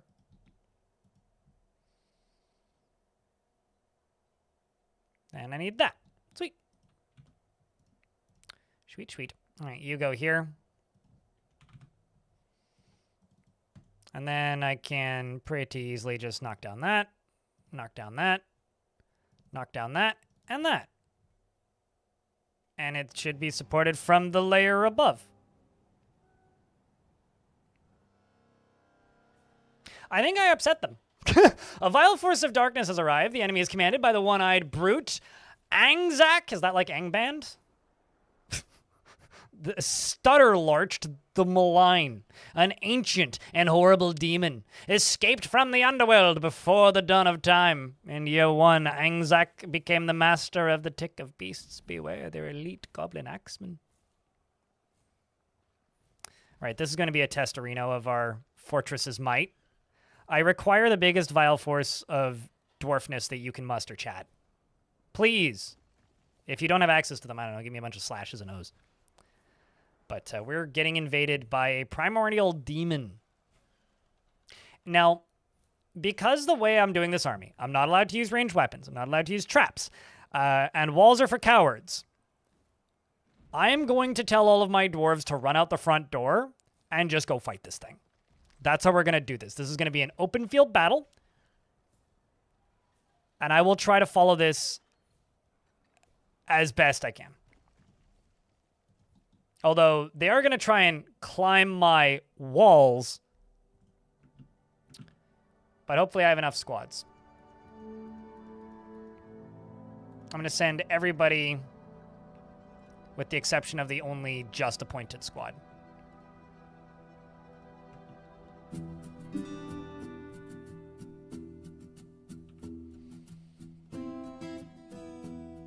Here they come. Save? I mean, you could make me save by using a command, but I'm not just going to save. That's for cowards. Do I look like a coward to you? They have ambushes. The first ambush to arrive is Osta Nagosnabub, who's fighting with what was a pangolin, is no longer a pangolin.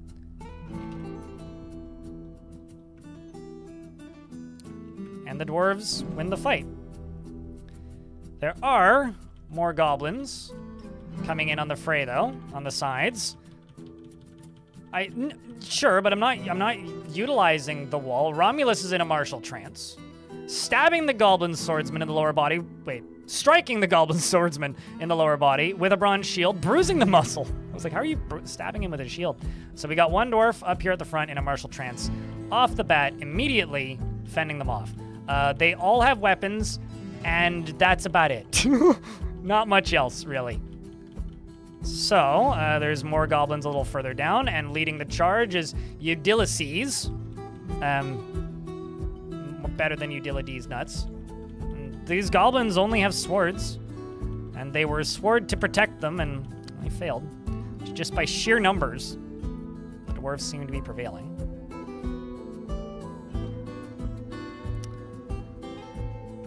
And I'm going to tell the dwarves to go back inside, actually, is what I'm going to do. And I'm going to go over to here and just real quick.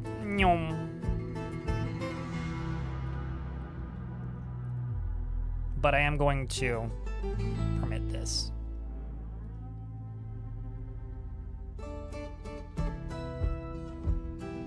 There you go. Turn around there, dwarf. Okay, here comes the army, I think. Or at least another pretty hefty squad. I'm curious where the majority of the goblins currently are. Okay, so most of them are back here. Where's the actual demon? Okay, so the actual demon is headed towards us. This is the next squad that the dwarves have to fight their way through. More ambushes are becoming visible to us. I'm assuming the dwarves are also going to go... Oh! Got our first death. Toasted! The sword master was found dead. Probably got hit by the elite goblin, Marksdorf, idle villager. Thank you very much for the 5-pack of Subarinos, who did in fact. Wait, hold up. The flying iron bolt. Oh, I see. You're getting stabbed after killing that dwarf. So you struck the dwarf in the head, tearing the skull and the brain. Let's hope no other dwarves get maimed. Anybody who sustains deadly injuries have to be killed. So I may have to kill my own squad if they fail to maintain their body in one piece. Where did Orthocles die? Oh, back there? Oh no. Oh no. Seems that the main clut of dwarves is coming back through, spreading bodies out on the battlefield. Only a few losses so far, though. That we're doing much better than they are. Where's the demon? I'm going to send the entire army directly towards this demon. I'm also going to grab this squad and tell them to stand right here, just in case something horrific happens. So down here, we've got Eudylices. We've got Ice Blue. Let's follow Ice Blue, who is bleeding heavily, but successfully fending his way through the demons. And the demon overlord has fallen, which was very sudden. But I think I saw it. A pangolin is fighting, apparently. Where is that demon overlord? It's going to be a near battle, but we'll have to push them down. The one-eyed elite wrestler. Elite wrestler. Spear Dwarf stabs the master in the head with an iron spear. Demon Slayer. It seems that Mogwai is our Demon Slayer, having killed the one-eyed brute.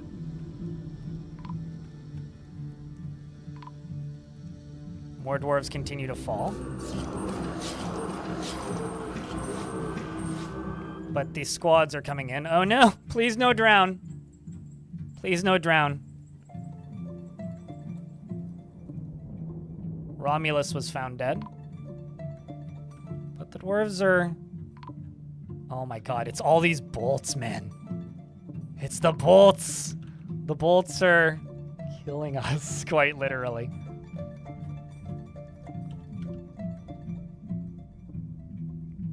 But I think that we may win this with sheer numbers.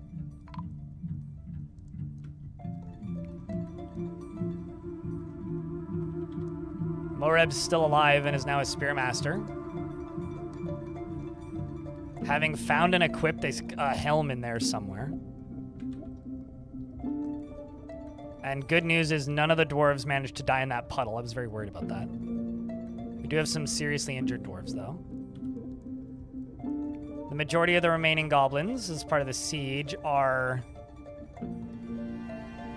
this right here. The dwarves cleave straight through them. I think this might be the final remaining goblin. Like, trust me, that was a lot of deaths. But that could have been so much worse. This is actually the final one.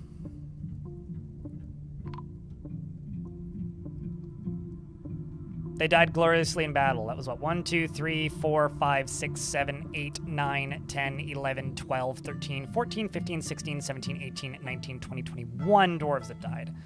I will just make slab. Considering they're basically unarmored, I think they did pretty good. I haven't lost any monarchs, nor have I lost my mayor. Yeah, the elite crossbows were kind of brutal. So I do actually need to make sure that I have a functional hospital now. So let's just do that as to the best of my ability. Yep. Those are all the dwarves currently in hospital. So if I see any dwarves that aren't able to walk, we will have to, unfortunately, dispose of them. Unless their wounds heal. So let's check out this new screen. Oh my god! Sorry. That's incredible. See, I'm doing testing. This is confirming that this works. That is incredible.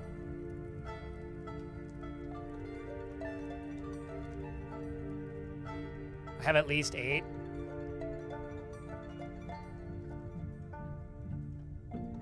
Does it? Oh, wow, it puts the nicknamed ones at the top, too. Oh, that's even better.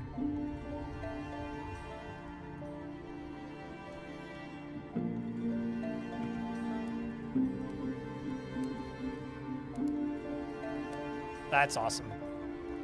So, when you go to engrave a memorial of a dwarf now, it puts the nicknamed ones at the top that haven't been engraved and states whether or not they've been engraved or not. That's what happened. This is a new update as of this morning. That's beautiful. Beautiful. And it's time to refill my squids.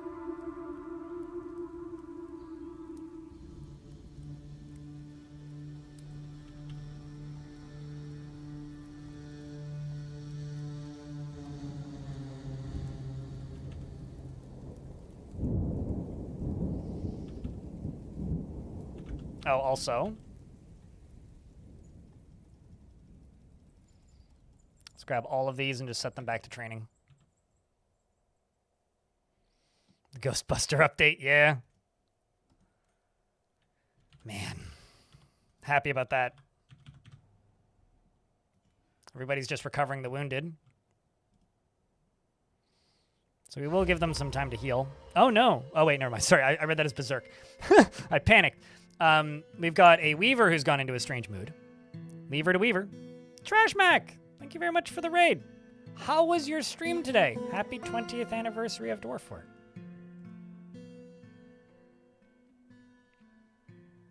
What's the deal? Exclamation point goal queen thing. That'd be my... Actually, I wonder, does this still work?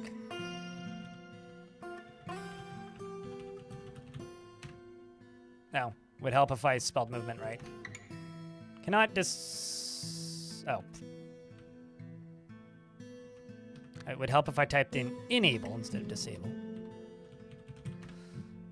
Cannot enable. All right, well, doesn't work. Needs to be updated again.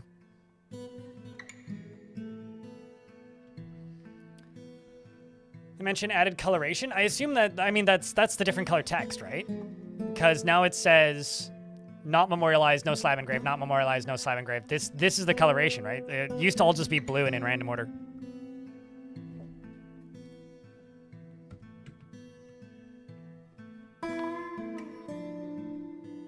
Recruit was found dead. Doesn't surprise me too much. Although, what just happened? Spear Dwarf punches the recruit. Oh, did I fail something? I think I did, yeah. I appear to have failed my promised items for some noble. And this dwarf got beaten up for it. That's going to happen probably a lot. Okay, let's just make tombs as well. Because might as well. That or...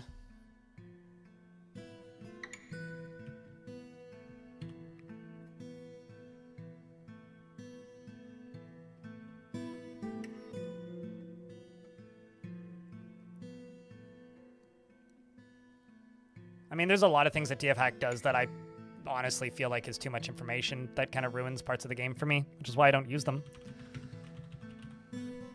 Like, I never want to know exactly where a dwarf is when they died. I want it to be like, oh no, they're missing.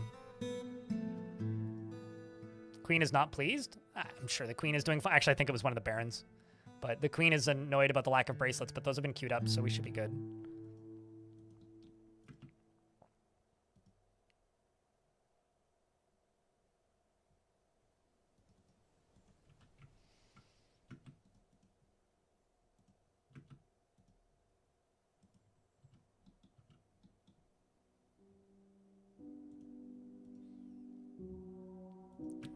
Let's see, what can I do? Let's melt all those. Melt all those. Melt all those. Oh my gosh.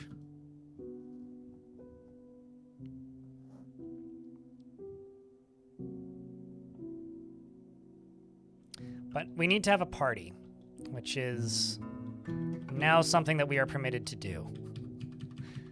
So I need somewhere to build a temporary tavern.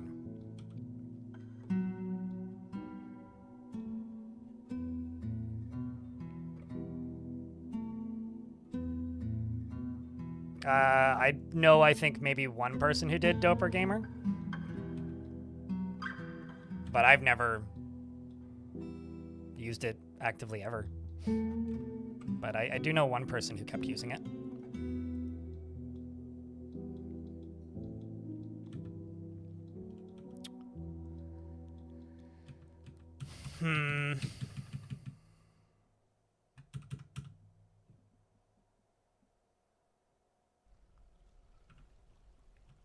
Party in the garden? Yeah, but then I can't set up tables. I guess I could just make this into a... like a dance floor, basically.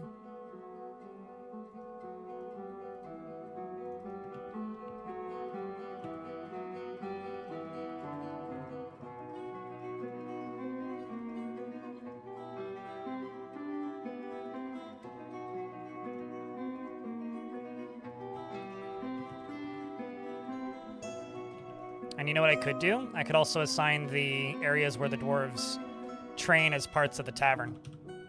That's something I could do.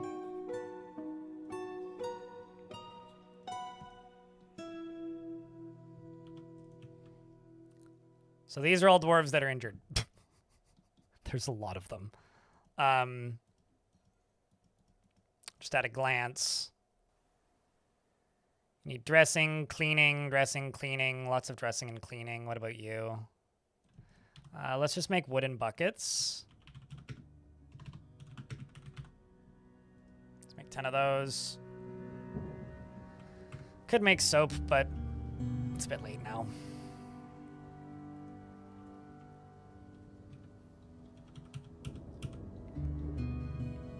Dwarf's going up there to party. Let's go over here. Get these first few built.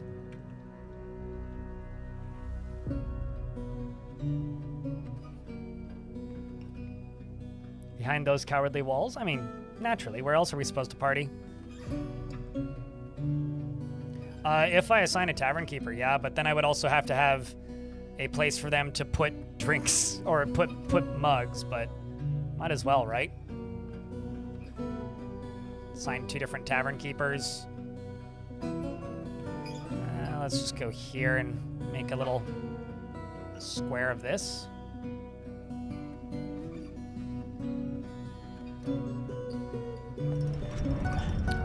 Dumad the Weaver has created Thalalis, a pigtail trouser, and offers it to the muscular spear of strength. Pigtail pants. The artifact pants. This is definitely being bestowed upon my queen. Ma'am, please, once you're done with these wounds, go acquire your new pantsu.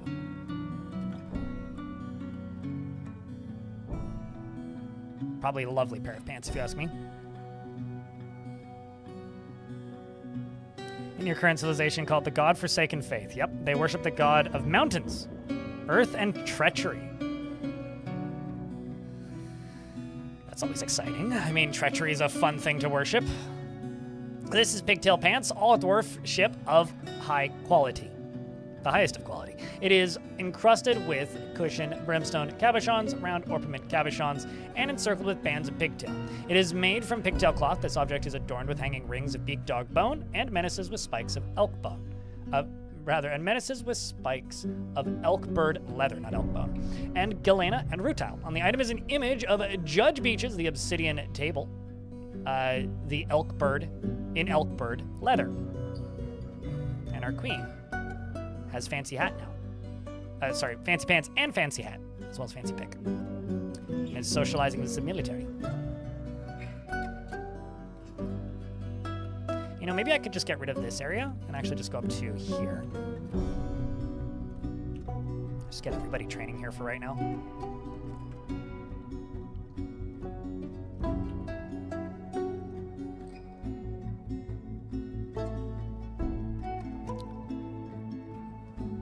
Although, actually, I think I might just take a bunch of these dwarves and put them in off-duty for the minute because, frankly, just looking at this, I just need jobs done. I'm really curious to see how the moods do for the next little bit.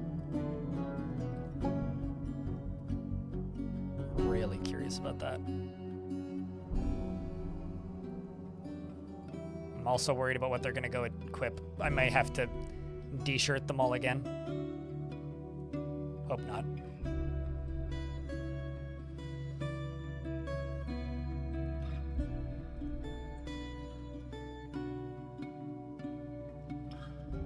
There you go.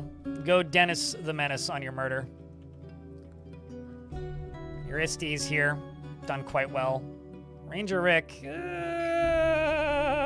I mean, that ends up being permanent injuries. Don't know, man. I may have to kill a bunch more dwarves here.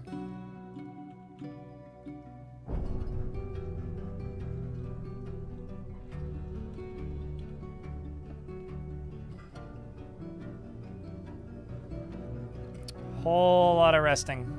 Whole lot of diagnosing. These boots are made for kicking diplomat. The anti-diplomatically boot, the boot of diplomacy. This is what I would call it. Right knee muscle has been stitched. Infection needs immobilization. I probably need to stop bucking around and just make one of these. And I also need to make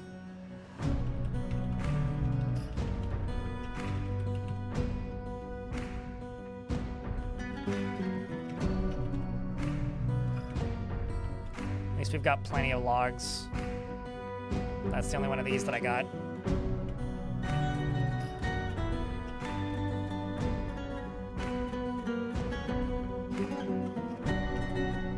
Although I think I need an additional chain as well, so let's just go up here and make a cloth rope.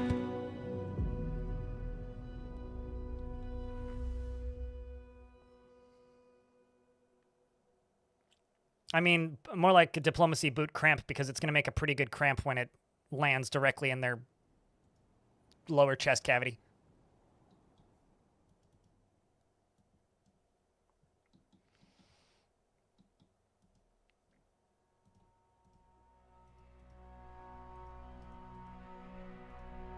I assume I don't actually have a cloth rope.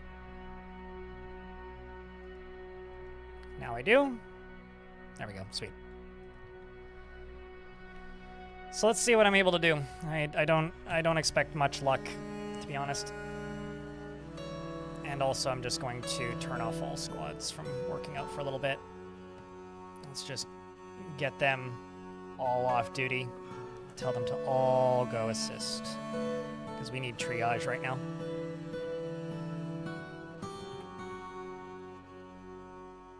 We require triage. You like pits in Dwarf Fortress so much. I mean, what is a funnier way to dispose of people you don't like than really big hole? It's everybody's favorite pastime, really big hole. Because sometimes you just got to put the bad guy in the really big hole. All right, well, now that I've done all that, I need to figure out what I'm going to do with bodies. So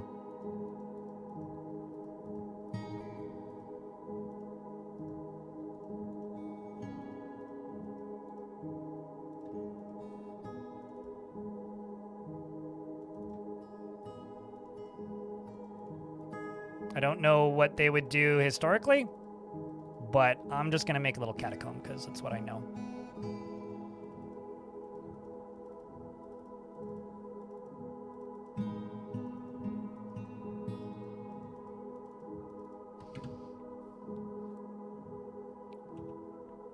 And I'm going to go down here and I'm going to do that.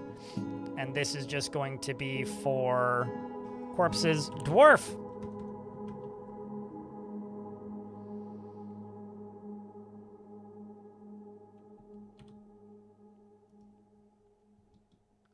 So hopefully that'll get all those bodies moved sooner than later.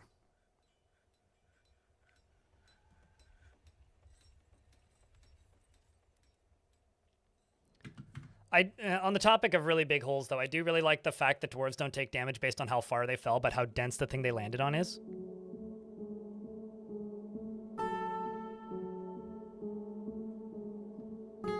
Also what Putnam said, it's much harder to climb over walls if there's a little lip over the top.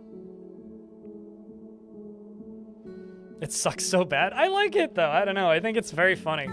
There's something kind of funny about, like, landing on Featherwood and bouncing like it's a friggin', like, bouncy castle, and then landing on lead and then just compressing to the size of a grain of sand immediately. It's just... There's never a bad time to join in, or is it? Yeah, well, I mean, it's like landing on flubber. Obviously, you'll be fine. Putnam. Also, Dwarf Fortress should add a flubber equivalent. Mostly, I just want to say the word flubber in 2026. Why don't you have pants, Dwarf? No, you do.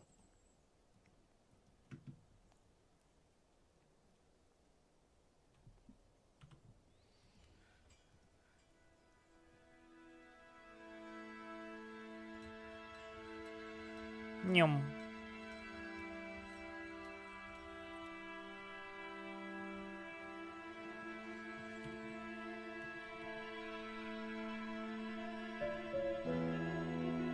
Okay, so you're over here engraving a memorial. And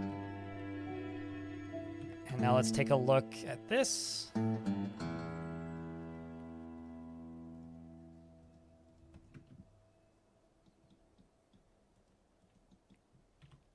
Let's also go here and go down to the bottom of it. Slaughter, slaughter. Geld. Keep. Keep. Slaughter, slaughter, slaughter, slaughter. We'll slaughter some of those. What about you? You're a cat. That's fine. We can keep you. Okay.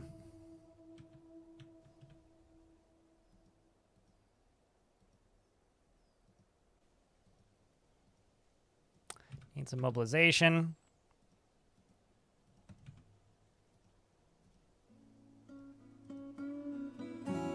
That'll get constructed pretty quick over here.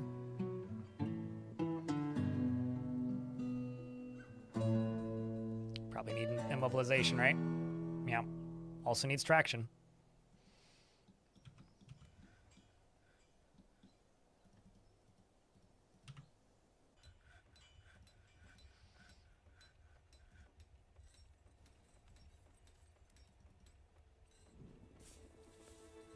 The checkerboard of lead and featherwood floors is a Russian roulette type drop.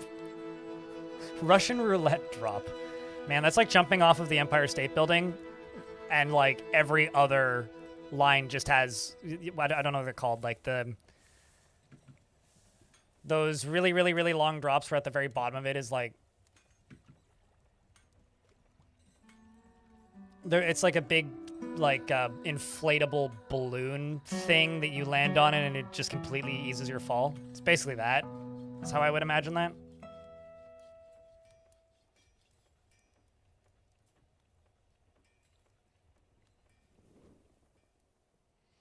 It kind of never goes the direction you want, Hang 'em High, who says, I mean to refine launching dwarves and stuff with bridges at some point.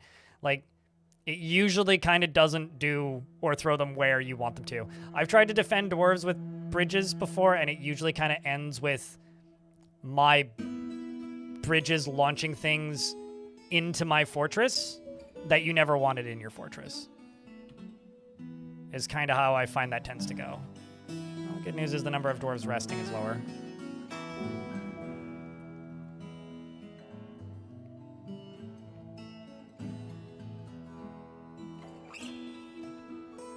Let's see if I can get another traction bench up in here. Sooner than later.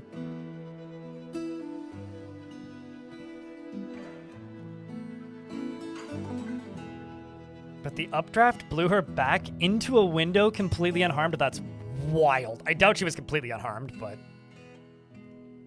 that is still wild. Probably bruised at the very least, but not dead, I guess is what matters. Jeez, wow, that's crazy. Yeah, I had no idea about that.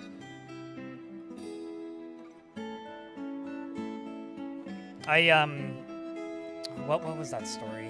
There was a person who jumped out of a plane, to go skydiving, right, with a parachute, and the parachute failed to open. But instead of just kind of dying, she got caught both in an updraft and then landed in a freshly plowed field, and broke her back and a lot of other unrelated bones, but was skydiving a year and a half later, which is a kind of insane.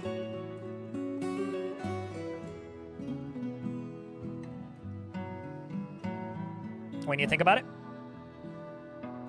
Yeah, bridges are more for squashing and moving. The problem with the problem with bridges, the problem with using bridges as weapons in 2026 is some enemies are too heavy for bridges to lift, and the game is much more consistent about that now. So there are multiple types of enemies that if bridges are closed, can either just straight up break the bridges or the bridges won't operate as they're supposed to, which is not ideal.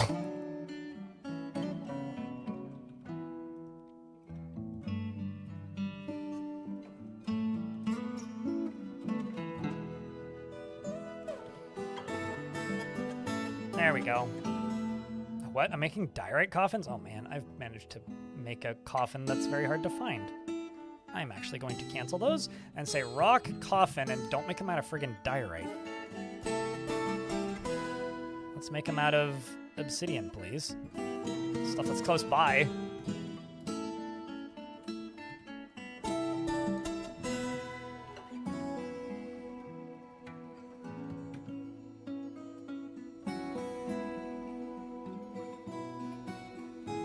Oh, that's awesome. Oh, hi, Mark. They must have really hit it off.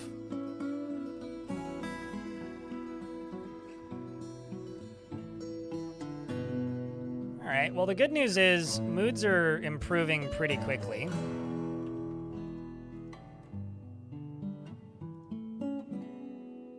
Are any of you injured? I don't know. I don't think so. Oops, maybe no, not that. Not just you. I want all of you. I want to see if I can send this whole squad off map.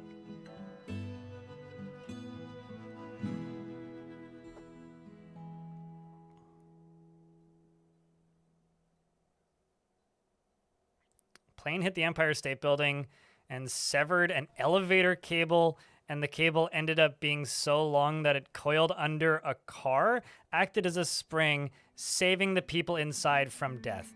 I would like to see a... I feel like I would have heard about that. That's absurd if that's real. No, that's cheating. I'm not allowed to make bolts or crossbows. So I will make catapults, probably. But I don't consider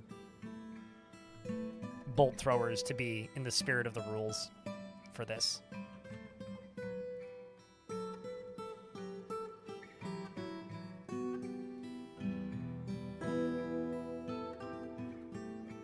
I was gonna say, please go equip a spear like you're supposed to. Because I want to work on getting my fortress back.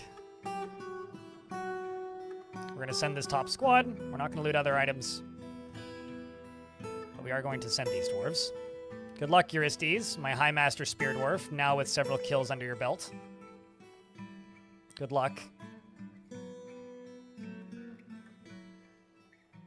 Oh, look at this. It's party time, chat.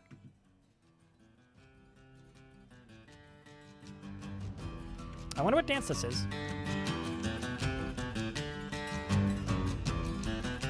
Form dance. It's Cyclopean Glosses, which is a partner dance originating in the boat of seizing. The form guides dancers on improvised performances. The dance is accompanied by the beige style.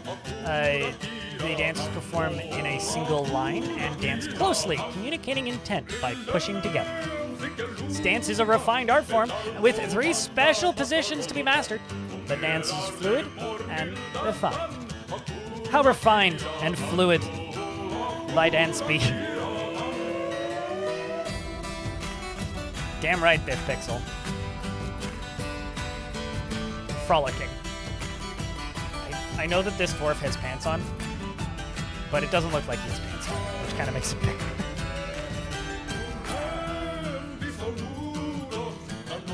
Happened in 1945. A plane was a B-25. The elevator car got slow.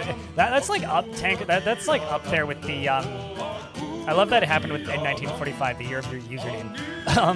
That's up there with like the Great Molasses Flood.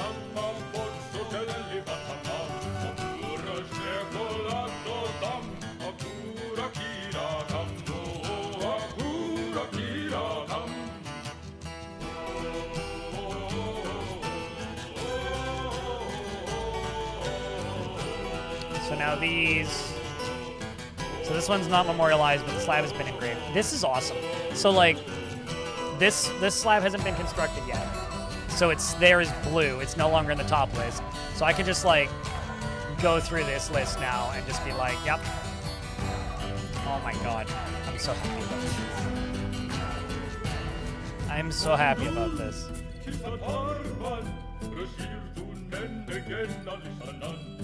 It's so nice. Truly.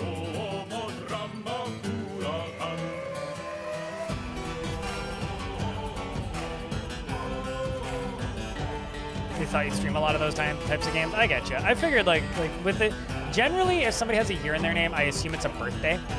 But if it's like, you know, pre-1950, I kind of assume it's not a birthday. It's like, who let Grandpa on Twitch? It's kind of the immediate vibe, you know?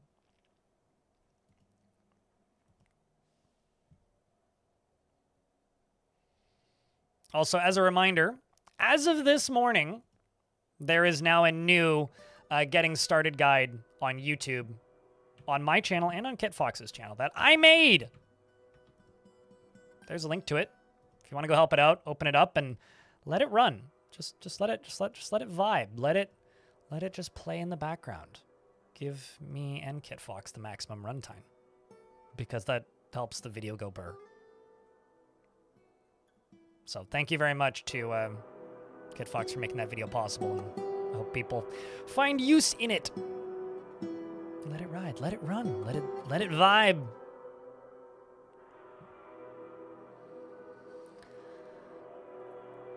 We all heard that Nazis are likely as dinos in this game. You know, okay, hold on. Like, that whole bit just kind of washed over me and vanished out of my ear as soon as I heard it.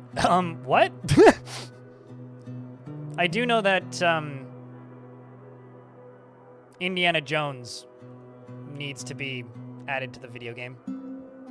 ASAP. Okay, so Psycon has a straight scar on his upper leg.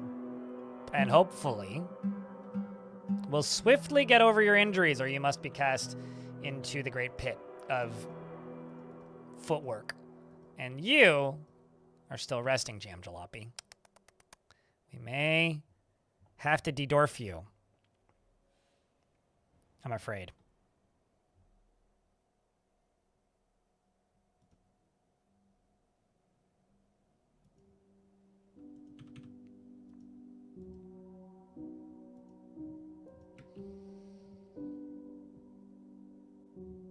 Well, I mean, it's you can't be an archaeologist or a off-map adventurer without a whip and a cowboy hat, obviously.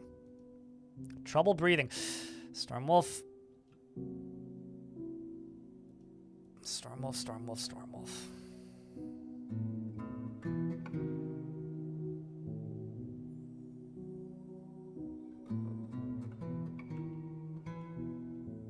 Let her in.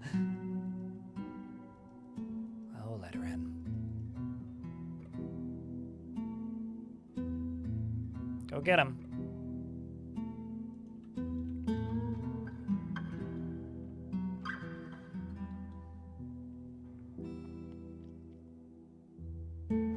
Ship cowboy hat and swap cowboy hat for pistol when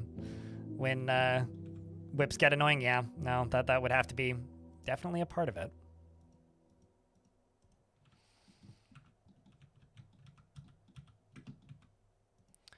All right, I guess it's time to delete the tavern again, because they had their party. So I might be wrong here. So if assuming Putnam's still here, Putnam could correct me. But it seems like when I go to build slabs,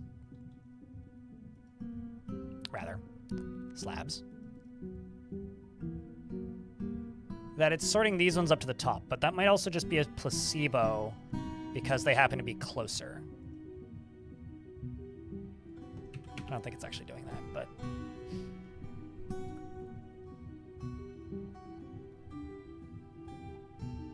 I mean, I would say you need to add a toggle to allow extra frames between frames so that dwarves can move smoothly from tile to tile, Putnam.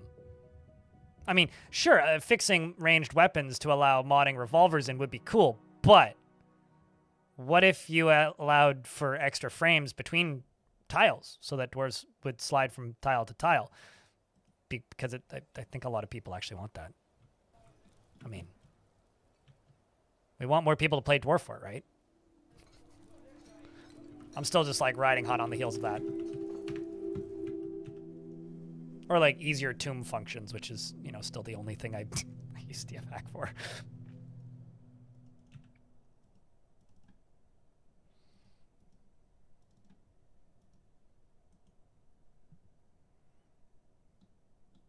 We still got Lua to do. I mean, Lua is important, but in lieu of that being done,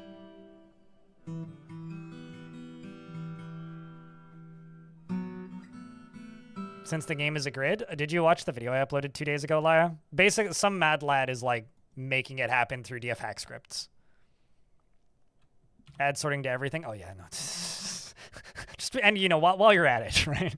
Just like add sorting to everything and make everything bindable to a hotkey. Hey, look, a caravan. A caravan from Kogan Asol has arrived. The presence of your ruler has attracted great riches. As long as they're not great witches. Trade sentiments are lukewarm. I wonder how much used clothing they want.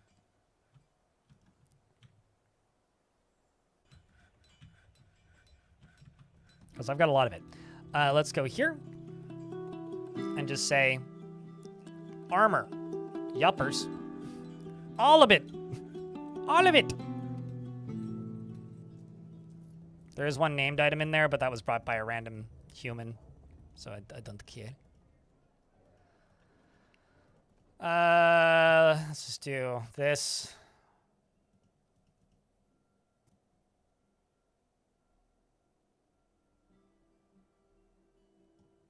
Kerploop. Kaploop. Kaploop, except for those.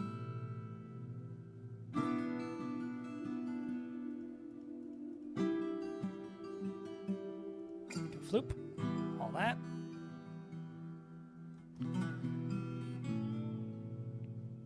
That should be pretty clean.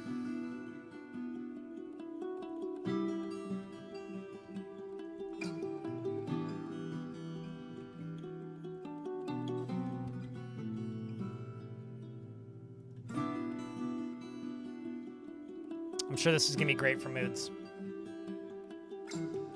Absolutely great for moods.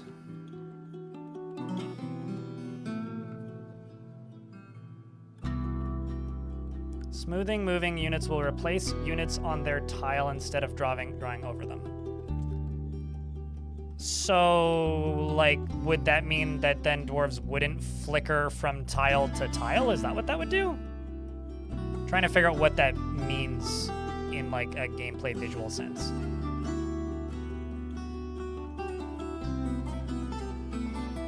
Literally just one wagon? I guess I'll take it.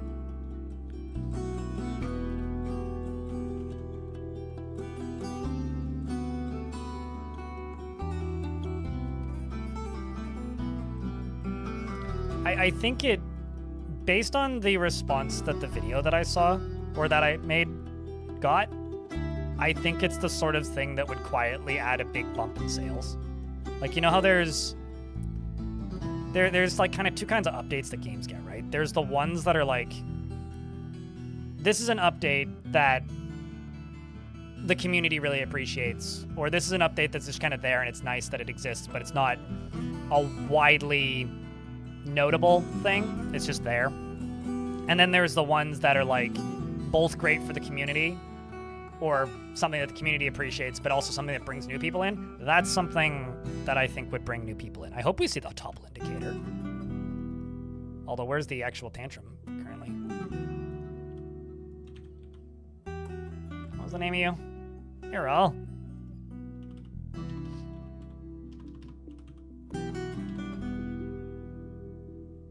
There you is. Wouldn't it be great if, like... Oh, no! Oh, no, you're gonna ruin trading. You fucking monster! Be gone! Sorry, I'm a monster, actually. You criminal!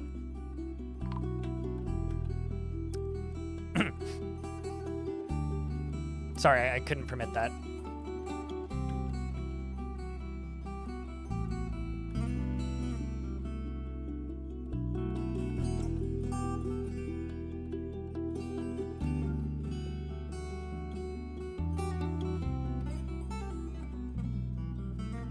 I just could not live to see that happen.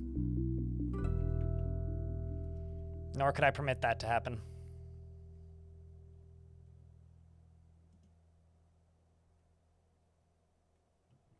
Can lie a dwarf beardless. You are now a surgeon. Oh. I said surgeon. Laia is utterly languid. She has an utterly languid pace of easy living, and calm and slow. Often feels filled with joy. Dislikes even the best advice. I guess my squad's back. Even the best advice, and she is truly fulfilled by assisting those in need. She very easily falls into love and develops positive feelings. Is almost never feels discouraged, and is very quick to anger and tends to form only tenuous emotional bonds with others. She is moved by art and natural beauty and is troubled by this, and she dislikes the natural world. She doesn't often experience strong cravings or urges, and she is a little tight with resources when working on projects. She is somewhat quarrelsome, and though she is conflicted by this for more than one reason, she is stubborn, and she is conflicted by this part of herself, and she isn't given to flights of fancy. She needs alcohol to get through the working day and doesn't really care about anything anymore. Dreams of mastering a skill, and this dream was realized. Personally, would have the world operate in complete harmony without the least bit of strife or disorder. She finds sacrifice to be one of the highest ideals, believes that peace is preferable to war, and thinks that there is something deeply wrong with people that persevere through adversity, and values good craftsmanship. She likes rhyolite and silver and moonstone and the colored chocolate bolts, coins, cows for their haunting moos, and the words of the adoration of reason and the sound of the beige style when possible prefers to consume apricot wine and absolutely hates Spoder.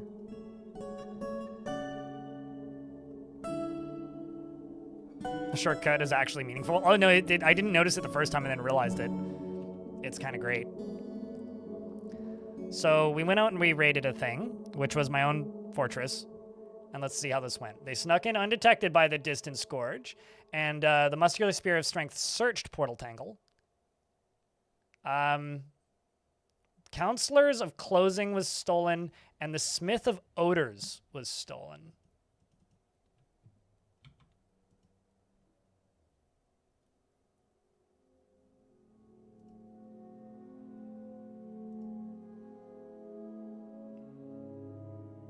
The Meteor of Attack is the name of that?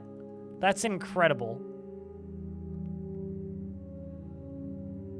The Counselors of Clothing and the Smith of Odors. It's a silver short sword and a silver mace.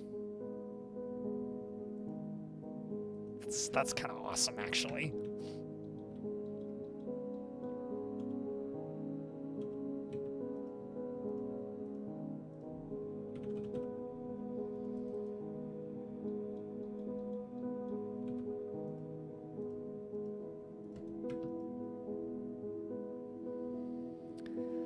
Cows for their haunting moos isn't unique to a evil biome, but zombie cows probably, unless you are very close to a necromancer tower. All right, I'm actually going to buy some of these raw green glasses just in case some nitwit decides that they're going to make an artifact out of the wrong material again.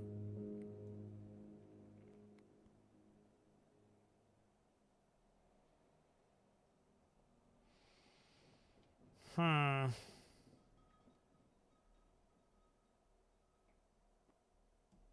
just gonna buy those mittens, buy those gloves, buy the helms, buy the shields, buy the socks, buy the low boots, buy the high boots,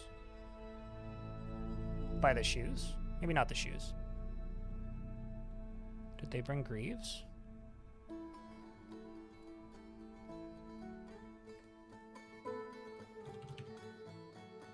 Buy the greaves. There we go. They took the trading.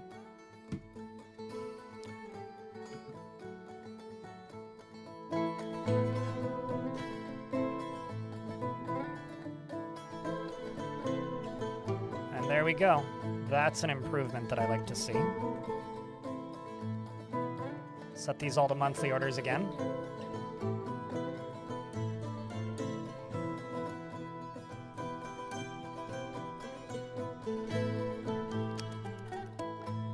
How dare you wear a dress, Darius?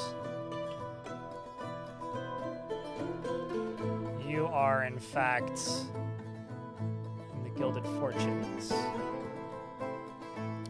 swap them, which is currently the sword armor, naked. And you should remove your heretic shirt.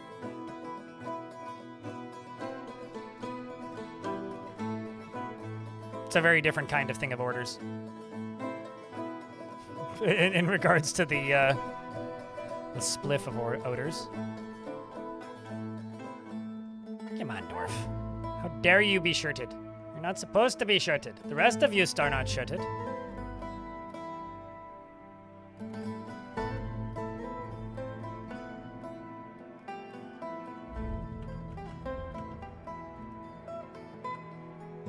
Let's just trade with anyone.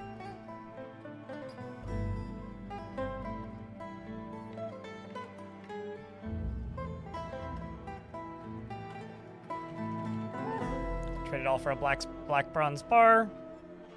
And those ropes, because why not? Alright, Darius. Have you decided to take your shirt off yet? We trying to Spartan in here. We're trying to Sparta fight. This is what's happening, Cellar. How you doing, dude? Reclaimed my first pre-gen abandoned fortress and just discovered the rock who destroyed it is still inside and now has a family. Well, that's adorable. You should enslave them and make them do your bidding. Unrelated, but some stupid Cyclops is dumb enough to actually try to attack me. I guess he didn't get the hint by the pile of bodies in the front door. So here's what I'm gonna do. Get him, dwarves. There's something exceptionally satisfying about just being like, get him, boys. You know?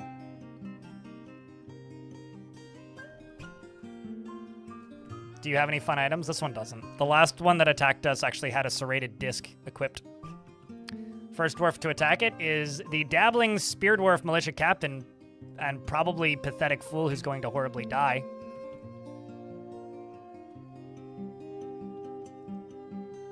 Who's dumb enough to attack this thing. And then followed by the naked dwarf. Okay.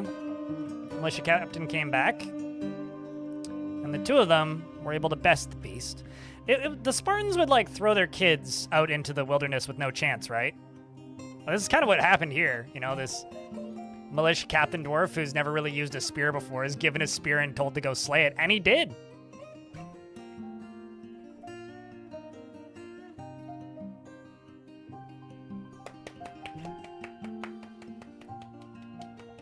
I don't need photo evidence, Darius. Your word is enough for me. But I do, in fact, need your dwarf to remove your shirt. Your dwarf removed your shirt. It's fine.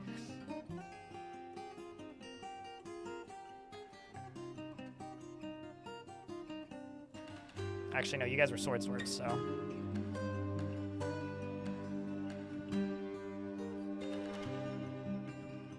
So now what we're going to do is we are going to go cause some chaos. This, where Fate Death is my fortress that was last taken over. It has 1,000 goblins in it. We've successfully raided it. I'm going to straight up attack it now. We are going to go pillage it. And I'm going to send Squad 1, Squad 2, Squad 3, and Squad 4. So I say wish them luck, chat.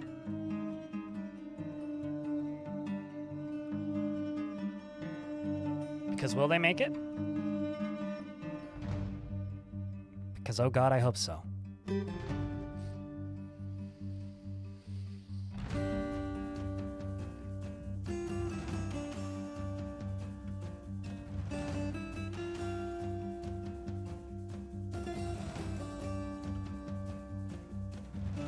It's off to work they go. Good luck, dwarves.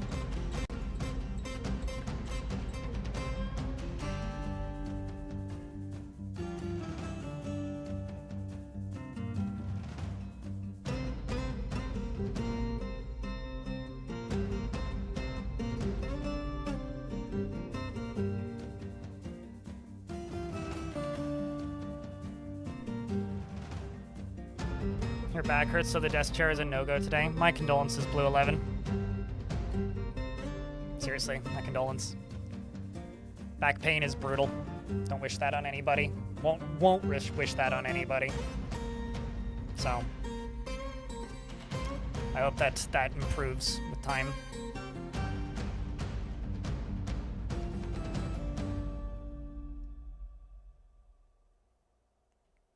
You hear that goblins wear shirts? Yeah, and that's why we're invading them all. Logically. I mean, why else would we be invading the goblins other than avenging our shirtless before dwarfers? So I don't know where I'm going with this. Okay, so Ranger Rick was one of the dwarves that sustained pretty bad injuries. Same with you, Tobul. But Ranger Rick seems to have gotten away with purely some badass tiny straight scars on his left lower leg, which is pretty badass-a-rooney, if I have to say.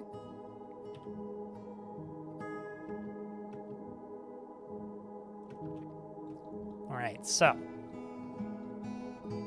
let's go up to here. I will also say that the combat situations in this fort are not overwhelming, but like it's kind of a lot.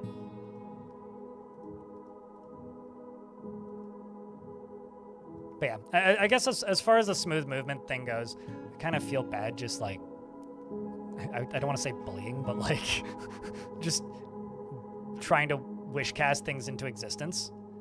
But it is something that like I've consistently heard from people that they want or would play this game if it existed. And I don't know. It would be cool to see that before the end of the decade. It's like kind of up there for me where there's two kind of, not niche, but like two portions of the community that don't play the game right now. And that's the people who want keyboard supremacy and the people that want less immediately visually confusing movement. Like, yes, it's very possible to get used to it, but I think those are two very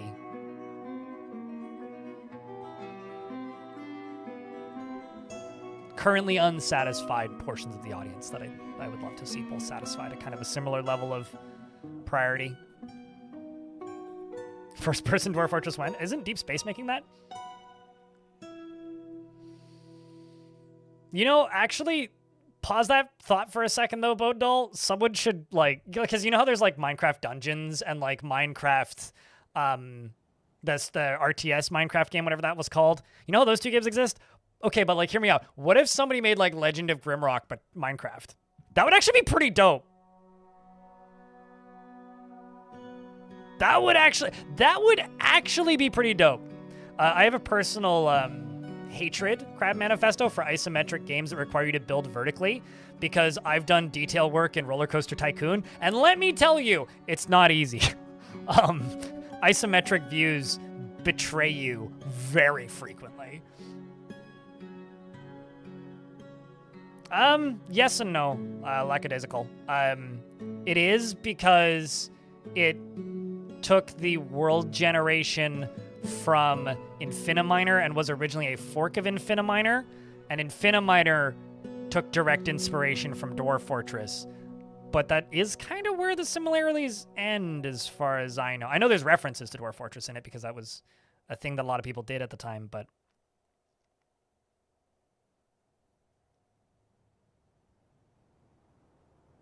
huh? I mean, Quake was not the first-person game, but it was a first-person game. We need to see if this dwarf heals. If you don't, Ice Blue, you need to be thrown into the volcano. I mean, the big hole. Maybe not the volcano. Ice Blue on the way out.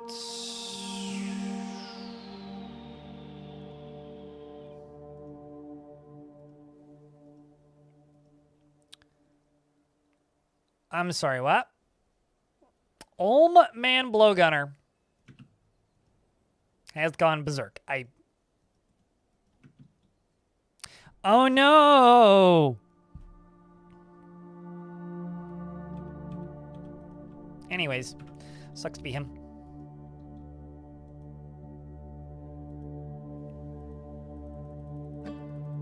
Let me out of here! Yeah, pretty much. Is Big Iron similar to Pig Iron?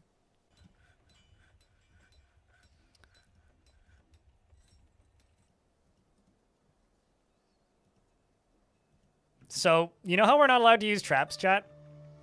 And how I was like, I'll put it here in the middle of nowhere so nobody dies to this trap because traps are not part of this, like, entire playthrough. It fucking killed a Kia. That Kia's like, I'm gonna get that artifact serrated disc that was brought here by the Cyclops, and I'm a still... And then it slit its neck.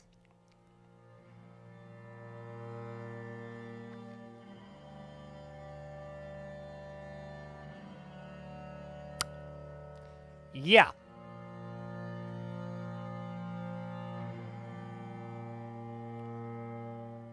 It's like, you know, this is the curse of being a YouTuber, right? You make it like 7 hours into a playthrough and then you ruin it. And it's like, well, completely unplayable. It's okay. We've cleaned up the evidence. Don't worry about it.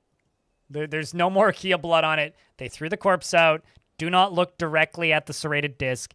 It's fine. Although there is something very funny about a Kia trying to grab it's like a Kia attractor or like a mosquito trap, like a sticky trap, but like for Kias. Just a weapon trap with an artifact weapon in it.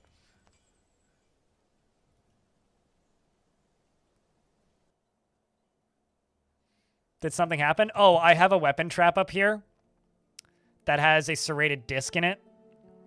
And so I was like, well, as part of this challenge, I'm not allowed to make weapon traps. But I got this disc very early on, and chat was like, make it into a weapon trap, like for the style points or whatever. And I was like, okay, fine, that's a good way to memorialize it. So I put it here, and a Kia died in it, and I'm convinced that a Kia was trying to steal the disc. Like in the middle of the fortress, like randomly, like that's where it dives for.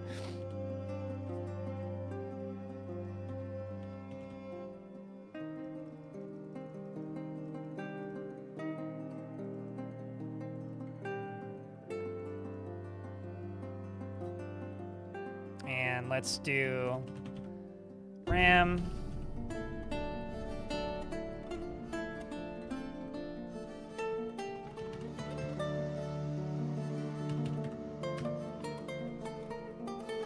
And that and I compared my mental feel that having smooth movement is the same level of importance to the wider community as full keyboard control returning.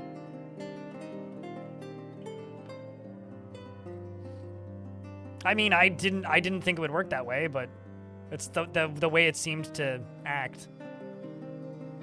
Putnam. But no, nothing else has really happened. If it's just coincidence, then that's really funny. Do still have one dwarf in this squad mission. Wait, what squad is that? Not the one that's being sent out to train. You're on your way out. Ranger Rick has seemingly gotten rid of all of his injuries, which is good, and has better gear now.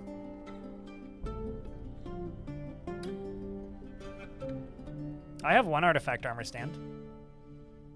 Oh my fuck. Okay, so this is a problem. This top squad has 2 barons in it. This dwarf is awaiting to attend a meeting with that baron.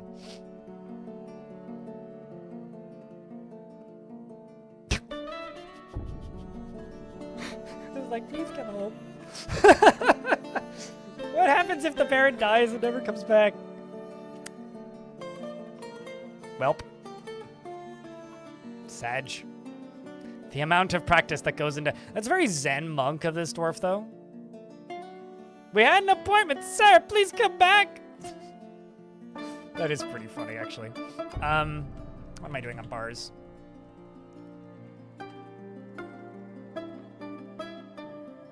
Got so much zinc. I might start building flooring out of zinc. You... Pause that. Let's just do iron shield. And just do 30.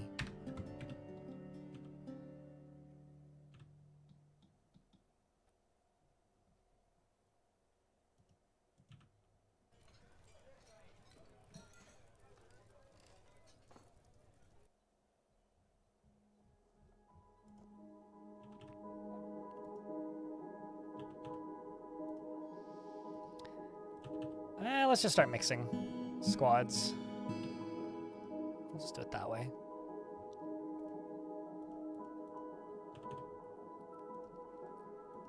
Just trying to keep them split, boy squads and lady squads for uniform reasons, but this is fine too. At least for the moment.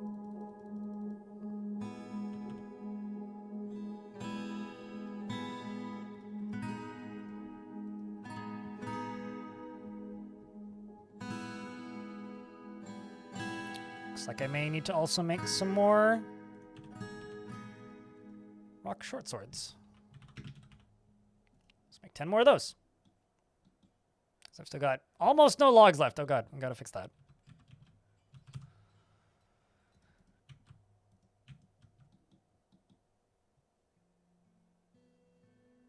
Your job is yelling at you to use PDO? Well, maybe you should use your PDO. What's wrong with PDO? Why you no like your PDO?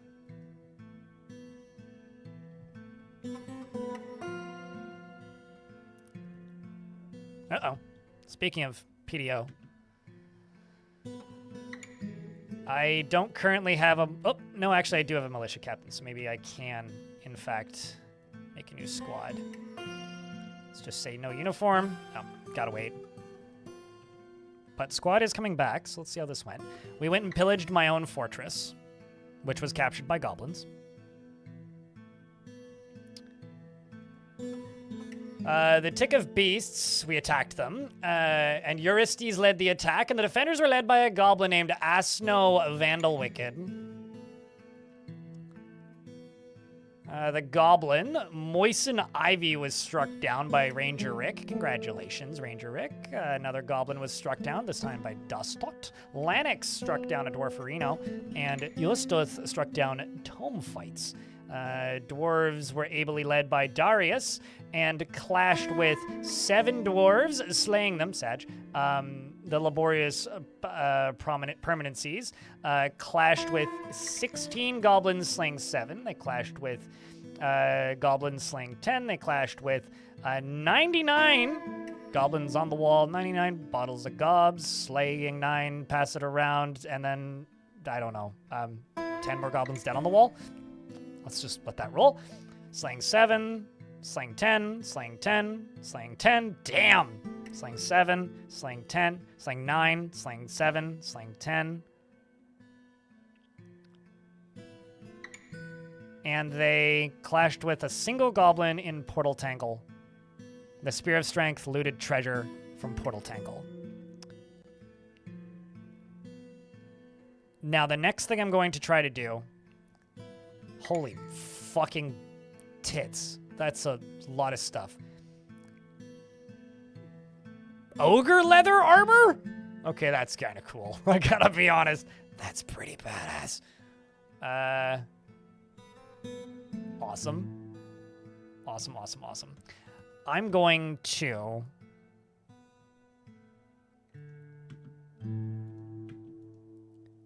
send this squad...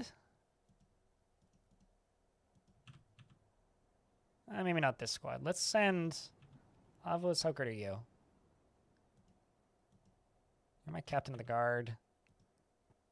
You're adequate. I might send this... I'm going to swap this dwarf out with somebody who's legendary. And hope.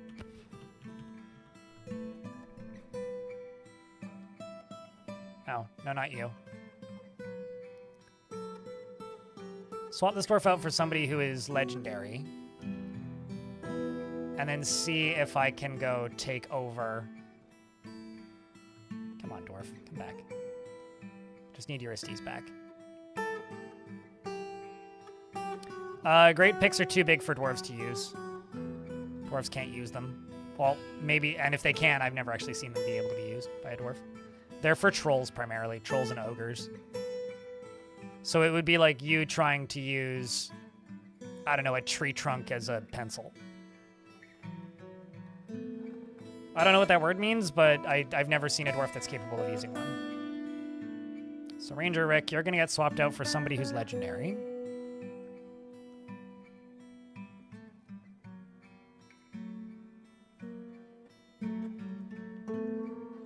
And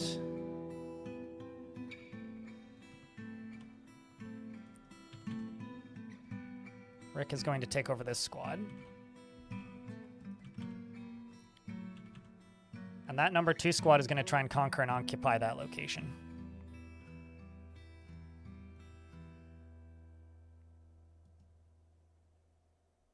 We're going to send 2 squads. Conquer and occupy. Good luck to them, chat. Good luck to them. Lia's squad down here. You can take that dwarf as your new leader. This dwarf can join.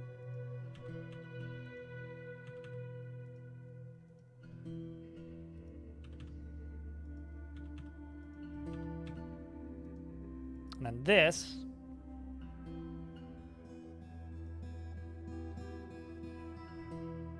can be random dwarves with beards. Ideally ones with shirts on, which is a crime, which I cannot permit.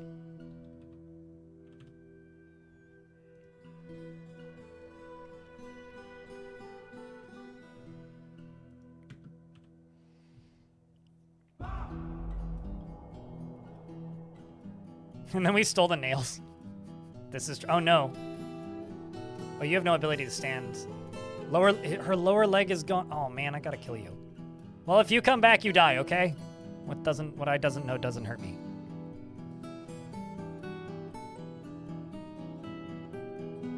Do you think they're got this? Do you think they're gonna successfully be able to take back that fortress which was stolen from us? I certainly hope so. You heading out, Stormwolf? Yeah, you are having trouble breathing. Watch them get the most kills. Ideally, there's no more kills. They just go in and kill the leader and take over the place. That's the hope, anyway.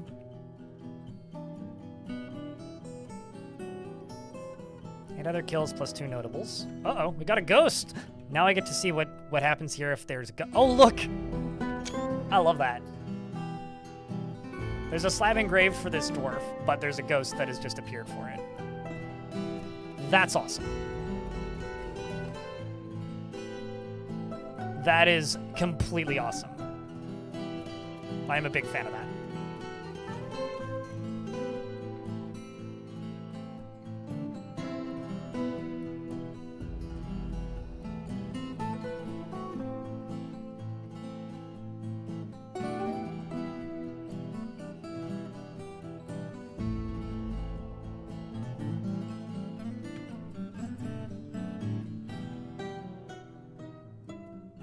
They should haunt their own slab.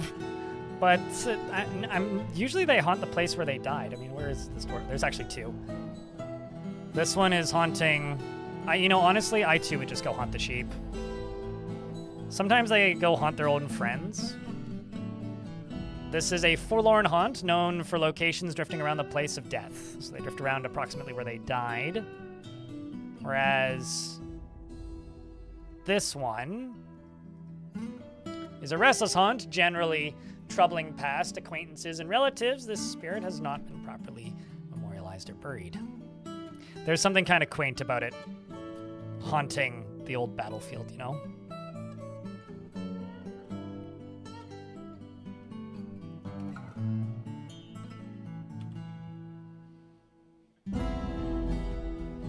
Yeah, I don't know. I really hope that slabs have something to do with magic in some way. That would be super cool.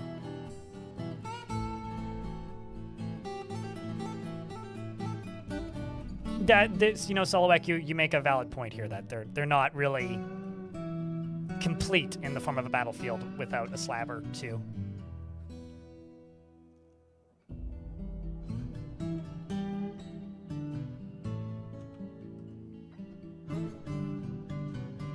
Also, there's more Kia blood and another dead Kia in this trap. That's At least 2 Kias have been killed by that so far. At least 2. There may be more in the future.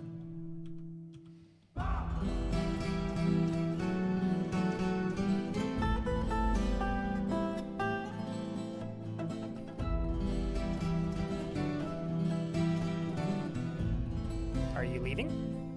Yes, you are.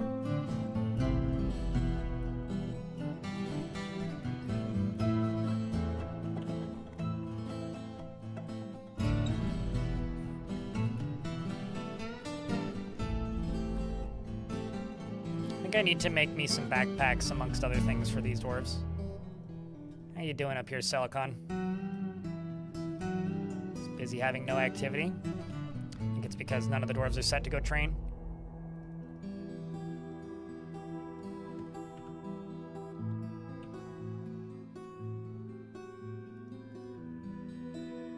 Darius off to combat training.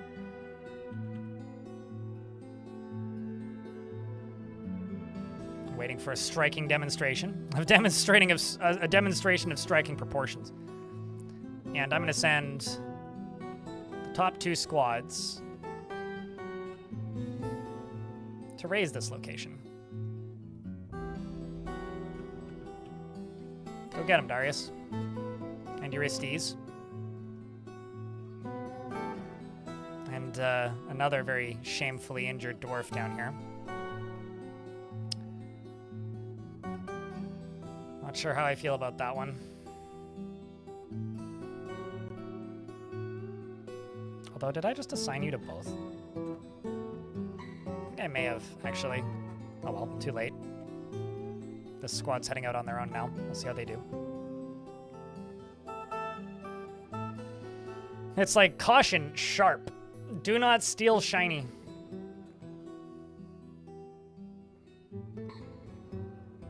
No shirts. Shirts are... Male dwarves wearing shirts is a crime. Okay. So I was wondering when this is going to leave. They're actually loading back up now, which is good. I was getting a little worried. But because they have to load every item one at a time, and I gave them like 400-something items, it's going to take them a while to actually load up and put everything away. Oh, hey! A big number. Hello. Oh, it looked like this dwarf dropped the crutch, which is concerning, but...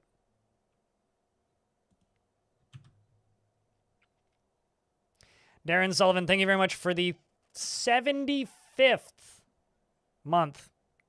Chat, can I get a big round of beers for the 75 months? That's absolutely huge, dude.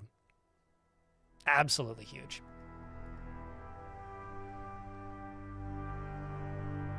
You know, I used to always say this when I was younger, and I think it's kind of funny now as an adult, which is, if I was a little kid, or if I was, rather not a little kid, if I was a ghost, I would haunt a movie theater. I used to always say this when I was little, because I thought that that would be the best possible place to haunt. You know, you'd always have people to spook, and there'd be movies to watch. Was always my theory. But now as an adult, I'm like, I don't know if I would haunt a movie theater. I feel like the movies aren't good enough. Like, they could be so much better, you know? Shinobi, thank you very much for the 14 months. Big thank.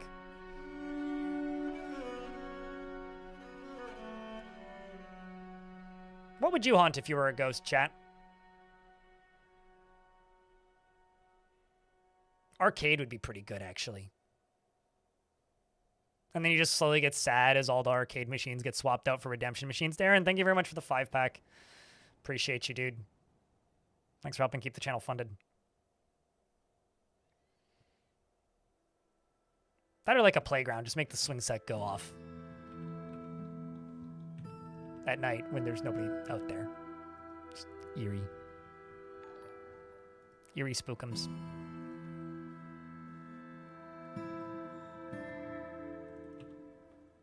Nope, squads are all back. Let's see how my C's attempt went. Eric, thank you very much for the $1. That's a golden Kappa train that the internet wants to start. It should have done that one earlier, but there's a possibility for a golden Kappa hype train if you help start up that pipe train right now. It just requires a singular additional emote. The Boat of Seizing has attacked the distant Scourge of the Tick of Beasts at Portal Tangle. The Dwarf Sodel Legend Cloisters led the attack, and the defenders were led by the Goblin Nitom Appeared Rinsed. In the mid-autumn of 261, the Dwarf Sodel Legend Cloisters outmatched the Goblin Nitom and with a cunning plan, and the attackers had a strong positional advantage. Goblin was struck. The initial leader Goblin was struck down. Athos Goblinus was struck down the Goblin Acust. So Goblin is struck down a Goblin. Anyway, Lanix tore off the foot, the first toe on the left foot of a Goblin. Playing with your food, are we? And then strikes him down after torturing him by ripping his toes off. The laborious prominences clashed with 104 goblins, slaying 8, slaying 4. They clashed with 78 goblins, slaying 2. I just have to say, Eric, thanks for the $1, and Vim has started the hype train. So now you'll get access to a golden kappa for 24 hours if you take part in this hype train. Sub gifts are on sale. I don't know, man. It's there if you want it. It's not that big of a deal. It's just kind of a fun novelty. Daragorn cheered. X101. Let's go.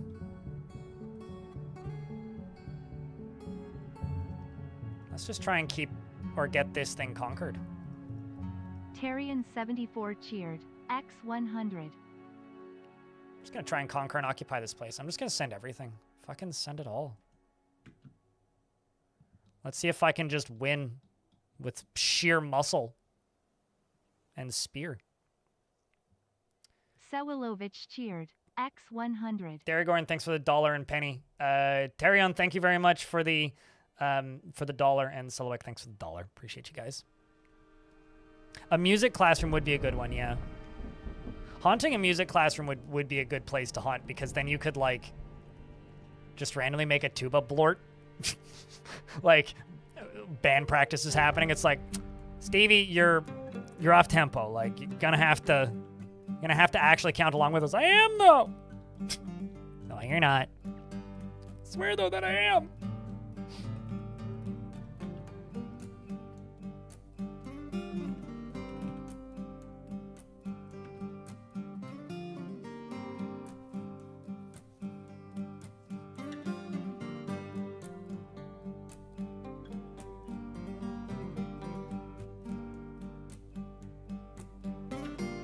Constantly messing up the beat. Yeah, the timpani would hate you. the poor percussion guy at the back, just like dum dum dum dum dum dum dum. It's this kick drum. It's fucked up, man. I swear this place is haunted, man.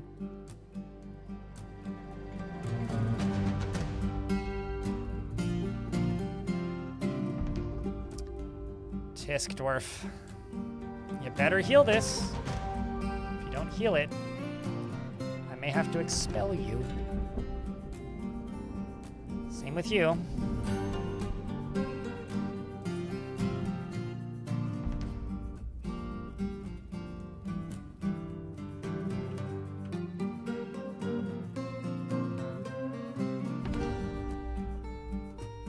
Let's also get rid of all this crap.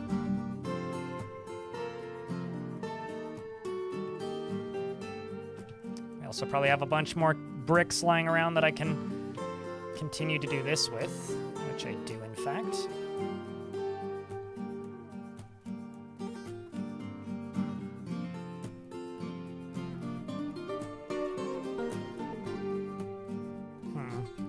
Then we're actually going to do this a little bit.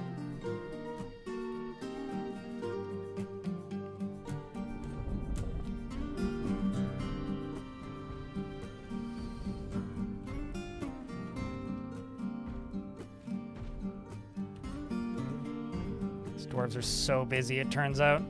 So many fucking recruits. Look at all these recruits, man.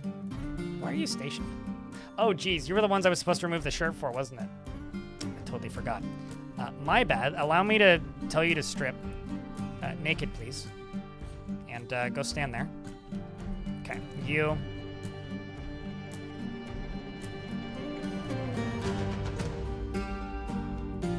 Forbid. Forbid. Forbid. And then just go grab those and go off duty.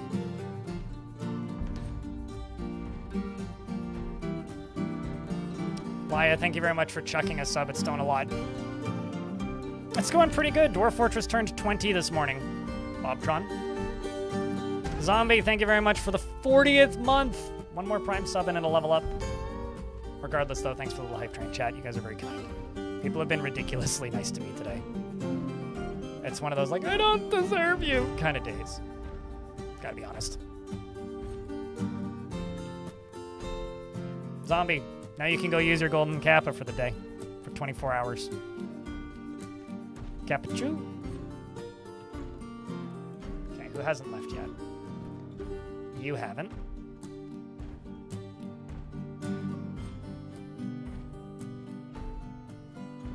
You're good. You're good. You're working your way out. What? That's a route. Not the one I would choose, but it's certainly a route.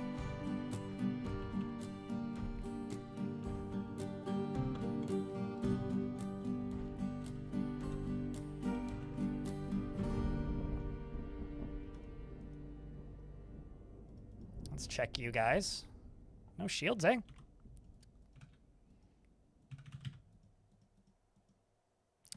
Let's do iron spear, copper shield.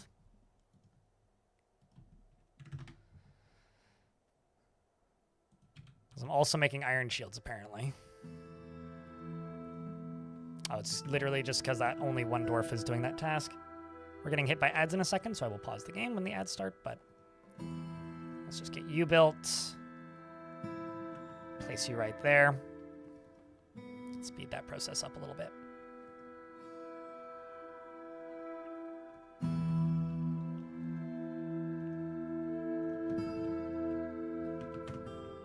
Pause the game.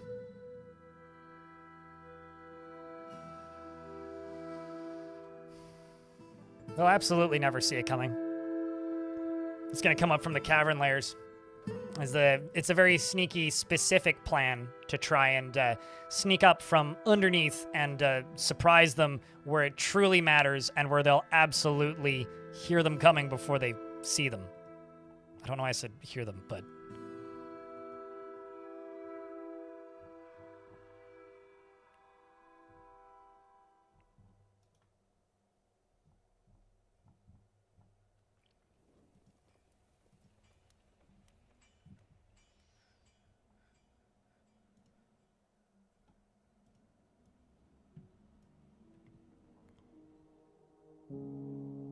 That would actually be really cool, now that I think about it.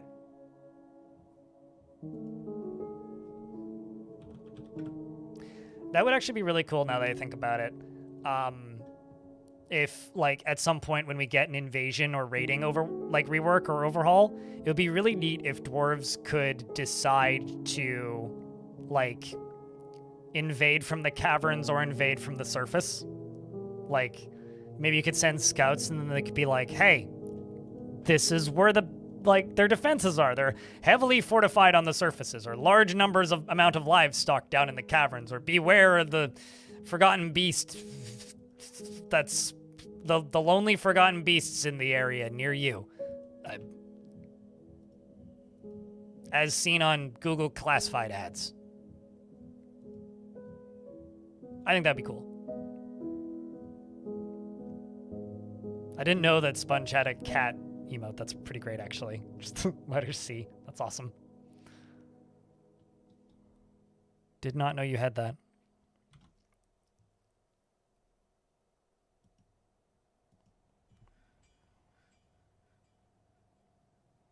Lonely Forgotten Beasts near you. Yeah. What ads am I talking about? So there's ads that play on a schedule on Twitch. The YouTube ads, I can schedule them, but if I did schedule them, then I wouldn't have any indication of when they happen. And because Twitch tells me when there's ads happening, I can be like, oh, boys, gotta pause. And it's kind of nice.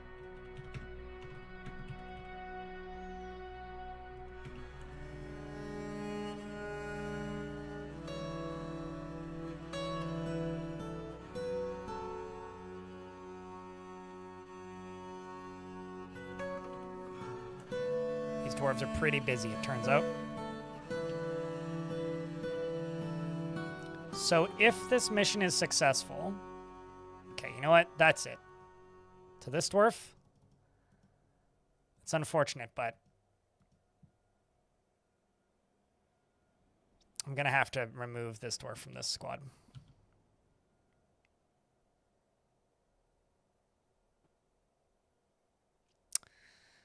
Gonna have to remove this dwarf from this squad. Because you are seemingly incapable of actually doing your job. At least Beard Adonis is leaving.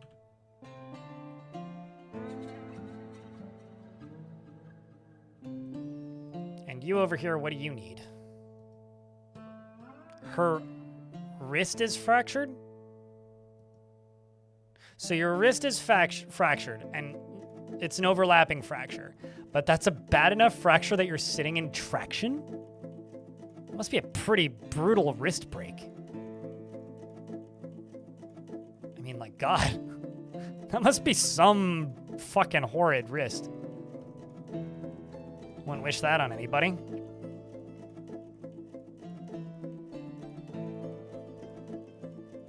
But yeah, I don't know. I'm fucking stoked. I don't know what I'm gonna do until the end of the month. Like, I want to know exactly when that Gamescom thing... Like, when exactly does Gamescom even start, actually? When is Gamescom? That's the 26th to the 30th? Well, that's good. Glad it's not the week before. Because the week before, I'm not actually, like, at home, so... Amber Dragon, thank you very much for the raid. Chat, can I get a round of beers for Amber Dragon? The eyeball grass is iconic. This is true. Yeah. How was stream today? I'm, as you can see, trying to steal back one of my fortresses from the goblin monsters who... Another month done AD and dusted. Stole it from me.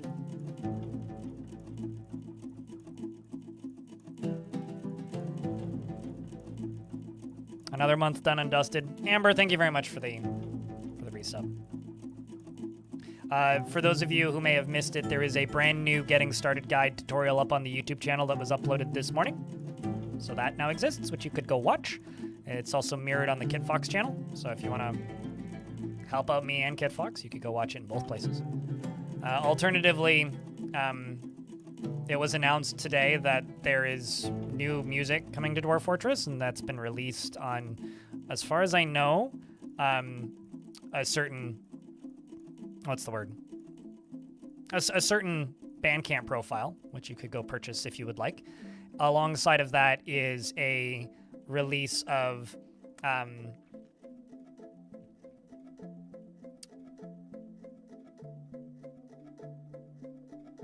the actual announcement for Myths of Magic stuff news coming the end of this month. Certified Beyond Quality. Award-winning YouTuber produced Certified Beyond Quality. Man, I need to figure out how to meme the hell out of that. That's something I do really need to figure out how to do, and I will do my best to friggin' figure it out.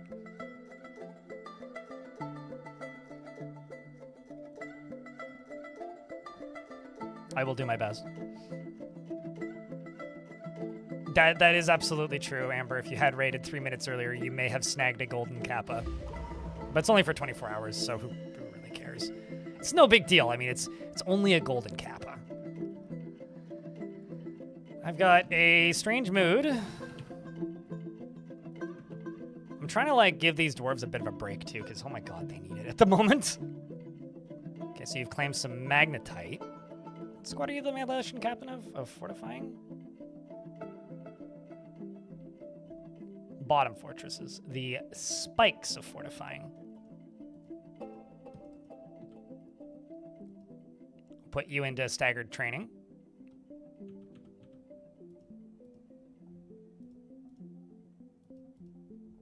Let's see what stuff we can go grab. Got some more shields that they can go grab, which is good.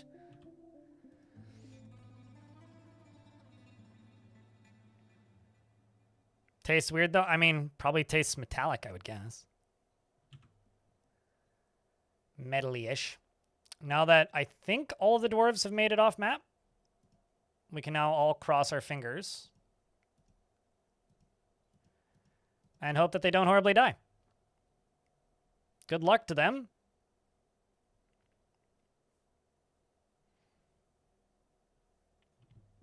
I mean, you gotta tease people, right, Clino?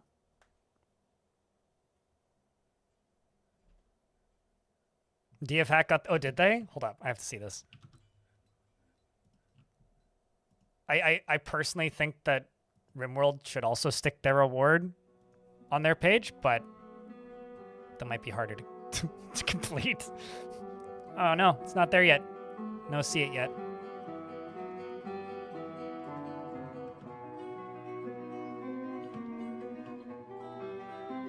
That would be kind of amazing. Because, like... RimWorld won a award on behalf of Dwarf Fortress Turning 20, one of the Beyond Quality Awards. And RimWorld currently... That's my YouTube channel. Why is it showing my YouTube channel? Oh, I know why. Hold on, let me fix that.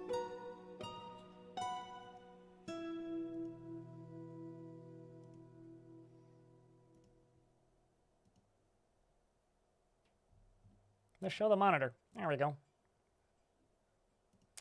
Shoop-a-doop. Yeah, there you go. See, it has no awards currently. It's not an award-winning video game. It would be an award-winning video game if they put their award there. But if you actually go here, you can scroll down and see that Dwarf Fortress won an award, so that's just what they look like. Best strategy game at DICE.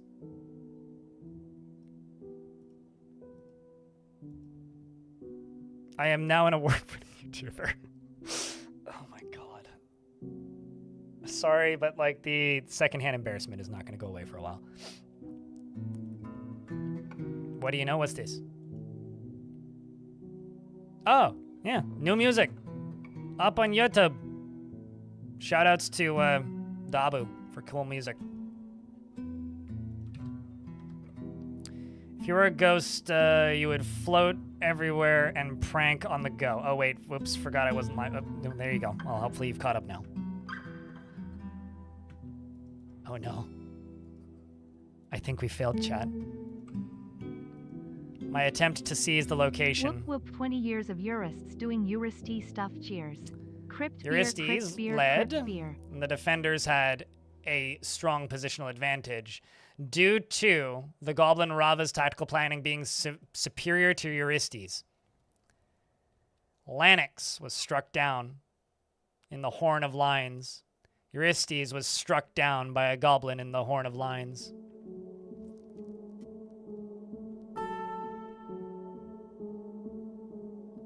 Mighty Rhett, thank you very much for the 11 months with Prime. Appreciate you, man. A lot of escaping unscathed. Ice Blue was struck down.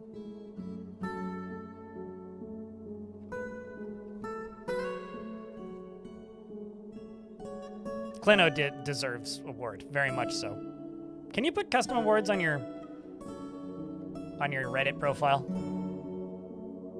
I know you can get badges and stuff, but I didn't give them the award. Go tell DICE that. Amuga dog. If you don't think Dwarf Fortress is a strategy game, then go complain to the people at DICE. Later in, struck down a goblin. Feb was struck down. Another goblin was struck down by Goblinus, and they fought with 95 goblins in Portal Tangle Sling 2.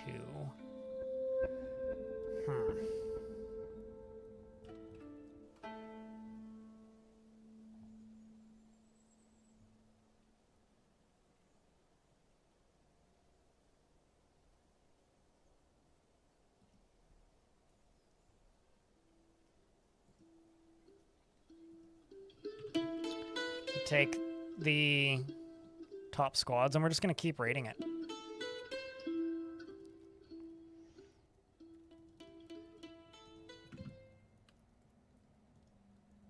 Let's let the rest of the dwarves come back.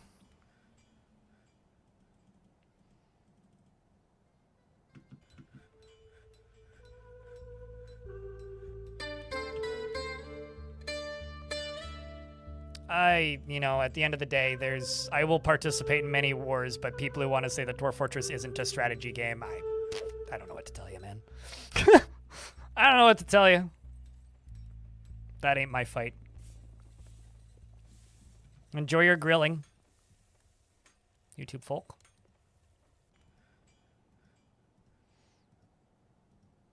Because apparently it's grilling a clock, I'm learning.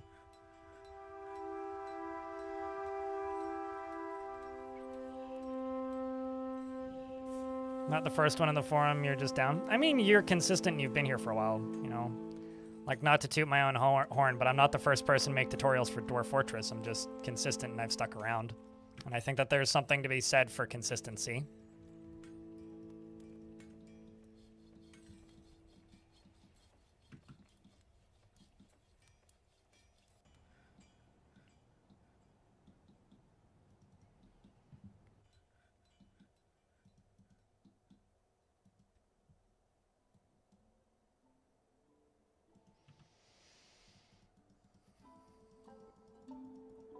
Let's also just grab everybody.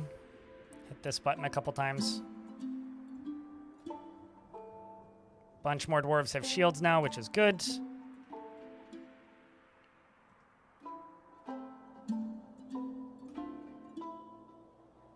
Throwing you. Throwing you. Let's go up to the overworld.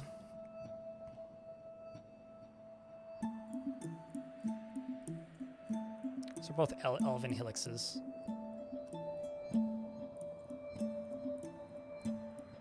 Sorry, stroke hatred? What do they got against stroking? No pets. Good luck, dwarves. You're the one who may have to be done away with. You're grilling yourself in this heat. I'm just kind of stewing, but grilling is one way to put it.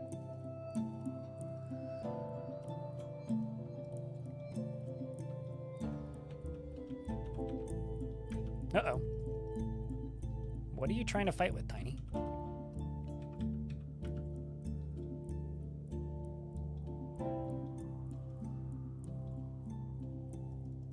I don't actually know what Tiny's trying to fight with over there, but something.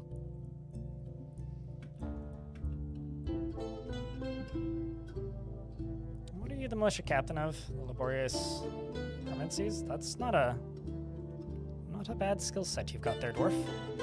It's got to just be another Kia. It's got to be another Kia. Today is the 20th anniversary of Dwarf Fortress, White Tiger. So celebrate by gifting 5 copies of Dwarf Fortress to all your friends, or don't. I don't know. I don't actually know what the proper procedure is to celebrate Dwarf Fortress's anniversary aside from playing Dwarf Fortress. So that's what I'm doing. There was a brand new Getting Started guide posted on YouTube this morning, edited by me, which is also, I guess, a form of celebratory action.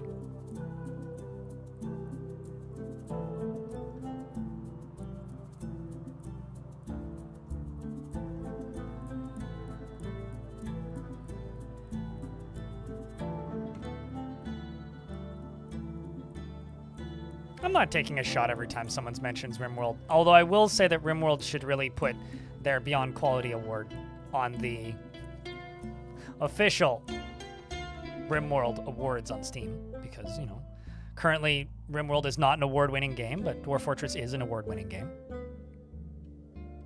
That's less of a taking shots and more of a, I wish there was other ways to talk about Dwarf Fortress, because I think that this game is really cool. And it would be cool if it was easier to talk about it without having multiple caveats of other games that also exist,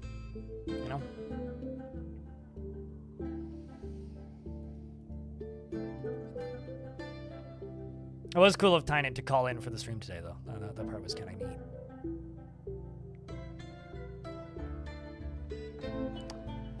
Playing modded Nuclear Throne, and it's called Grill Skills? Oh, that's cool. How is the Nuclear Throne modding scene? That's not a game that comes up super often these days.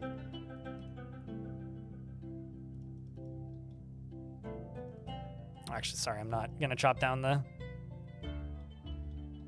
olive trees.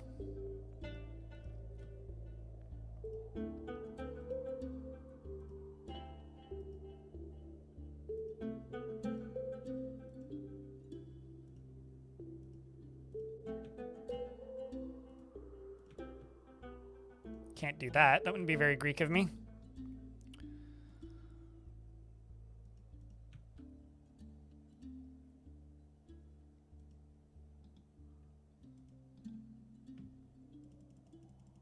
Also, a random Ulm person went insane. I'm not too bothered by that. What do you need? Skeletons, I think? Quarry, bars of metal, stacked cloth, skeletons, yeah.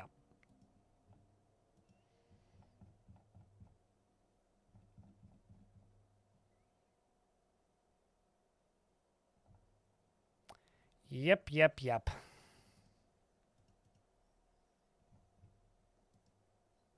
Slaughter the donkey. I don't need no donkey.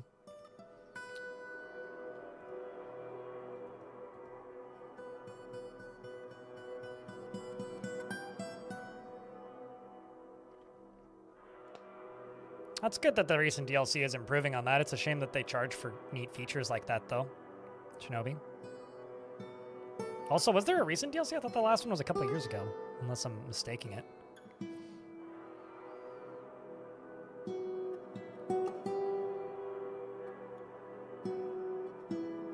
The internet people were digging holes in your neighborhood today. Square ones strangely seems fitting. That's, I mean, dude, if somebody showed up in my house and dug a square hole in my backyard, I'd be upset. I would not consider that a form of celebration, but...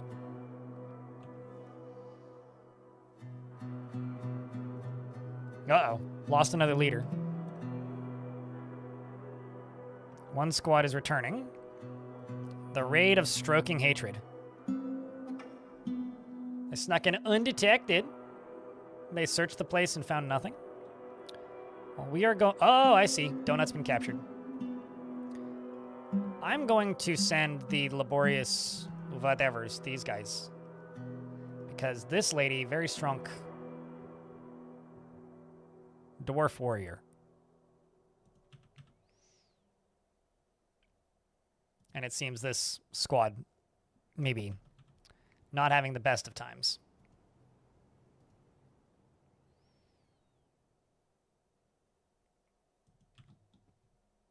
Wait, really? I didn't actually know that. That was a DLC thing. It would be impossible, though. Like, it's literally not possible. Cleno.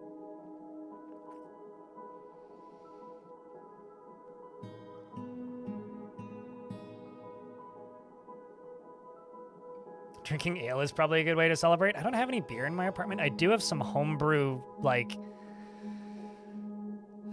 fizzy lemonade, which is kind of alcoholic. I mean, it's probably got alcohol in it. I don't know what percent it would be, but it's probably pretty low, if I were to guess.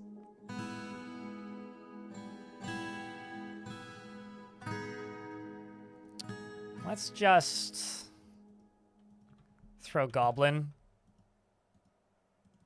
parts onto that and get those dealt with. Okay, so squads are coming back from the other raid. Let's see how that went. I know it wasn't just babies. I just thought that was an update. The tactical planning was superior to the goblin oily systems. The tactical planning was superior. Their neck was smashed by a dwarf. Zasset was imprisoned. Donut was imprisoned. Volkar was imprisoned. The Copperworks fought, and Donut clashed with 5 dwarves, slaying 1. All right, so if I go into here, you are legendary in everything.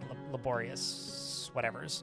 The laborious whatevers are... Oh, my dwarves, unbeknownst to me, have successfully taken over an elven location and is now a dwarven forest retreat. Well, that's exciting. As well as this grass raise. That's new. That did not happen like in the last 5 minutes, I don't think. It's a very active overworld. I quite like it. You are going to try and free captives belonging to my civilization. Go.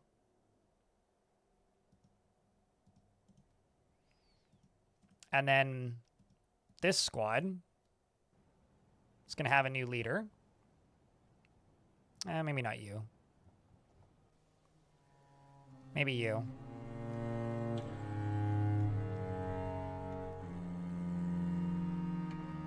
I'm just going to get them training for a bit. And then this squad can stay as is. You can get an additional dwarf. You can get an additional dwarf.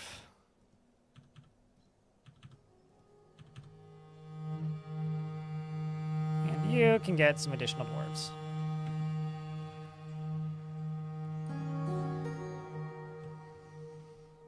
How are you doing for kills?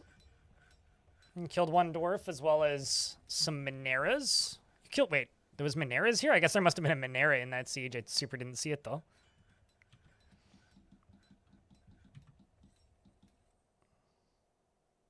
It was Odyssey? Okay, I for some reason I thought the last one was biology. I do recall that one though.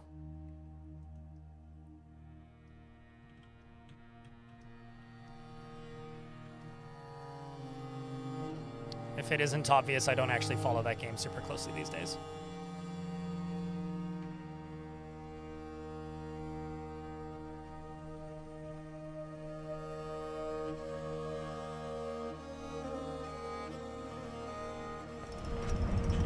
Athil, the militia captain, has created Tzolot Olthud, a magnetite earring, and claims it as a family heirloom.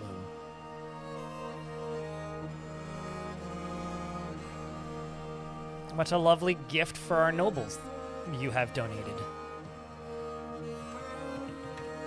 So it's 26 tombs. That lovely heirloom just so happens to be a magnetite earring. All craftsmanship is of the highest quality. It is encrusted with cushioned magnetite cabochons and decorated with sheep wool. And encircled with bands of iron, this object menaces with spikes of magnetite and turquoise. On the item is an image of dimple cups in Donkey Burn, as they get out to go raid them. Here's hoping they find our poor lost dwarves. It's like the Lost Boys, but dwarfy. Oh, I see. This dwarf had a custom uniform.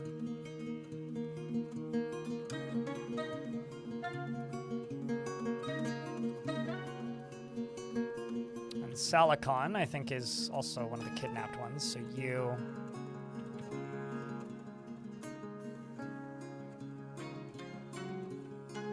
can actually go swap with, I think, Jam Jalopy and Tiny Hash, I think would be fun to put into this squad.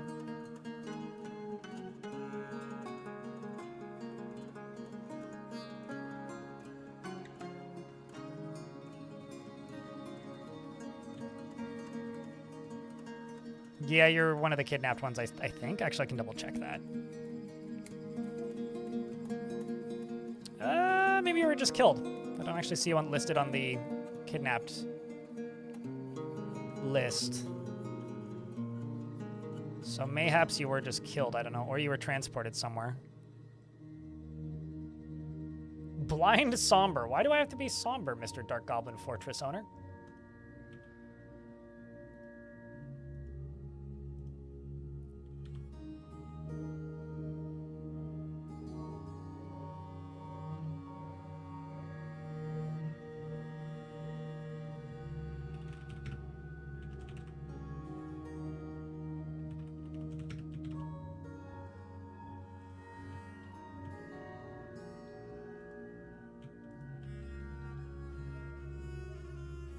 And I'm still melting metal objects. That's kind of funny. What are we melting at the minute? It's just all this stuff, slowly, one piece at a time. That's my somber aspect. Well, I can tell you this, I'm not much of a fan of somber, like the performing artist, so it's not that aspect. Do I wish? I don't know how much I wish. I wish there was more to it. I kind of like the, like, here's the report of what happened, but it would be cool if, like, it was a more detailed report, I think is kind of what if I were to wish for something, that's probably what it would be. It's just I wish there was more to the process of learning what happened. I don't need to, like, go there and play Total War Fortress at all. Like, that's not something that I have any real desire to mess with. Let's just say 10 whenever there's at least 10. So I don't know. It kind of depends. Like, on one hand, yeah, kinda. On the other hand, kinda not. Like, sorta. Same time, sorta not really. It's mixed, I guess, is maybe my take. Because I feel like it would just slow the game down so much that I'm a little bit worried about what it would actually do to the minute-to-minute gameplay.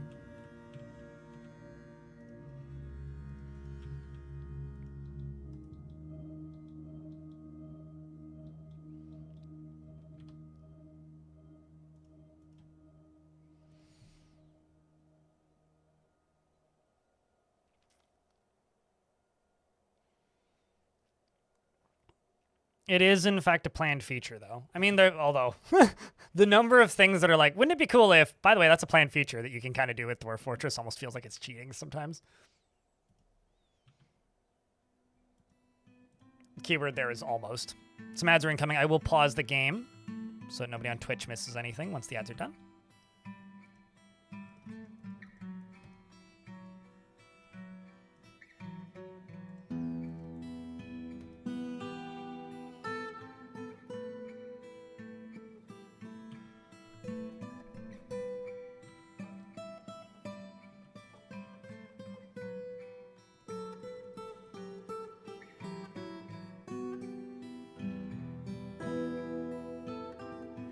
Saving Private Jurist is definitely what's happening here, Laya.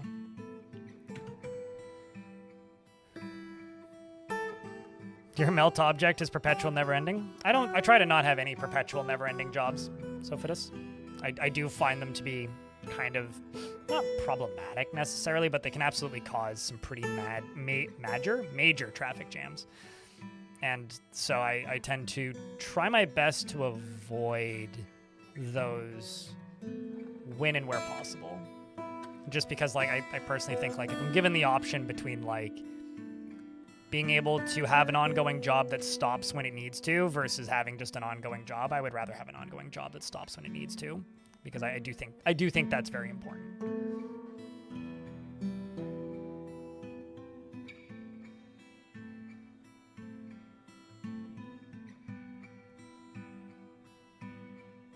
So I've never actually split a chat before like that, at least not since they've added the shared viewers thing. And I'm currently looking at my Twitch stats for today, and it's fascinating.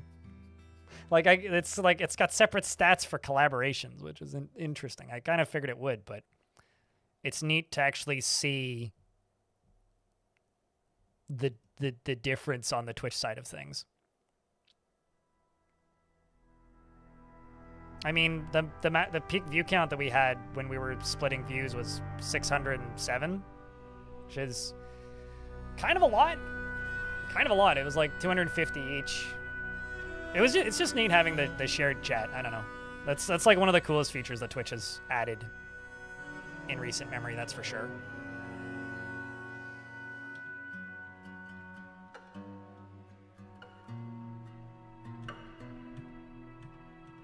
Okay, so let's clean this up a bit. Let's clean this up a bit.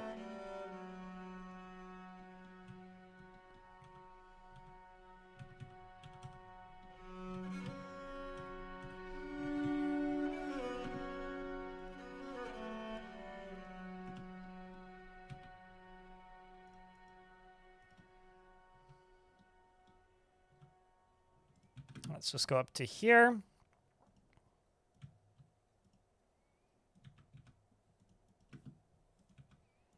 Maybe use a different material type.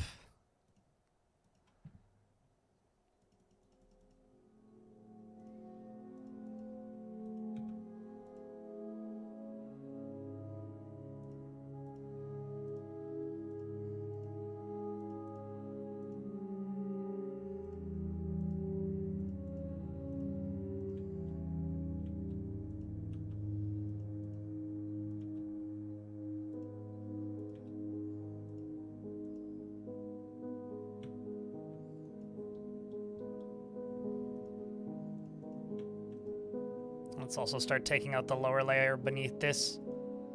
I only need that to be 1 wide.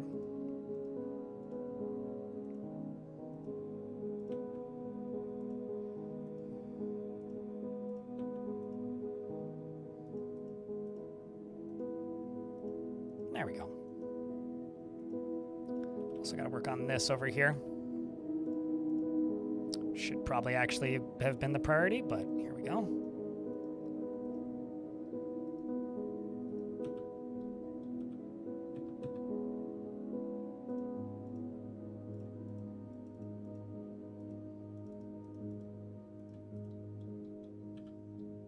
And the squad's back. Let's see how they did.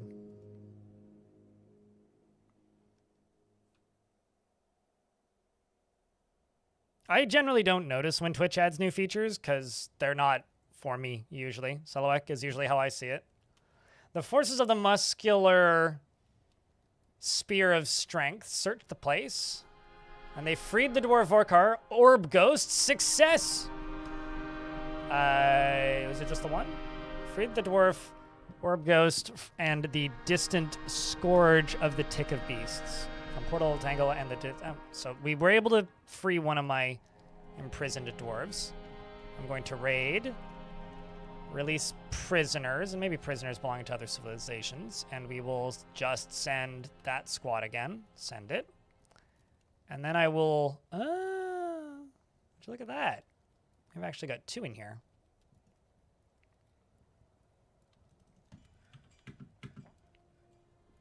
Darius is legendary and everything. I'm going to send just Darius by himself, or Darius' squad, to go and attempt to save dwarves from Silvery Tangle after he's done eating his lungs. He's got to keep his breath ready. So this dwarf, I really don't want to kill this dwarf. I do not want to kill this dwarf, but I may have to. That third dwarf on the list, you up here, you're going to go and conquer and occupy this goblin location. Go seize Stroke Hatred. If you come back, I will throw you into the pit. Otherwise, I'm afraid you gotta go. So you can't properly fight like that, that's for sure.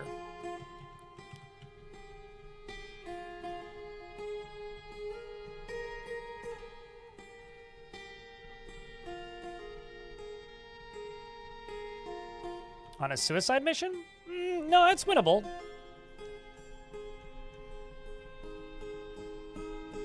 This fortress is not particularly ethical, though, Star Legend God, let's be honest here. Like, I am directly doing a lot of things the dwarves probably shouldn't be doing, but, you know. I did drop an entire trade caravan of humans down a big hole into lava. And I kind of feel bad. Kinda? Kinda. You up here, no, not you. Actually, yes, you. You take this dwarf. And you right here. I'm trying to put the band back together.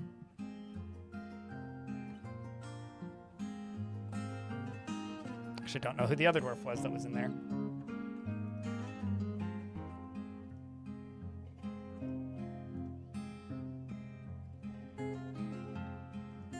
You should really go and equip your gear.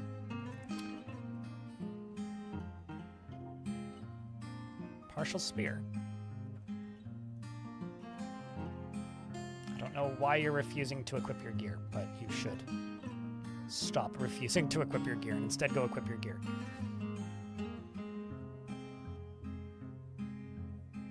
I feel like there was something to the effect of this in the last feature of the fortress. Do you mean the last one is in the last one or the one on the first? Because I haven't read the one on the first yet.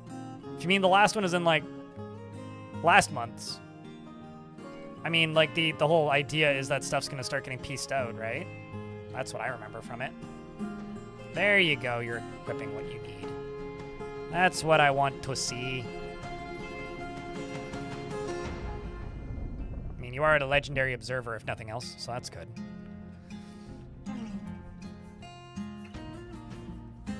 Why is there a giant rat in my fort?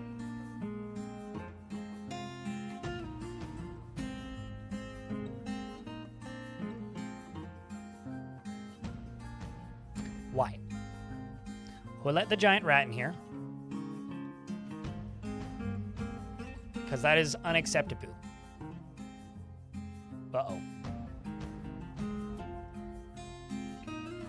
Our attempt to seize Stroke Hatred did not... Maybe it did? The Dwarf Momas led the attack, and the defenders were led by a goblin. Our dwarf outmatched the goblin. They clashed with 7 goblins in Stroke Hatred, slaying them. Goblinus struck down a goblin, turns out, and Bambul struck down a goblin. Another goblin was struck down by Aban. Ozud was struck down by Bearded Donis, and the Muscular Spear of Strength defeated the unwelcome Midnight at the Tick of Beasts and took over Stroke Hatred. The new government was called the Even Gear. Did you even bring gear?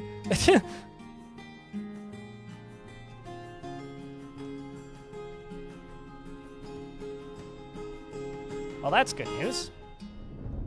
Hold up. Oh, I see. No, you were the one that I sent out. So there's now nobody left in this squad. Now, the reason there's nobody left in that squad is because they all went here. So I have to actually go request these workers come back. So 1, 2, 3, 4, 5, 6, 7, 8, 9, 10. Really? You can just request them all back? Oh, shit. What was the name of the leader of that squad?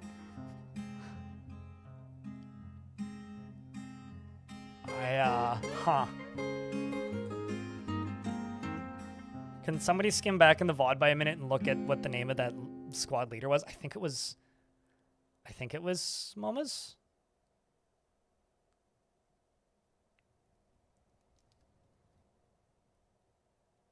Wait for a while, they haven't decided a leader yet. But yeah, but I want the dwarves back that aren't that dwarf.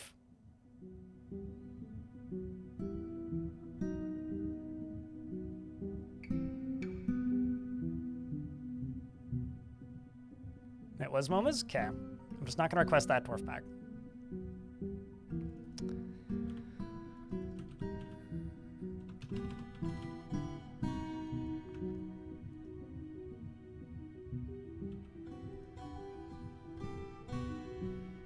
So I can rebuild that squad for the most part.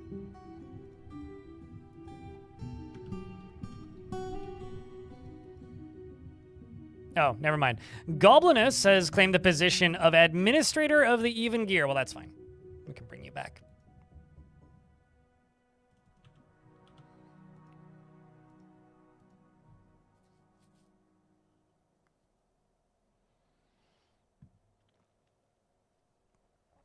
Madness, this is Sparta. Mark.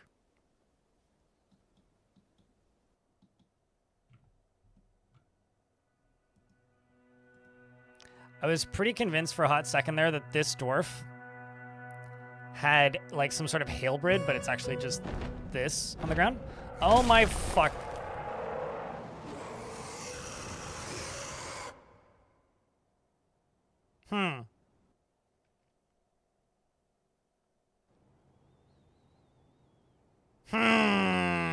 Well, that's not good.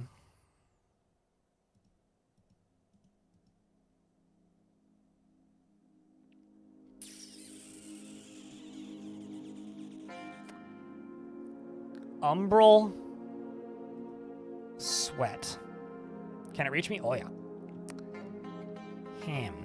Although that's kind of by design. Like, I'm kind of just leaving the fort open for funsies. I think what we'll do is we'll try to fight it in the stairs. I think that's what I'll do. Well, it's made of grime and filth. So this is a huge blob composed of grime and filth. It has a broad shell and a bloated body. Beware its webs. So whatever has webs and a bloated body that we must beware of is what umbral filth is.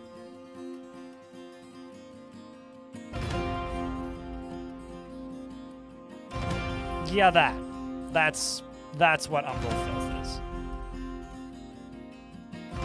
Well, it'll have to come up a set of stairs. So because it's moving really slowly, I will tell the dwarves to just go down the stairs.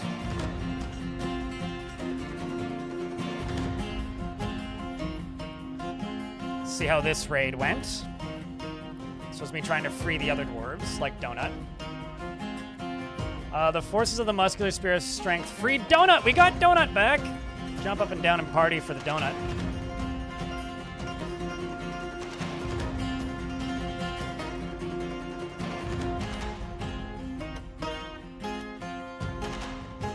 You can go there, and Donut can run this squad.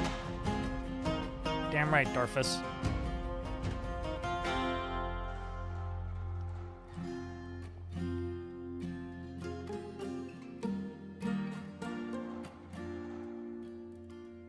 Just looking for dwarves that are kidnapped.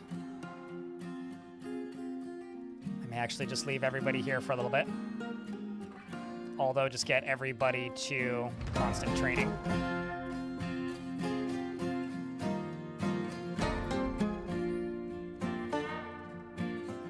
So everybody's fully equipped with as much gear as they can have.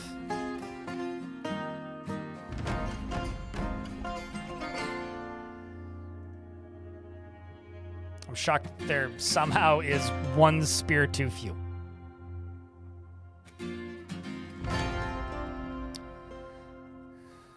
Just send some animals at it, or maybe a babies. I was just gonna, because they can only fire webs on the same level that it's on, so I was just gonna send all of the dwarves down the stairs simultaneously, because it can't web us all, right? Is all I was thinking. Because it's gonna go up here, basically. I mean, I could just block this off. That is something I could do.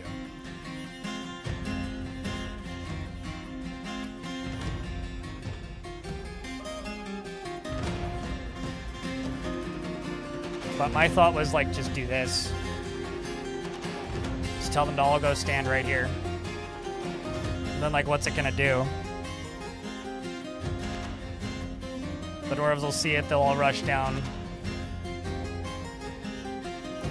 And kill it when it hits here. Maybe I could put a pen pasture right here.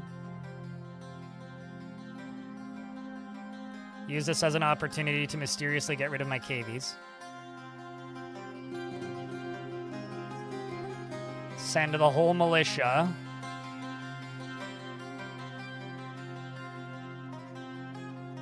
To right here. And then when it goes for the cavies, just pounce it. Here it comes. They can't shoot us all, man, in the third row behind all the bigger guys. They can't web us all, says all the guys falling into the trap. Head first. All right, chat, bet. What's the death count going to be? Well.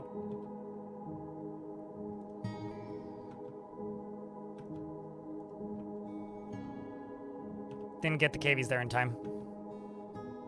Huh! The Forgotten Beast fires out webs, and then the Swords Dwarf stabs the Forgotten Beast in the body with an obsidian short sword, fracturing it. As a prize,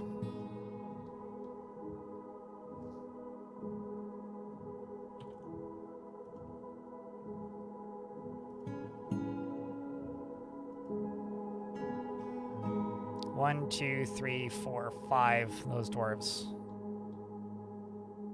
are all going to go pillage this. Send it.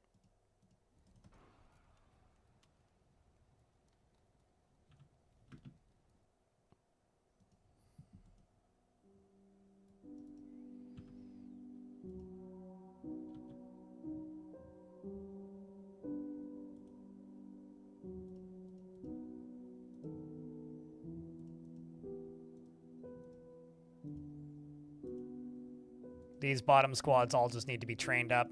A whole bunch.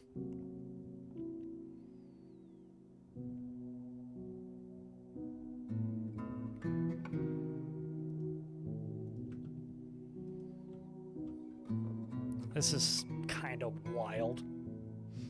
I mean, it was, in fact, it was one of those things where it's like, if it hit us first, it would do like irreparable damage. If we hit it first, we win. That's the way that fight was going to go at the end of the day, and I bet on our side, and we pulled it off.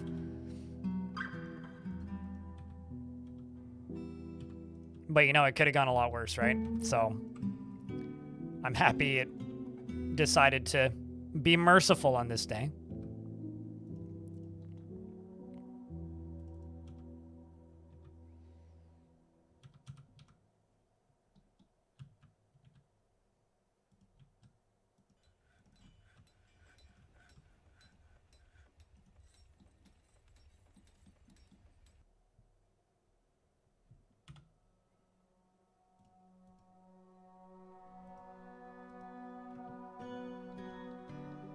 Let's also get a bunch more trees thwacked.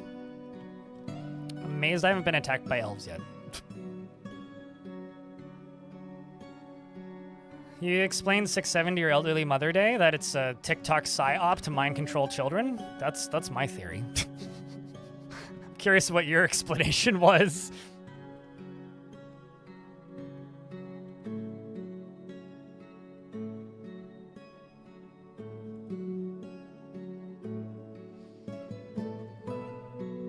But Zemodir, how are the dwarves today? Well, Dwarf Fortress has turned 20 today, so it's a pretty important day today, just historically for the video game. That being said, how are my dwarves doing today? Well, not counting the ones that have been kidnapped, and not counting the ones that have been unceremoniously de-dwarfed, and not counting the ones that have been thrown directly into, like, the burn pit. That dwarf has a shirt. Criminal! Remove thy clothes from thy back. I must forbid thy dress. You are not permitted to have such garment in this fortress today. Dwarf, de-shirt yourself. There you go.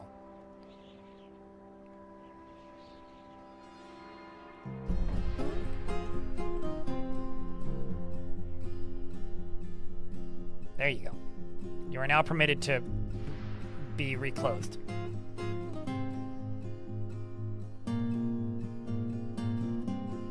It's dumb and that's its purpose. You know, honestly, there's part of that that's like kind of like fulfilling or like not gratifying, but like it was a bit of a relief for me. I was like, well, this is actually just stupid and everybody knows it and everybody's in on it. It's kind of like everybody being in on the joke together. I kind of actually don't mind it for that reason.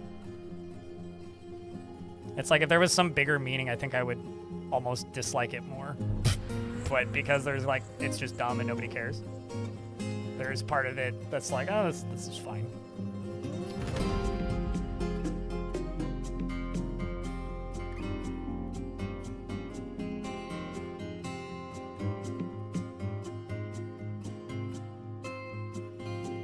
Yeah, exactly. It kind of reminds me of the I like cheese days, you know?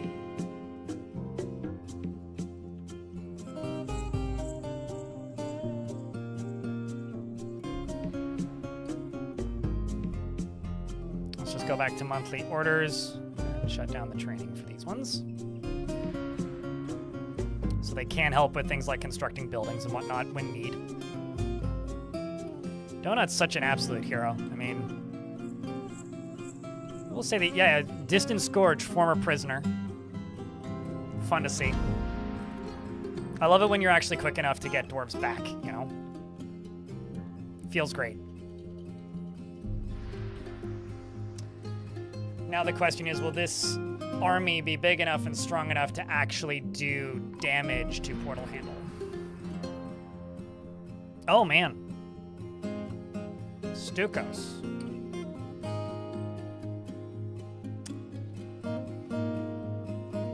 I don't know what happened to you, but unfortunately you must be removed from this squad. That being said, there are others I can add in to go and assist, but that's concerning.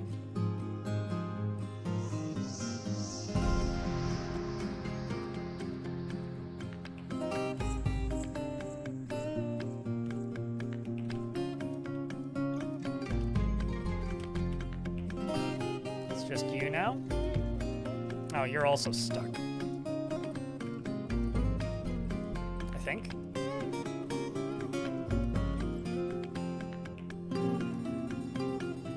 Game isn't paused.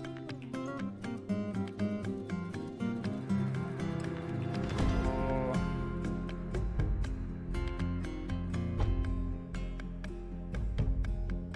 Why are you still here?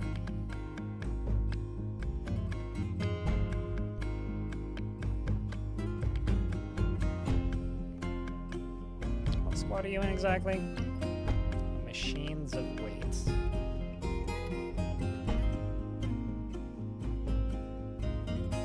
Bizarre.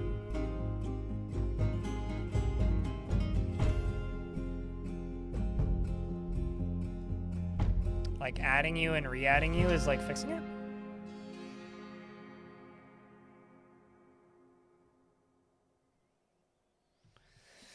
Oh yeah. Pop like a balloon, umbral filth everywhere. Yeah, you're going to need to shower for weeks after that one, that's for sure. Yeah, you can have lunch after you're done pillaging Portal Tank. Okay. Something weird's going on with this one. I don't know what's up with that. That's bizarre.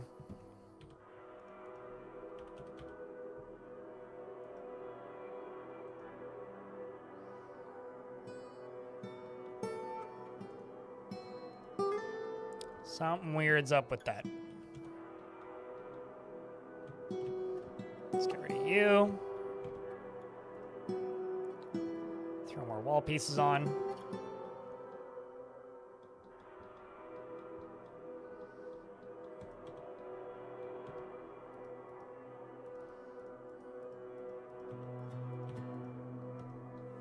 Get all these done. Something has collapsed on the surface. Oh no!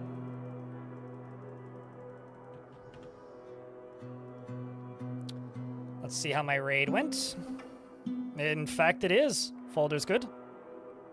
Spurting umbral filth all over those half-naked muscular dwarves. I mean, yeah, how else are we going to get the sex appeal to get people into the movie theaters for 300 Eurists?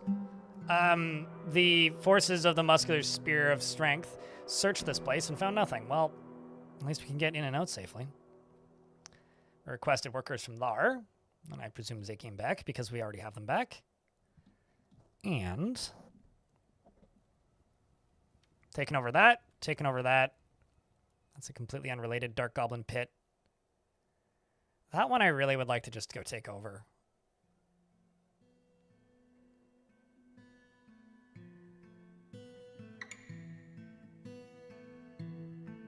Could take over that Goblin Pit pretty easily. But let's wait for these squads to come back. Let's just make sure that there isn't anybody. Oh. I'm just like clicking, like, let's make sure nobody has died or hasn't made it back. Uh-oh. That feeling when you're just looking at your military and they all just vanish in front of your eyes and you're like, oh no. Looks like Darius, Mogwai, and Snail have all been imprisoned. Well, sheet. Donut, it's your turn to shine.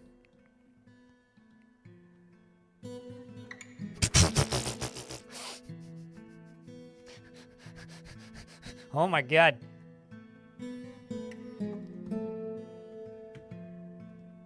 Time to be a hero, donut, letter, and an as. Don't even need weapons. I mean, I kind of wish you had weapons, but you don't even need weapons. How terrible. It totally is terrible. Pizza? What kind of pizza? I could use a pizza, actually. There's a concert in town today that I want to go to because it's free. And it happens downtown. If you happen to live in Victoria, you should go to City Hall in like an hour because there's a free concert happening. Metal show. So I will be there because I like metal that is both heavy and also metallic, so I will be there. You feel like this is the last time you see them? Dude, I have had multiple dwarves imprisoned there already, and also saved them multiple times already, so it may be the last time we see them, but it may also not. Pepperoni with extra cheese? Ooh. I like me a Mediterranean pizza, I gotta be honest. I have not. Landon Hare. I have not, in fact, seen that. Have you? Also, I wonder if the smooth movement plugin has been updated yet, because there was a patch today. Let's actually see.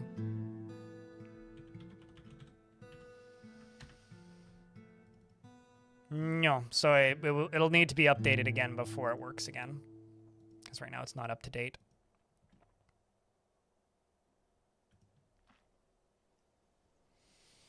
But let's see how this went.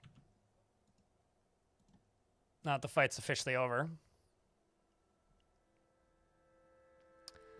The dwarf Sodel led the attack, and the defenders were led by a goblin named Rava. Sodel's tactical planning was superior to the goblins, but the defenders did have a positional advantage. That was our undoing. Good thing is we started off by killing some, including a goblin killed by Stormwolf. Lots of dwarves escaping unscathed. Ads are about to start. We'll see the total depth of the chaos after that fight's over.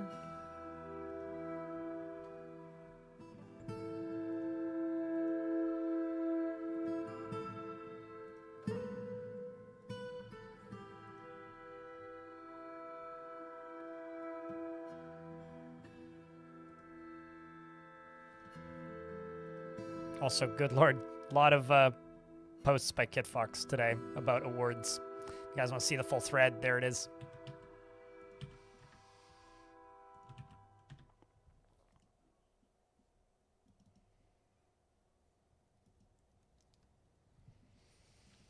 As I wait for another 40 seconds for these advertisements to finish.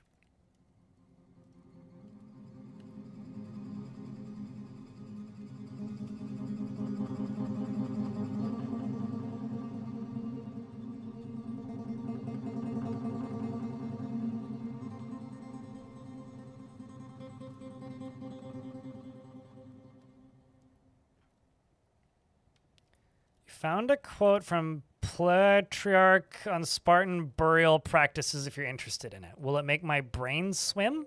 Or is this something I will comprehend with my feeble, uneducated modern mind? Because if so, sure? Shrug? Speaking of links to things though, chat, if you guys want to help out the tutorial that I uploaded this morning, I uploaded a brand new Dwarf Fortress Getting Started guide for new players for 2026. Link in chat. Should go take a look. Hopefully people like it.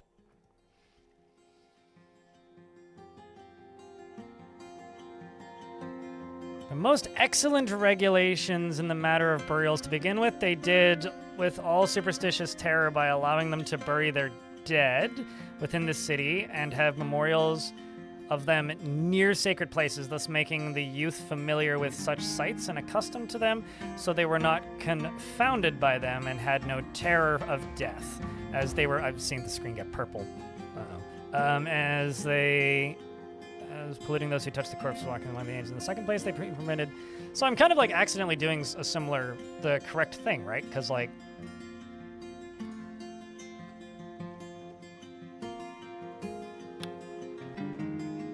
imprisoned, imprisoned, imprisoned, imprisoned, imprisoned, imprisoned, imprisoned.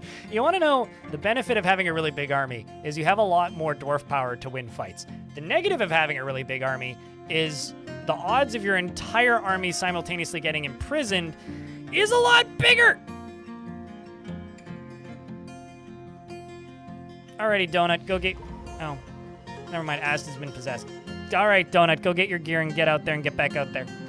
Gotta get our squids back.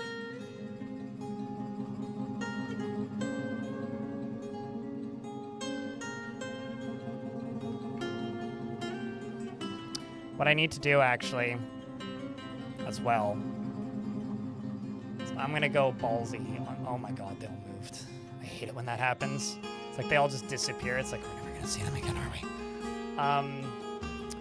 Raid. Free captives belonging to my civilization. Raid. Free captives belonging to my civilization.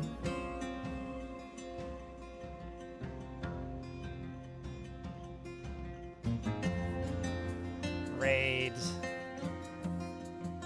Free captives.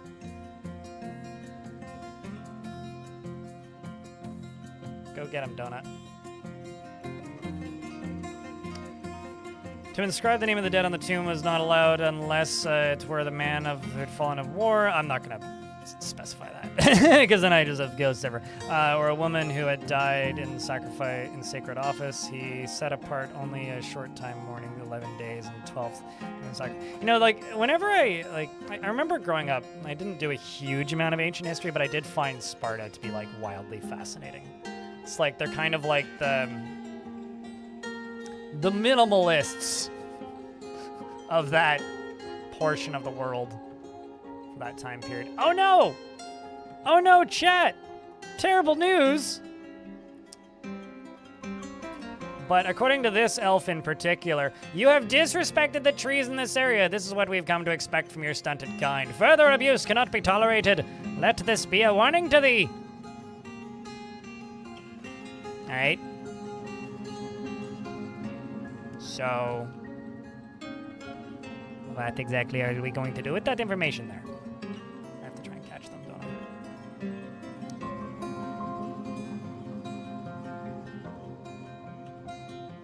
I? And, who's surprised? Star Legend.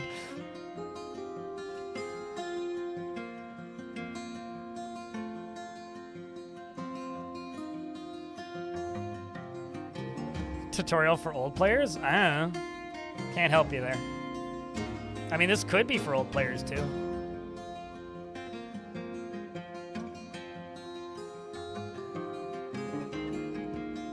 I guess we're going to war with the elves next.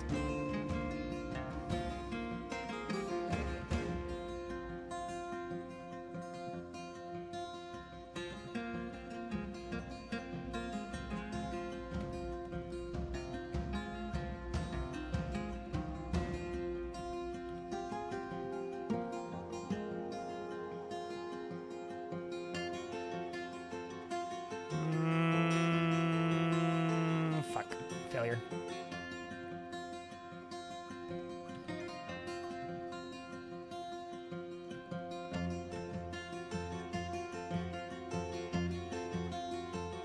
Well, I tried, okay? Like, I don't know what more you want me to say. Okay, a dwarf has returned. Let's see how the first attempt went. Undetected. Searched. We freed the dwarf Katten. Town channels. Well, that's good. Let's get back out there and free some more. Attack, raid. No. Free dudes from my civ. Go. Yeet.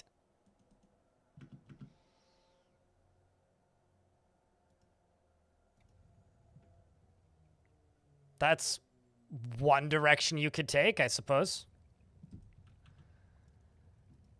Donut's back. Let's see how Donut did. Slipped in undetected. Searched the place and freed a dwarf. Armsmith, specifically. Thankfully, it wasn't Aerosmith. I don't ever want to hear those songs again. you get back out there?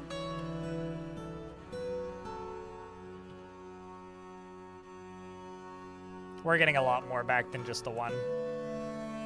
These were all dwarves that came back. So that's good news, at least.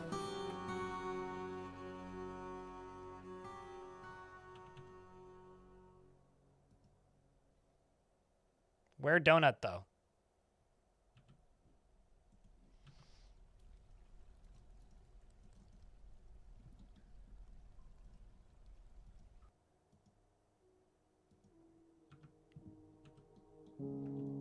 Here comes more dwarves back.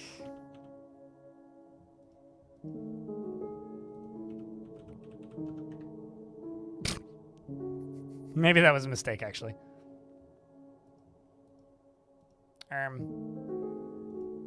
Donut. Mind coming back, please? That'd be helpful if you would.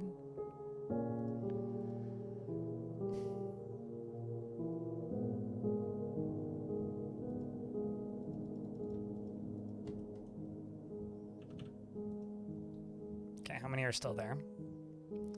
Bearded Adonis, Snailisus. My bet is if Donut doesn't come back in like a couple of days in game, Donut will come back when the next migrant wave happens, which won't be too long, I don't think.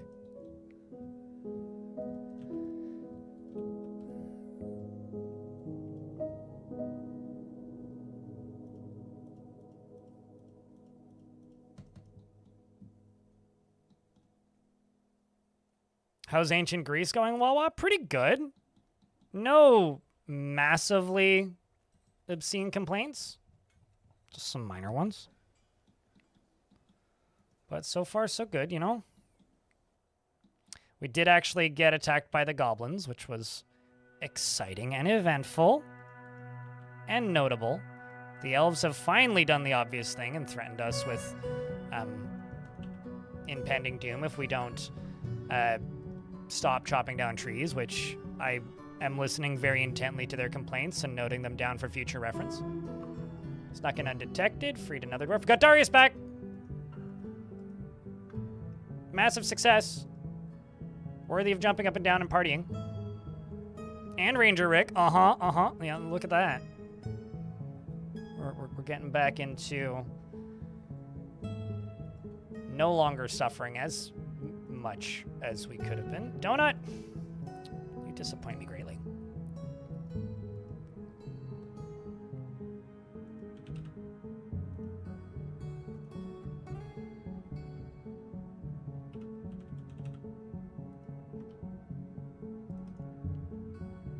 All the dwarfs have already been retrieved.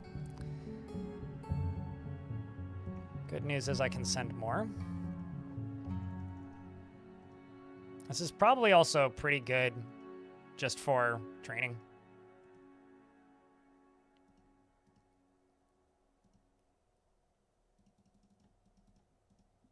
The problem with rescuing people is you just need to be very specific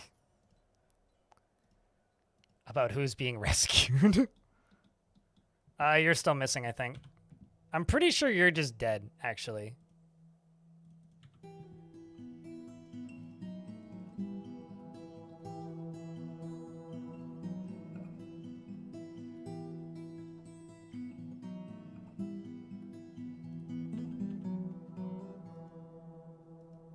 There you go.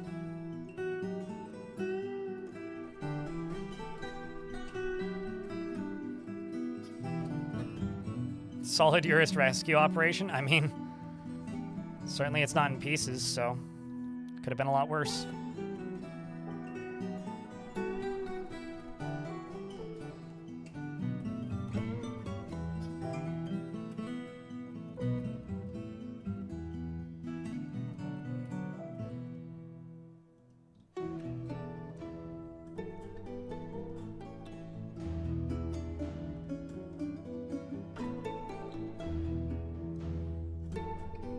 Large, so I don't really have to worry about it so much, but those I do.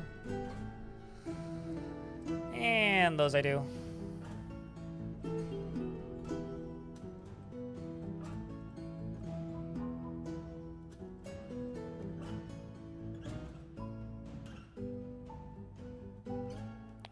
continue just scrolling through this list. List to scroll through, list to scroll through, list to scroll through.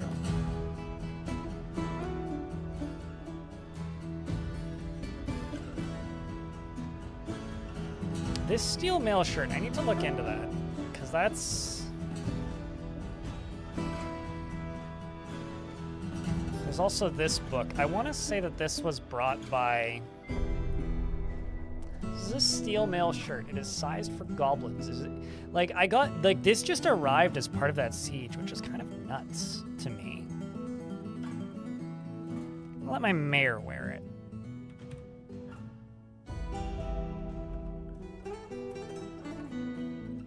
Because that's kind of a really cool artifact. Like, I don't believe I've ever seen an artifact steel mail shirt come from goblins before. It's got well-designed image of a blood amaranth and melanite. It is splattered with Eustace dwarf blood. How can society function without loyalty? It must...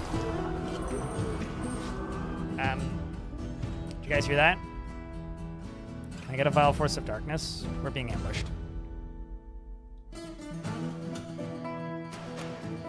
Turns out. Who is here for realsies? Not many, that's true. Let's get all the... Okay, the dwarves are now being set to go inside.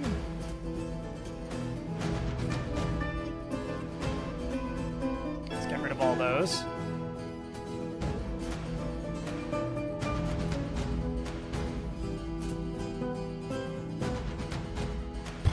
Okay.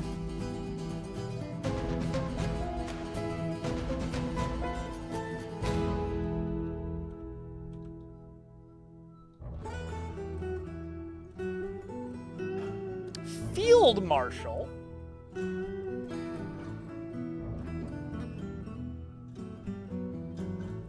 Also, the last name of this human, I think?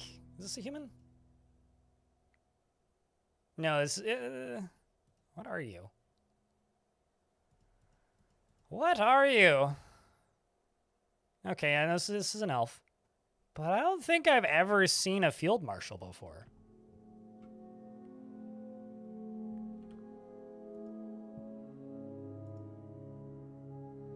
Intriguing. Chad, have you ever seen a field marshal? If you haven't, post a Vile Force of Darkness. If you have, post a Vile Force of Darkness.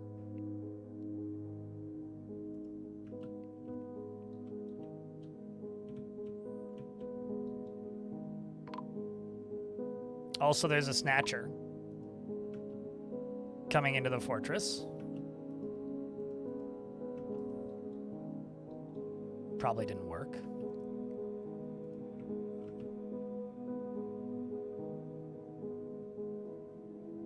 The first of my dwarves with a spear in tow is charging into the wings. Let's see how this raid went. Uh-oh. The dwarf Ineth led the attack, and the defenders were led by a goblin named Meng. Ineth outmatched the dwarf Meng with a cunning plan, and the attackers had a strong positional advantage. In the early spring, it looks like we are killing dwarves that have our own alignment, including Moreb. Are you telling me that Moreb turned on us and we had to kill Moreb? I think that might actually be the case. How grim.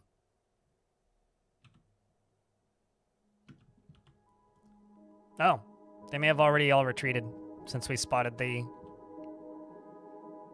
those wimpy goblins. All right, well, you are going to go acquire. You are going to go acquire. You are going to go acquire.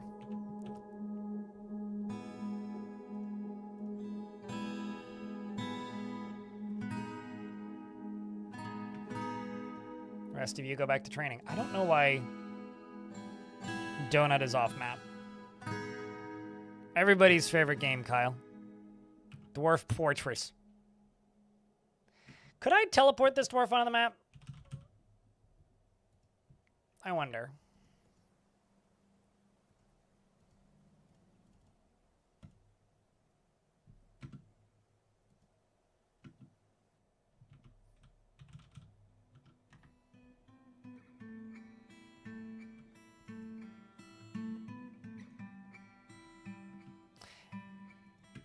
It's weird that I think that I can actually teleport this dwarf, even though, yeah, they're right here.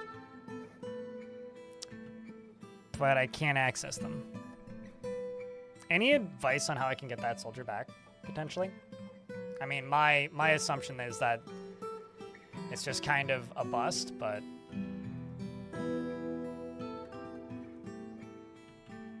I would love to know if anybody has any ideas.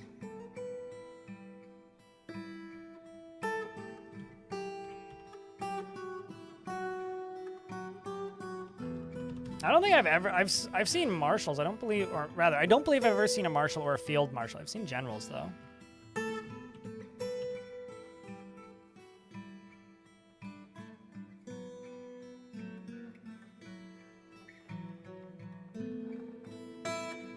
You had a mad dauber wasp in your window just now. That was cool to see. Actually carrying mud too. I don't know if you were watching my stream at that point, but I had a day years ago when I was streaming. I was hearing this weird buzzing sound off in the distance, and I just kind of didn't think about it. And then I got up, and oh my god, I think a lot of these dwarves have made it back now. I got up and went over to my living room to like hear what the buzzing I was hearing was, and it turns out that it was actually a mud wasp just like making a nest in my apartment.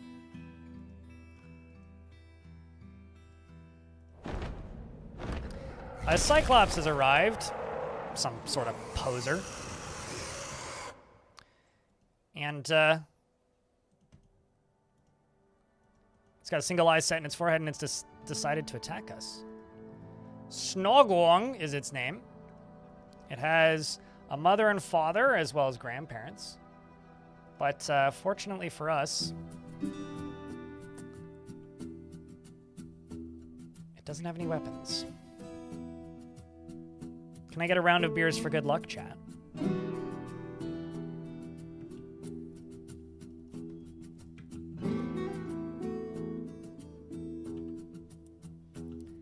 It does seem to be going directly for a giraffe rather than my fortress specifically, which is kind of nice. I do have to admit. First raid report. They freed Job.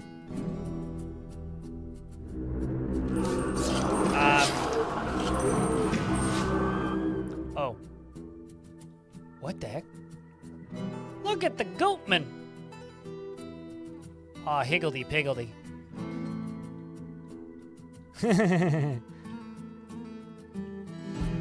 Got Eustath here, who's on his way out. We've got Darius, who's on his way out. Oh my god.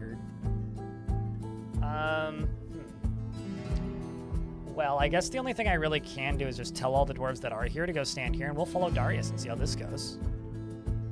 Thankfully, Darius is equipped with a sword and has already managed to pull off a martial trance, at least for a moment.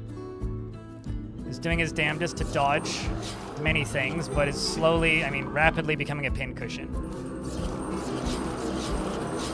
And here comes my recruits, charging in, bleeding immediately upon arrival.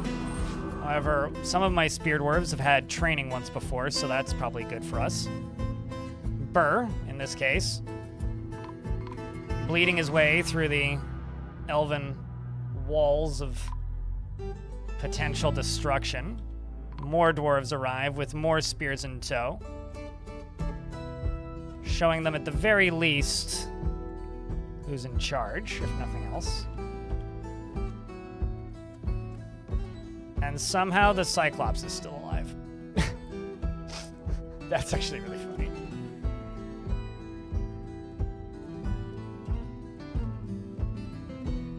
Although I don't actually know how many more of them would be on the map at this point.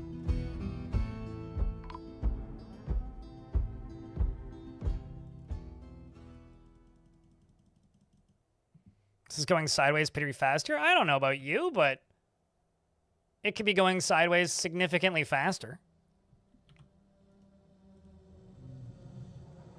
Besides, more of my squads have returned. The reason the population is so low isn't actually because I've lost that many dwarves. It's purely because most of them aren't on the map right now. And I'm still like freeing dwarves, so that part's good.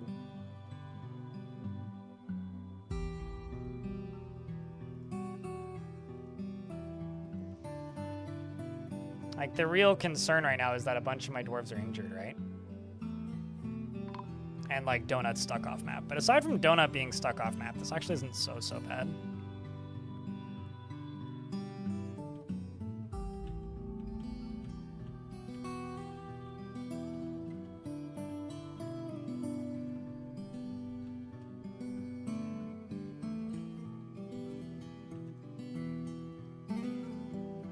Well, good news is Darius is getting a tomb.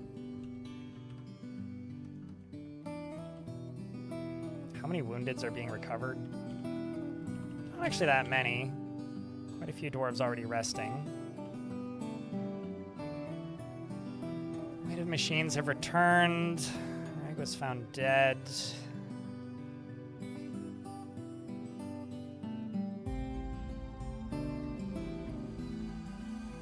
This could be worse, man. This could be a lot worse. Obviously, it could be better, but...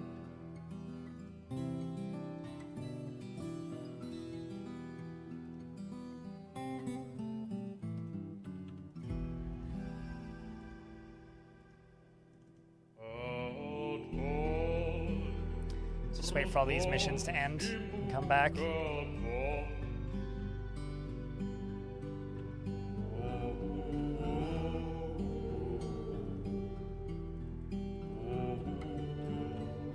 Still trying to leave. Yes. You got this, Dwarf.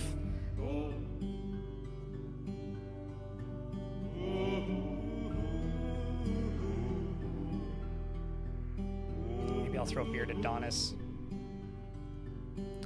into a squad. Oh, there we go. We got more coming back. 2 more raids. Forces the muscular spear of strength freed another dwarf. Like, every single time we're getting at least 1 dwarf back. So, like, this could be going... Oh, hey, look, elephants. This could be going significantly worse. Is, I guess, the... I mean, it's obviously not the only takeaway, but this could be going a lot worse. Hey, look, we got Laia back. Like, I've almost got a whole squad of one of my better sets of dwarves back now.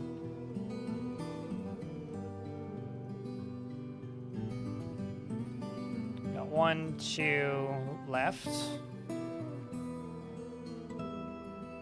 Dress wound, dress wound. Hopefully those wounds are well dressed.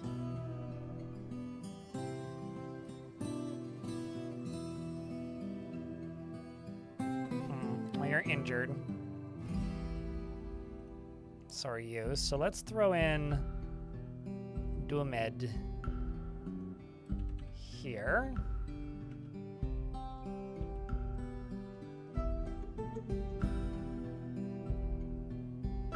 Yeah, these are all soldiers coming back generally.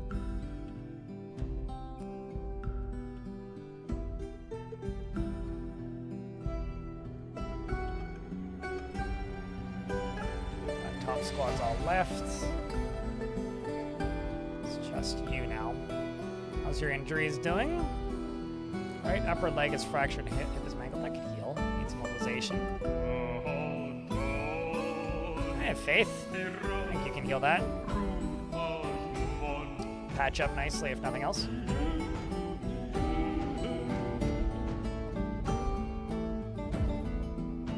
You got gambling ads? I'm so sorry, dude. I won't fault you if you negate their effectiveness by whatever means necessary.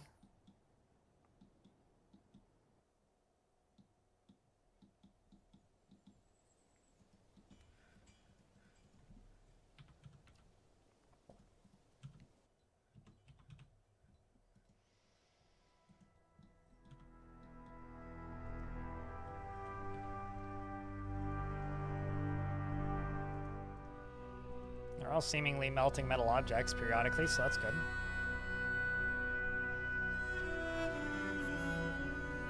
Top squad's back. Let's see how they did. Oopsies.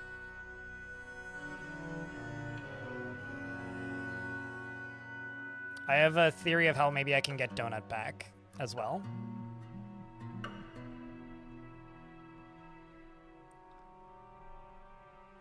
The distance scourge, so you're now back. How's this doing over here? Still 2 more listed there. So it's just this squad now.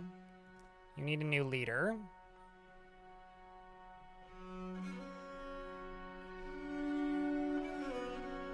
I don't think Sodel is in a good state.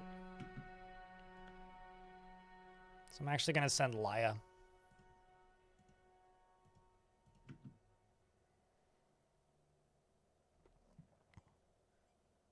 Are some dwarves going to the pit after the dwarven ambush? If they don't heal their wounds, then yes. But that may end up being a task for tomorrow.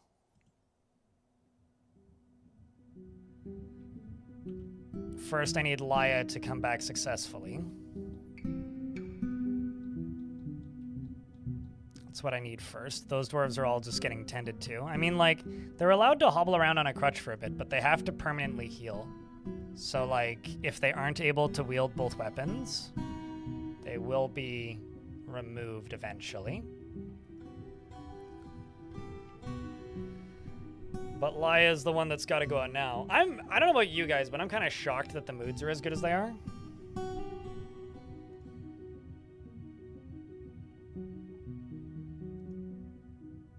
Come on, Dwarf. Where are you getting this equipment from?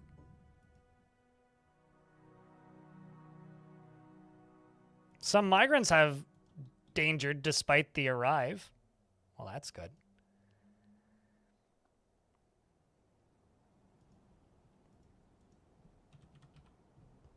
Toulon here. Abel.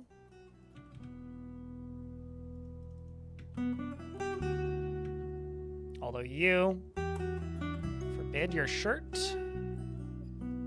And you forbid your shirt.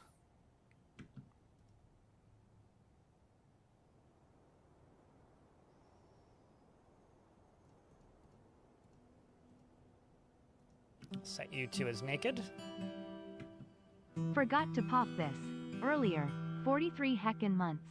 That's 43 months of dancing dwarves, modulating moods, and terrific tunes.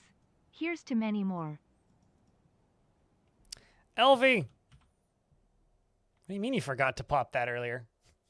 That could have been such a, like, epic opportunity to get one of many hype trains, but thank you for coming by.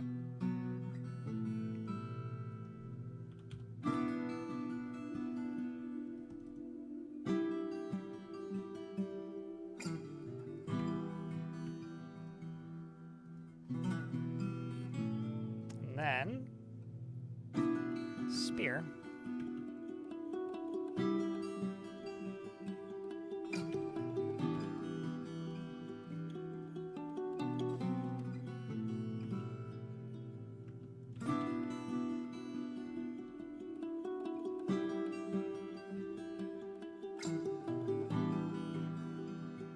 Green corridors. You take your shirt off.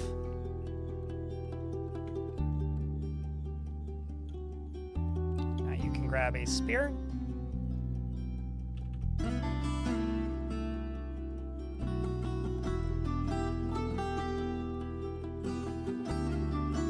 Also got a dwarf tantruming for some reason. I could not, for the life of me, begin to guess why that would be. There you are.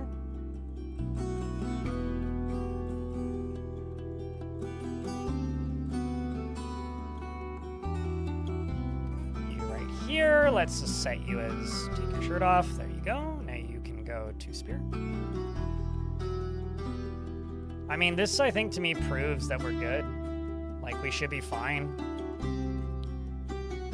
Just purely because, like, you know, we've got more migrants coming in. what could possibly go wrong? You know, at this point, like, as long as we keep getting more dwarves, like, how much truly worse could this get?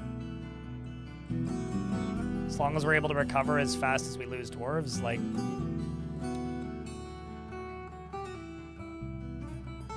I'm actually pretty confident, at least for the most part, with the way things are going.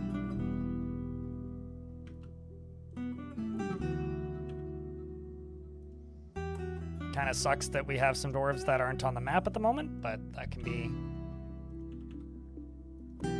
worked out in the future. An ad is coming up in a minute here. I will pause the game when the ads are running.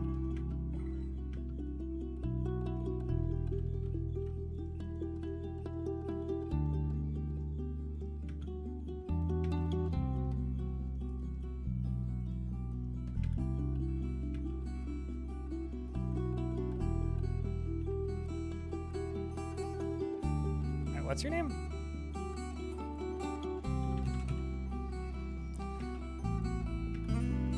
And they seem to have brought with them alpaca.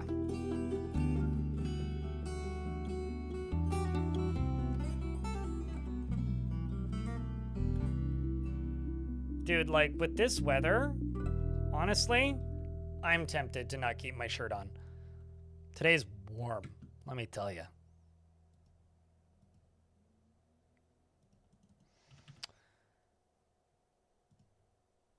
Okay, so Laya now heading off map.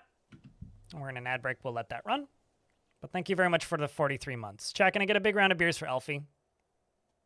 Appreciate you. I do actually have a theory as to why this dwarf is stuck off screen, and I will try and fix it once this raid here is finished, which just requires Laya leaving the map.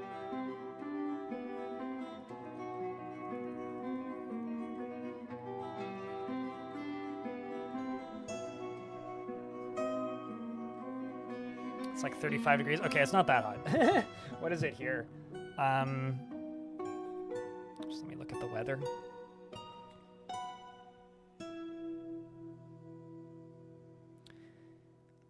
Where I live right now, it is 20 degrees, feels like 24. What's the current humidity?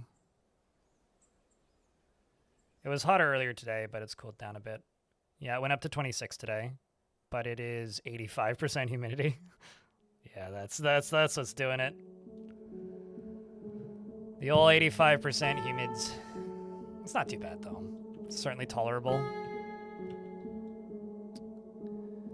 Could indeed be a whole hell of a lot worse.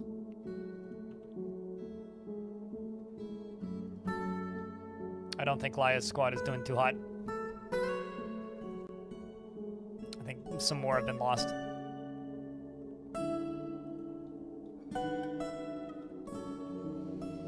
You'd be dying? I'm okay, but that's because there's a fan on me, and I've got, like, there's one truly beautiful thing about having a window, like a corner apartment, which is you just have windows all the way around if it's well built, and mine is in that way, so I'm quite fortunate in that I have quite a lot of access to fresh air.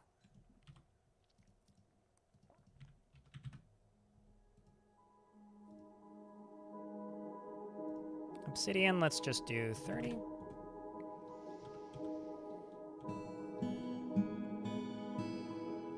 Yeah, I think that this dwarf might still be on a mission that needs to be canceled, because if I actually go to missions, I actually have a bunch here.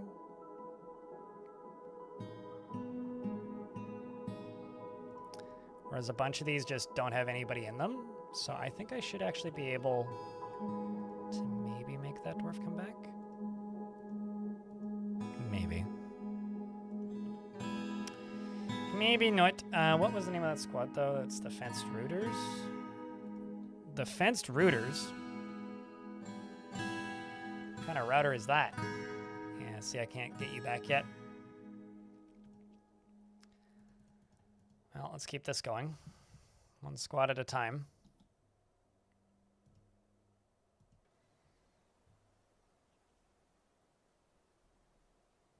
That's still too hot, Clino. I will say I kind of got my year of like being too hot out of the way quickly in the year, because I went to a place where it is way too fucking hot, and where it was 40 degrees. Ooh, there's no way you're gonna survive, is there? And because of that, like, yeah, it was really dry heat, but nothing has quite felt hot since. So I did a little bit of exposure therapy early in the year, and I'm now just like, you know, sweating through it, I guess.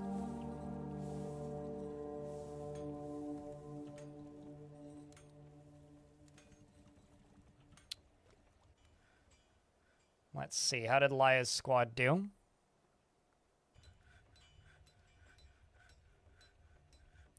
Laya's tactical planning was superior, but the defenders once again had a positional advantage, so we lost...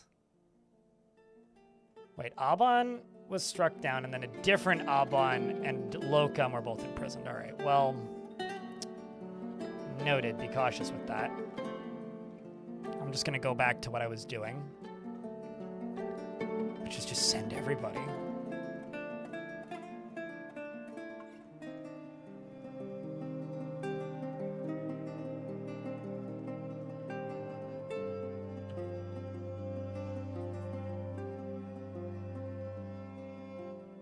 Keep it running until everybody has returned, or at least as close to everybody has returned as we'll get.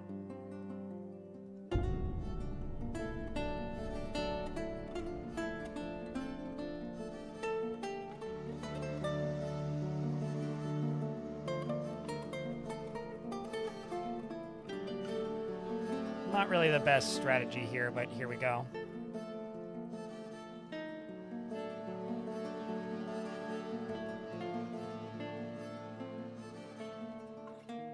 Oh shit, Donut came back. Look at that!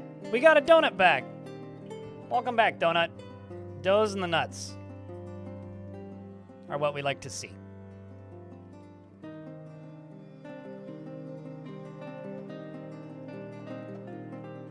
What a champ. You make us proud, Donut. Big ol' round of applause for everybody's best Donut.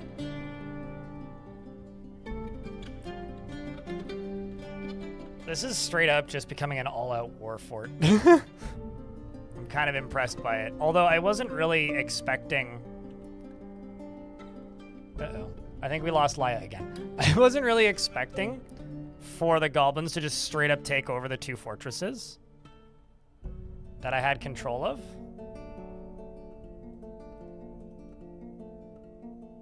Which is what's happened.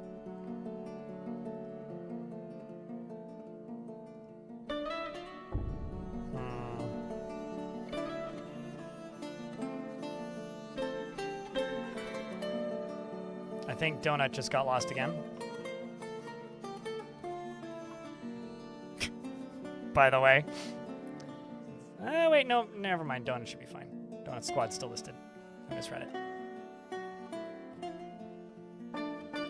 I lived in Guatemala, where in the tropics was high altitude, a sharp microclimate, so you had bananas and coffee in your yard, but a 10-minute walk was coniferous and a 20-minute further up the valley. It's kind of like where I grew up. Like, I grew up in a temperate rainforest, basically, but, like, it was a temperate rainforest that was completely surrounded by alpine. So, like, I could walk, like, maybe 30 minutes out of the yard and just straight up be at, like, tiny alpine trees, which was super neat.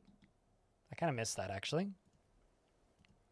Which is one of the reasons why I cackle a little bit when people in Montreal tell me that they have a mountain. You have a mountain. They decided to call it Royal. Not a very royal mountain. It's more like Mount Tiny, but, you know, if it makes them feel better about themselves, then we'll let them have it. Kind of had to. All right, chat. I think we're going to have to leave this massive military operation till tomorrow, because as I mentioned kind of snidely earlier, there is a concert that I want to go to that's free that's happening in town today. And a lot happened today. You know, Dwarf Fortress is now 20 years old. At least playable versions of this game are now 20 years old. We went through multiple back-to-back sieges, ambushes, as well as we captured several locations and are also doing our damnedest to reacquire our kidnapped dwarves. I mean, hell, we've got 2 mission reports now. Some more have been captured.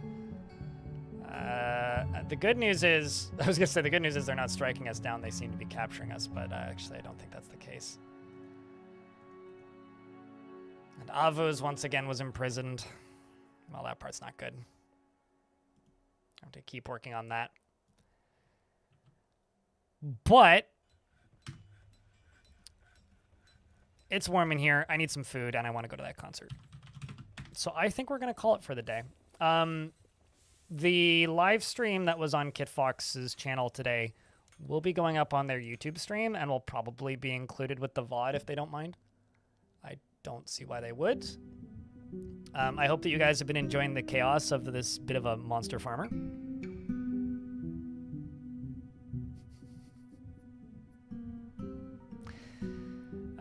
Well, certainly not the Spanish Inquisition, Clino. But I think that today was fun. I hope that you guys had fun here today watching the stream. If you're watching on the YouTube side, please go watch that tutorial that I made. And I know that somebody's going to be like, but like, what about stuff that I don't know? This is why I don't make tutorials super often, is because it's hard to tell people that they exist, because everybody's like, oh, I've been waiting for this, or they're like, why in the world would I watch that? So like, you're kind of cutting a lot of your audience out just by default. But please go watch it. Maybe use it to fall asleep. It'll work, I swear. So thank you very much for watching, YouTube folks. And if you want to come raid somebody here on Twitch, pop over here onto Twitch. Otherwise, we will see you tomorrow, where I will continue whatever the fuck this fort's becoming. Thanks for watching, YouTube folks. We'll see you.